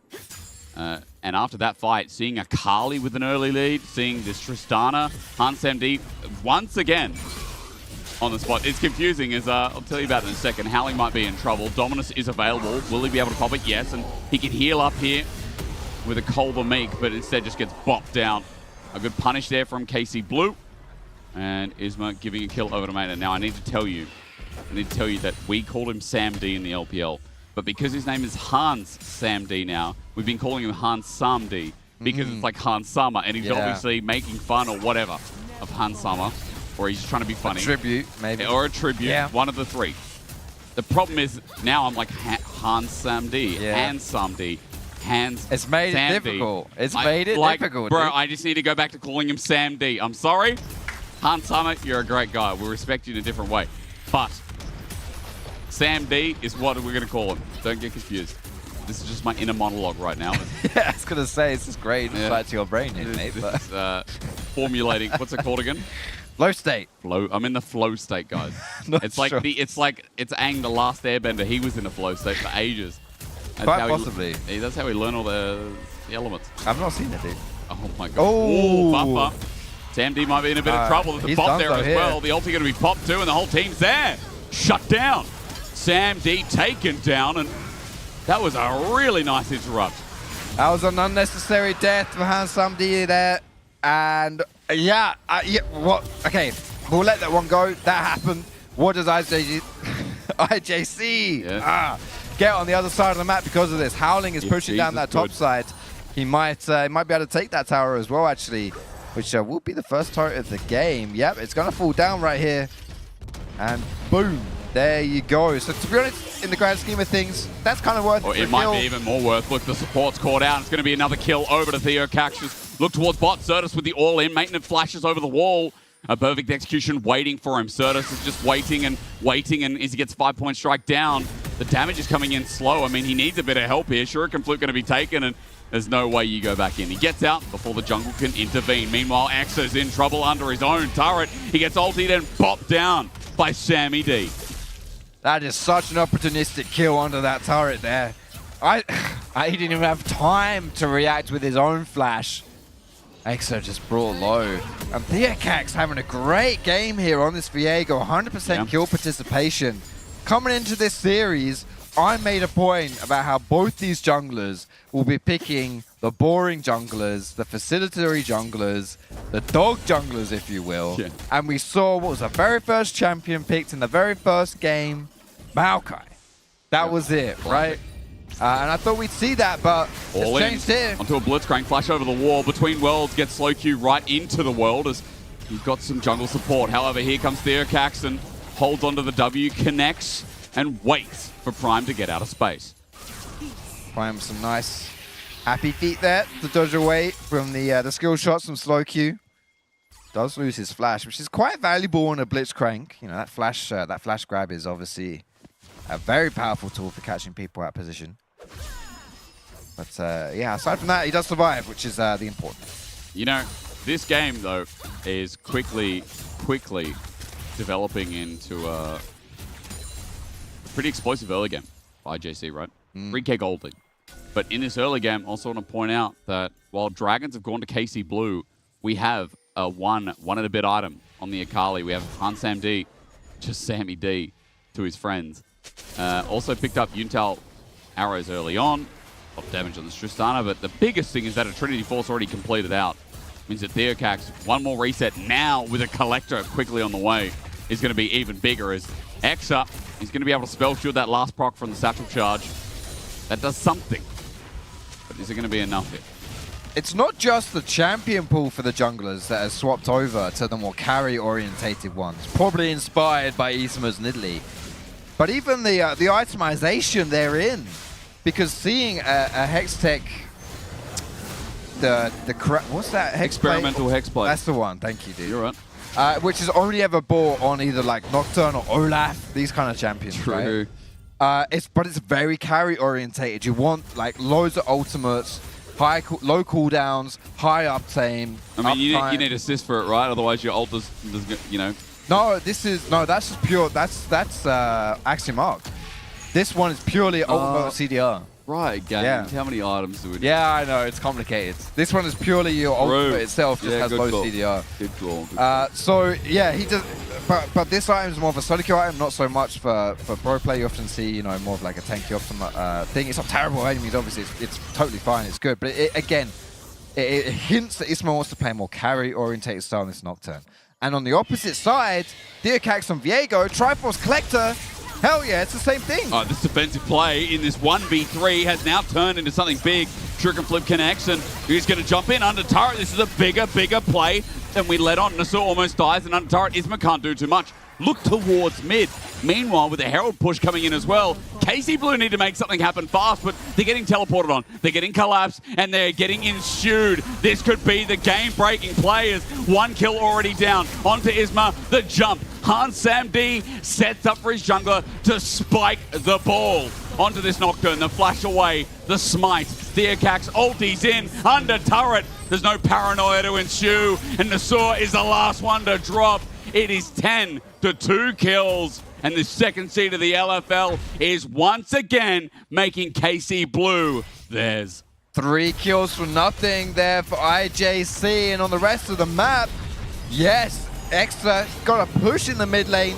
Yes, Mainter got a push in the top lane, but not much else.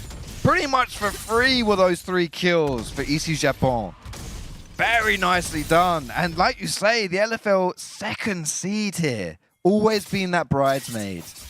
Up against KCB as the first seed in the LFL. 2 best of 5s already played between these two teams. Only 1 game win for IJC. And here they are in game number 4 on the cusp of knocking KCB out of the EMEA Masters. And it's again the same story of this whole series of what it feels like that KC Blue have relied on here today. If Isma's not able to create an advantage, if Isma's not able to create the game that he wants, the follow-up from KC Blue just isn't there in this game. There's been a jungle difference once again. Theocax has run the game on the Viego, but I think the bigger story is that Certus once again on something more comfortable, more playmaking, obviously. The bot 2v2 doing the same thing as Prime tries to lure in KC Blue into his hook.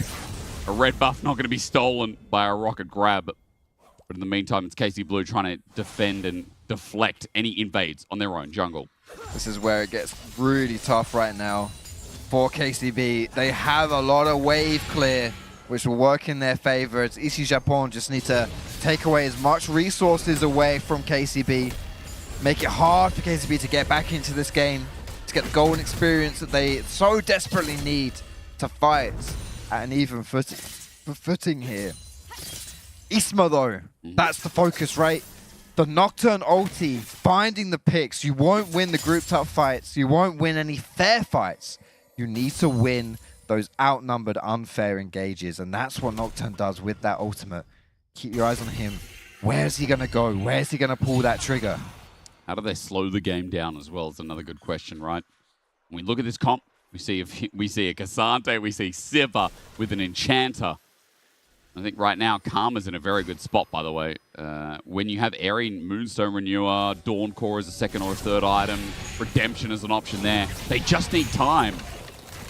And you're right, Isma's a big part about giving that to this KC Blue lineup. As they're on death's door, as a lot of their fans who have watched KC throughout the multiple years before there are in things like the LEC, when it was just them in the LFL and international representation that they relied on in things like EMEA Masters. This would be a disappointment for the fans to follow up, so ISMA jumps in and tries to make something happen. Up against the Shroud, he's going to be fleeing for the time being. He's bought some time, but Maiden has got him up against the wall. Execution out, a Shuriken flip there as well. Nasur, gets the flash over the wall. So Surface out for the time being, but yeah, how does he follow his way through? Maiden has got him once again. A kill goes down, a shutdown goes into X's pocket. It was just one after another, wasn't it there for Certus? Out of the pan, into the fire again. the kitchen was in hell. Everything was on fire. But it is going to be in response to the Atakan now for IJC, and I'd say that's worth it. Although a shutdown to Sivir is also very nice, but those flowers obviously giving you a big boost for your team in that experience especially. Not too bad as a response there on the boss side. Also, when, you know, people talk about the 25% that you get on extra epic monsters, you know, things like Baron count for that as well. People forget the bonus stats you get from that, but also the denial of dragons. When you are losing dragons, it's also a positive, the fact that you're not giving bonuses to KC Blue when they're 5,500 gold down, rather 4.5 at this point now as it's caught up in some gold. But it is important here. IJC still moving towards the final game, the final moments of this game. The 2.5 items, almost 3 here for Sammy D. I see a 2-item Viego as well, level 13 to 12 on ISMA, especially when a dragon's coming up in a minute 30. It does feel like with the items being stronger at this point, it's important to note that IJC need to start denying dragons from going to KC Blue's side. There's one way KC Blue could get back into this game is by taking away, sneaking away dragon, putting them on soul point. Because as you mentioned, you know, 2 items coming through from most members right now. Yes, there is that 5 gold lead overall for IJC, but Exa, you know, he's playing the Sivir, hyper-scaling champion, has a Karma in his back pocket, and with the likes of the front line from Cassante, with the space you create from the Between Worlds on the Aurora, the paranoia as well, that throws a wrench into everyone's vision on the enemy team. Yeah, this Sivir can work. This Sivir can do bits, and Exa is strong. Could be a way for KCB to get back in the game. Sends out a hook. This is a Renekton pick right here, though, and Nasur might be in a bit of trouble following over the wall. Howling adds pressure, but that's all it is. Dominus pulled out, and Nasur is down a flash again. He has struggled so far, I would say. I think in the whole... Yeah, I was going to say, if you say the game, I'll say series, because there's been some good engages, been some good moments, I think, in last game, but let's be real, he's definitely been the weak link. I mean, it's just a tough situation for him to be put in, right? Like, he's been last-minute subbed because Primo couldn't make it because of visa issues. Yeah, they pulled him from the 3rd division in LFL. Very true. Like, it's a great experience for him, but obviously it's difficult. It's difficult to adapt to this kind of environment, and the expectations that come through, the pressure with that as well, being a KC player. And then having to gel with a bot laner that you've never really played with before properly. Yeah. So it's hard. It's really, really hard to find that, and it throws off your entire game. True. And yeah, he has been a weak link, but he certainly... But context is important. Yes. Yeah. No, yes, for sure. Important context. For sure. Because, you know, seeing this team the first time in a live game at least, you know, you think, oh, yeah, bot's not going too well, but it is really important to add that context that things like this as a turnaround are crazy. And synergy is so important. People overrate it, I think, but it is still a really vital, important thing. Nah, people don't overrate it. Actually, it can't be overrated. Synergy is like one of the most important things in League of Legends. I don't know what I'm saying. Yeah. It's what makes teams, right? Like, that's what KC recently at First Stand, I think what got them to the finals. It's like they were still having fun, they're still chilling. I don't know if you saw some of the interviews where Yike was saying like, oh, you know, like our vibe's so good, you know, we lose games, but we're still smiling, we're still happy.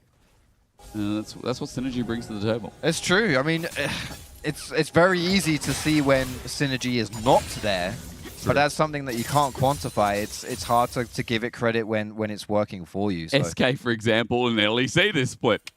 That was not there. That's a really good example of, I guess, some anti-synergy. Yes, and any other super team, well, not any other, just any super team that's happened in... Good players with big personalities is a really good example, right? Yeah. We'll see now, though. KCB grouping up somewhat here, which is what their comp wants to do this time around in this game.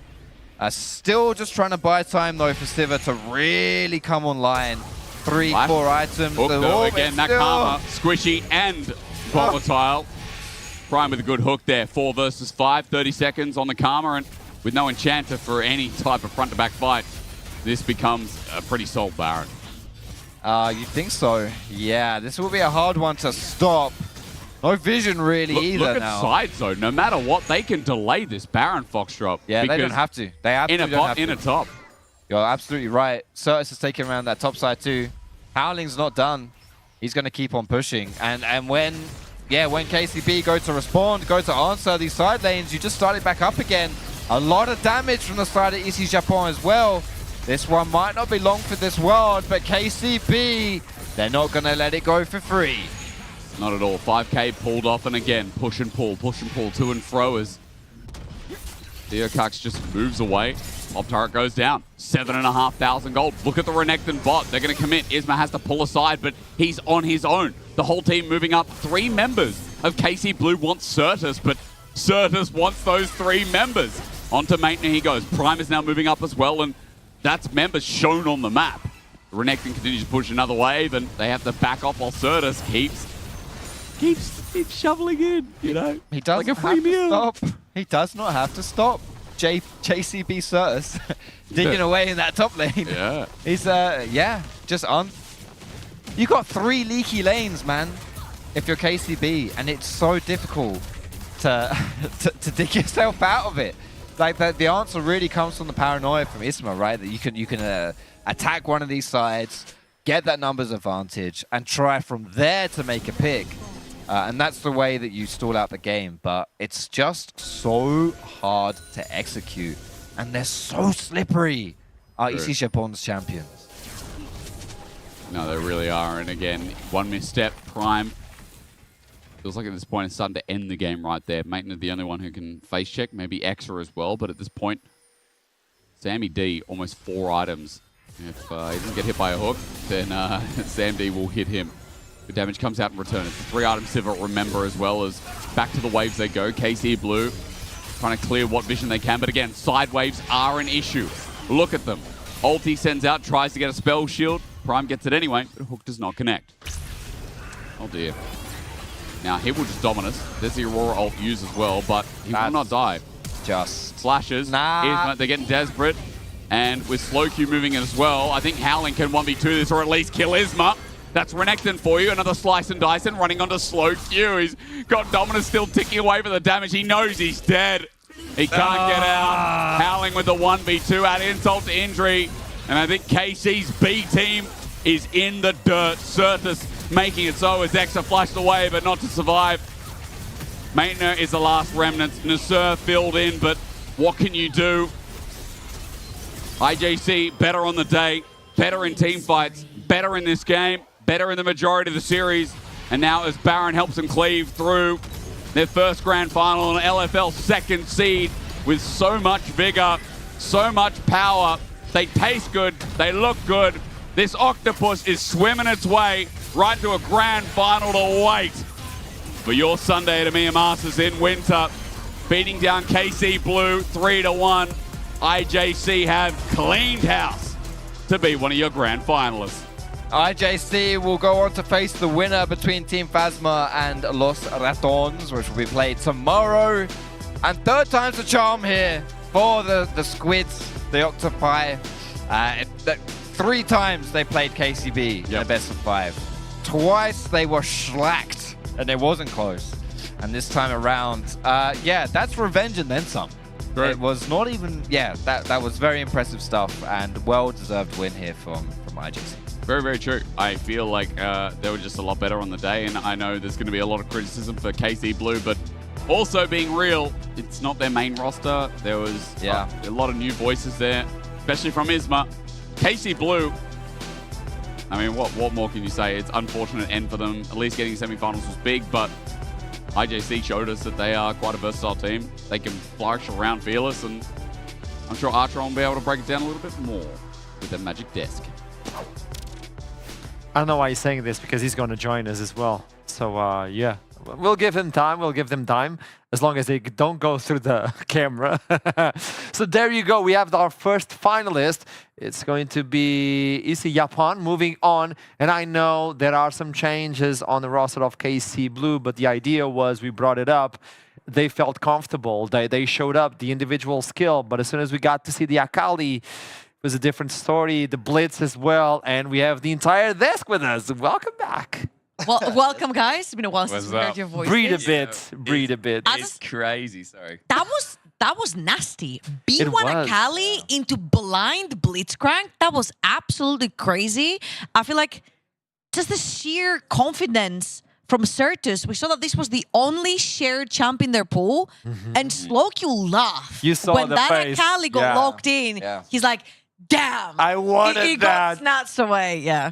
Fearless draft, it is what it is. But in reality, I see Japan was just better. You were saying it on the cast, they were better today. They had a different feeling as well in the synergy. Oh boy, yeah. I think, like, throughout the day, I think IJC gave themselves a lot more options in draft. Like, they had a lot of simpler comps. Like, this comp is good. The reason this comp is good because Viego has a lot of tools to work around in solo lanes. There's a lot of burst. And Viego loves, like, we see two types of Viego comps. One is back-to-front teamfight comps. We've seen a lot in the LEC and even globally, which I don't like as much. I like comps like this that play on dive, play on burst. Yeah, go in. You like going in. I know, but like that's what they did so well. And you know, it's Jesus Christ. Like it is the comp of Jesus Christ, isn't it? What do you mean? IJC. It's yeah. Well, when your highest damage champion is a Cassante, you know that things are looking a little bit tough right there for KC Blue. It's the comp that makes you say holy. This is 2025 Cassante. That's why Foxy is like, well, when your tank is doing the most. Yeah. If that was 2024, be like, Yeah, it's just normal. Standard, yeah. But it was a toughie here, wasn't it, for KCB? I do think though for this last game, but it was a nice one for IJC to close the series out on because I think everyone this game on their side had a spectacular game. From top to bottom, every single player, they weren't reliant on one single person. Everyone played up, and I think they're really scary coming into the finals for sure. I just want to say, just leave it out in the wind, whether I get hate for it or not. And that's hate towards no player in particular. But I feel like there was one connecting link between KC and the 4 trophies that they have from EMEA Masters. And that guy's name started with Say and it ended with Ken. I'm just going to leave it up to you. Just clues. That's crazy. Kalist doesn't sound like that at all. That's crazy. Close enough. I think today, like one of the biggest issues, people can say what they want about draft, but I think the biggest issue today was like, and Foxdrop kind of brought this to my attention in game that I forgot, is that Nasur, like the bot lane wasn't working together in 2v2. A lot of the time, you're watching that game and you're like, man, their 2v2 is like losing it. Like that was the one game where their lane was working, but the problem is you're playing Karma versus a Blitzcrank game and versus Viego as well. That just felt impossible. One misstep and they lose. It was just a team that was better today. Let's bring it up. Yeah, third time is the charm. You know what? Sure. Let's talk with one of them. I believe Prime is ready with us for the interview. So as soon as we are able to... Hey! Congratulations! How are you feeling? Thank you. I feel very good, obviously. It's my first time in final of EMEA. I've only reached semi-final before, so obviously I'm very proud of my whole team. But tell me something, man. You got the revenge. Third time the charm. Yeah. How does it feel like to beat them finally? I mean, it feels good, but I feel like it's a bit unfair, you know, because they didn't have the roster we faced in final. So I would have loved to face them at their prime, I guess, if you can allow me to say this. So yeah, I still feel good about the victory, right? So yeah. But what is your highlight of the series? If you had to pick like a highlight of the series, where was the feeling that you finally realized, hey, we got this in the bag?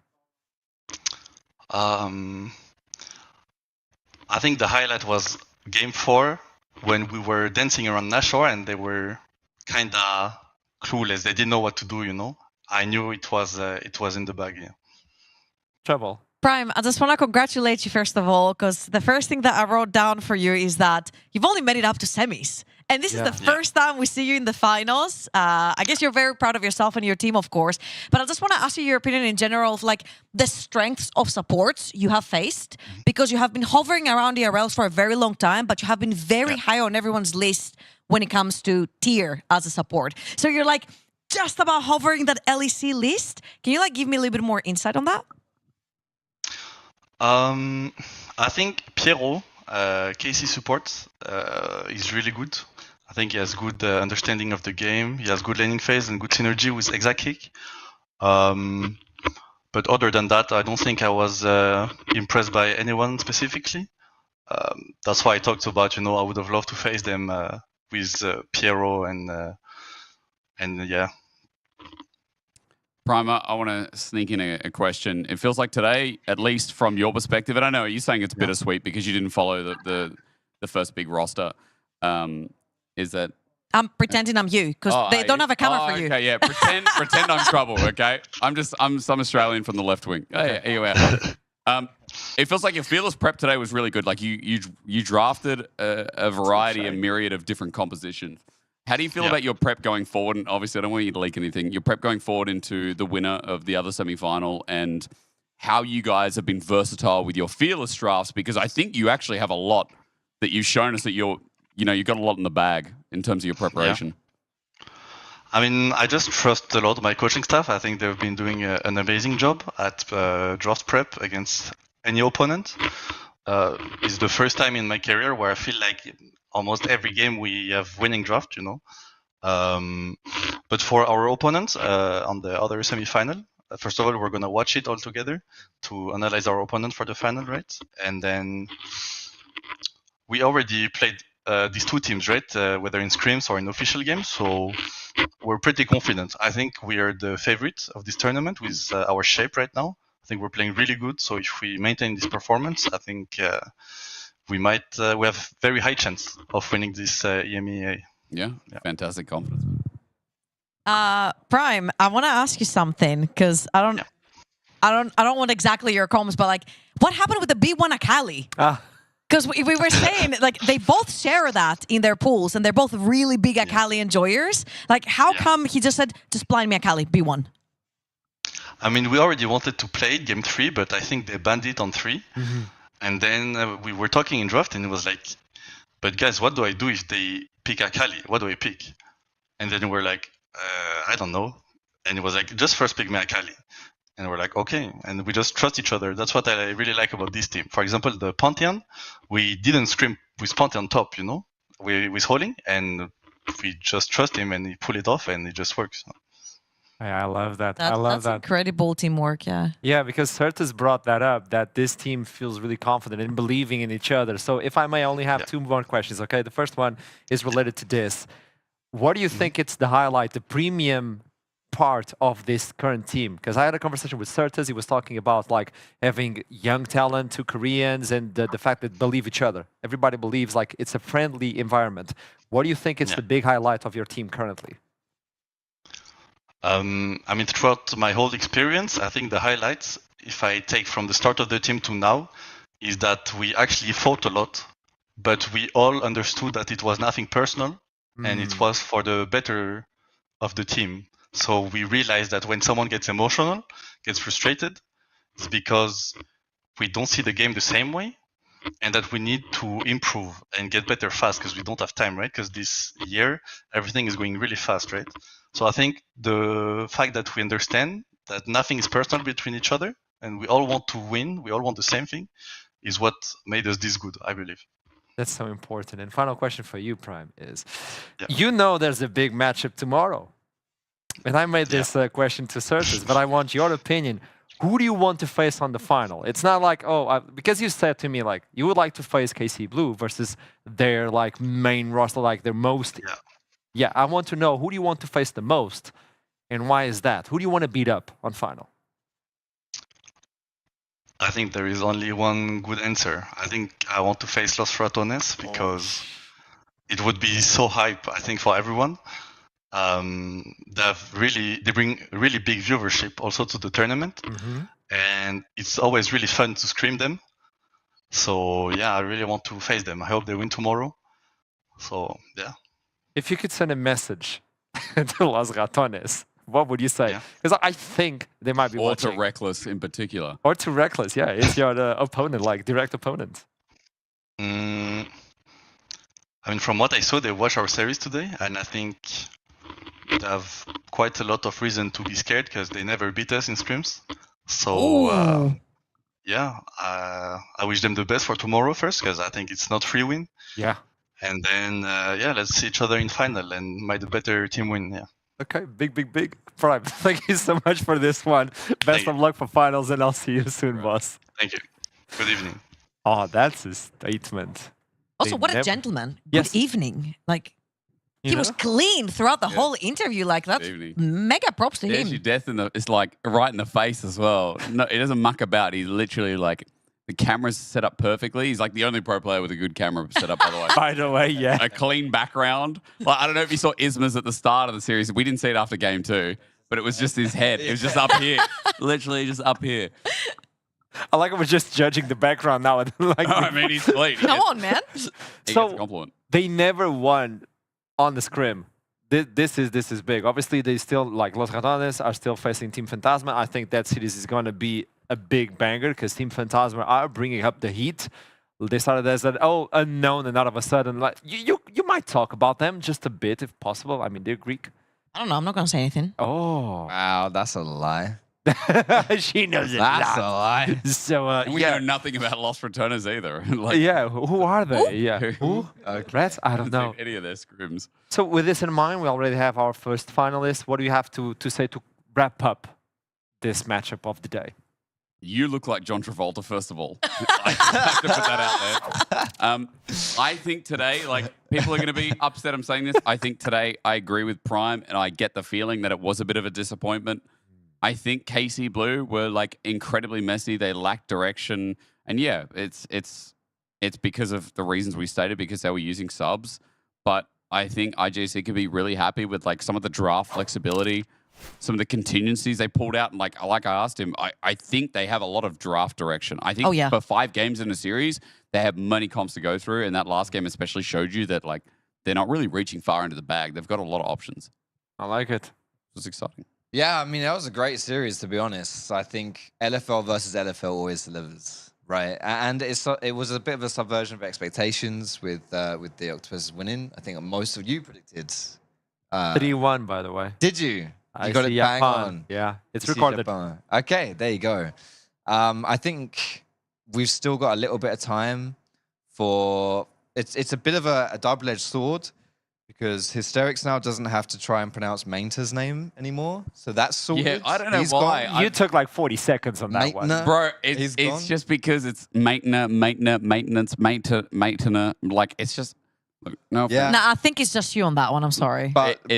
But now we have to try. He has to try and figure out Ici Japon. So you've got 2 days to figure that one out. But I will just come back to Japan. I think it's just easy. Or it's Jesus squid. Christ. Yeah, And there he's you a go. squid. He's come back as a squid. So yeah, there's big positives. I honestly think regardless, finals will be good. Whoever wins tomorrow, I think finals should be good because from what we've seen of the 2 teams below, from Spooky Ghost or Rat, like it's I mean, they've been impressive. And so it's finally different. And it is nice it's different. It's not like a main organization. It's not like a BDSA or a KC. Yeah. You know, I like that it's between a squid, a rat, and a ghost. That's EMEA Masters winter for you. That's actually what I wanted to bring up, that we've never had like this big new era in EMEA Masters. It was the KC era, and that's where it ended. It's been so many different teams that have come up and made their names at EMEA Masters. It's a scene that continuously keeps evolving. It keeps producing talent.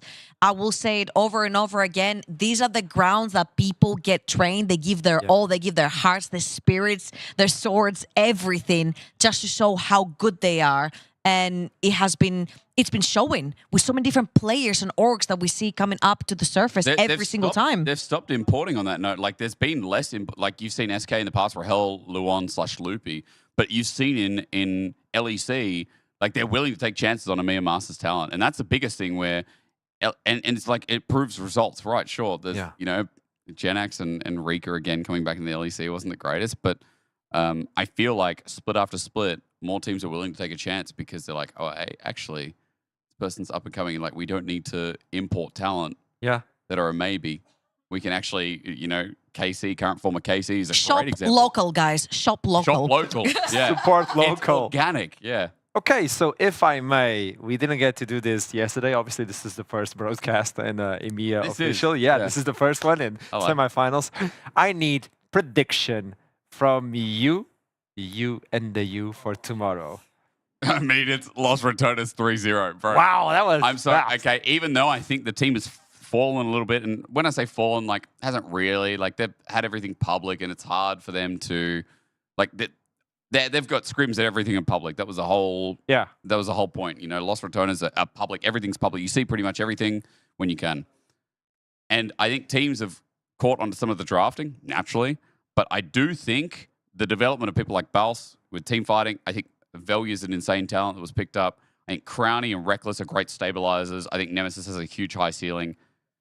I just think when it matters, the star power is so much. And, like, I think Supermassive would have been finalist contenders otherwise. And you just watch that series and you're like, oh, man, the star power is insane on that team. And as it should be.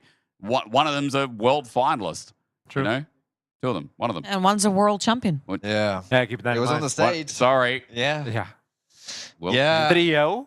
Yeah, I mean, oh, dude, I'm going to say 3-1 for Ratones as well. Just because everyone gets a happy game in there. Maybe Baus picks Quinn top again and we see something happen. No more lane swaps. That's true, actually. That was a problem there, yeah. It's so hard to imagine them dropping a game, to be honest. It really is. But I think, you know, we'll give 3-1. a wiggle room for something. Yeah. Can I get a number today? I'll give you a number. It's going to be 3-2. I'm not going to give you a team for the very simple reason that Team Phantasma took down Team Heretics. Yes.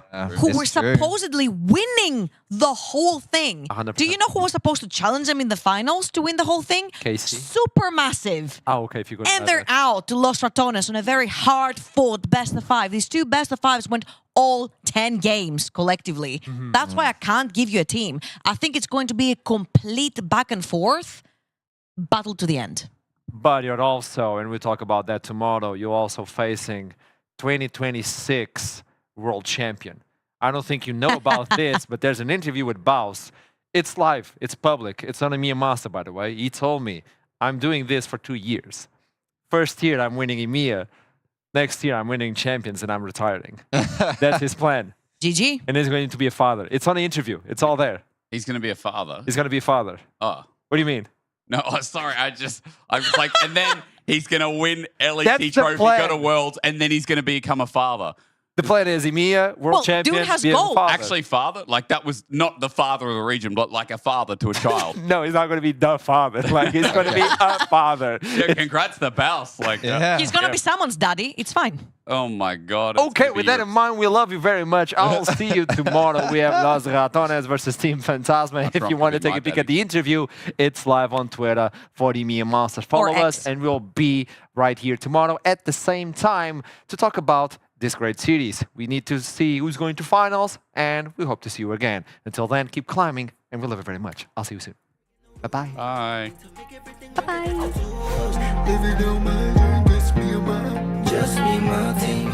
Just me and my team, just me and my team, just me and my team, just me and my team, just me and my team, just me and my team, just me and my team, just me and my team, just me and my team, just me and my team, just me and my team.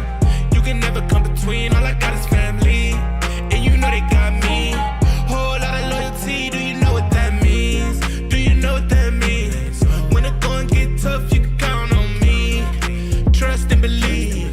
Can't nobody else compete with me and my team. just me and my team, just me and my team, just me and my team, just me and my team, just me and my team, just me and my team, just me and my team, just me and my team, just me and my team, just me and my team, just me and my team. I know I'm bad, ain't come to play. Some like a savage or renegade. I'm so chaotic. chaotic. I show up, it cause a problem. They diagnose me a psycho. I'm taking off like a rocket. I know I'm bad, ain't come to play. So like a savage or renegade. I'm so chaotic. I show up, it cause a problem. They diagnose me a psycho. I'm taking off like a rocket. Stand-up guy, they asking me who am I. They wanna know who that. I tell her give them a try. They'll soon find out and move back with eyes open up wide. I'm here, the ruler's back to take it over for life. Yeah, you know I'm major. High running so iconic. They all treat me like the mayor. Everything that you did, I have done it all on paper. Super like I'm Sonic. See you later. Get your weight up. Yeah, applying the pressure. Swell my soul. That I will not let up. I'm on a roll and I'm in control. So get a hold, cause I am that fed up. Don't need a pole to decide who is better. Never will fold and never will settle. They call me a problem, but I come and solve it. I promise the novice can't handle me. Never, ever. I know I'm bad. Ain't come to play. So like a savage or renegade. I'm so chaotic. I show up, it cause a problem. They diagnose me a psycho. I'm taking off like a rocket. I know I'm bad, ain't come to play. So like a savage or renegade. I'm so chaotic. I show up, it cause a problem. They diagnose me a psycho. I'm taking off like a rocket. I know I'm bad, ain't come to play. I'm so chaotic, I show up, they cause a problem. They diagnose me a psycho, I'm taking off like a rocket. I'm so alive, my enemies running high. They witness how I arrive. They all tucking their pride and cry. I'm so alive, my heart is cold as ice. I started, then I rise. They all ducking, they hide aside. Who gonna stop me? I am the man and they all a copy. Look at them stand, they licking sloppy. I got these hands, they straight like it's Rocky. I got the plan of becoming a leader. You just a fan, so stay in your pocket. I am the plan, the man, and you watch me. People they saying I'm really chaotic, yeah. I know I'm bad, ain't come to play. So like a savage or renegade. I'm so chaotic, I show up, it cause a problem. They diagnose me a psycho, I'm taking off like a rocket. I know I'm bad, ain't come to play. So like a savage or renegade. I'm so chaotic, I show up, it cause a problem. They diagnose me a psycho, I'm taking off like a rocket.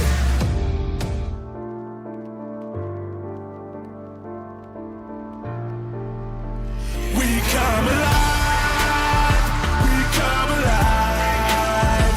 When everything is on the line, we don't back down, we don't hide. We come alive, we come alive.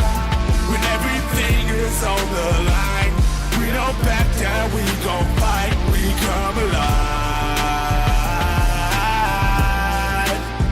we come alive.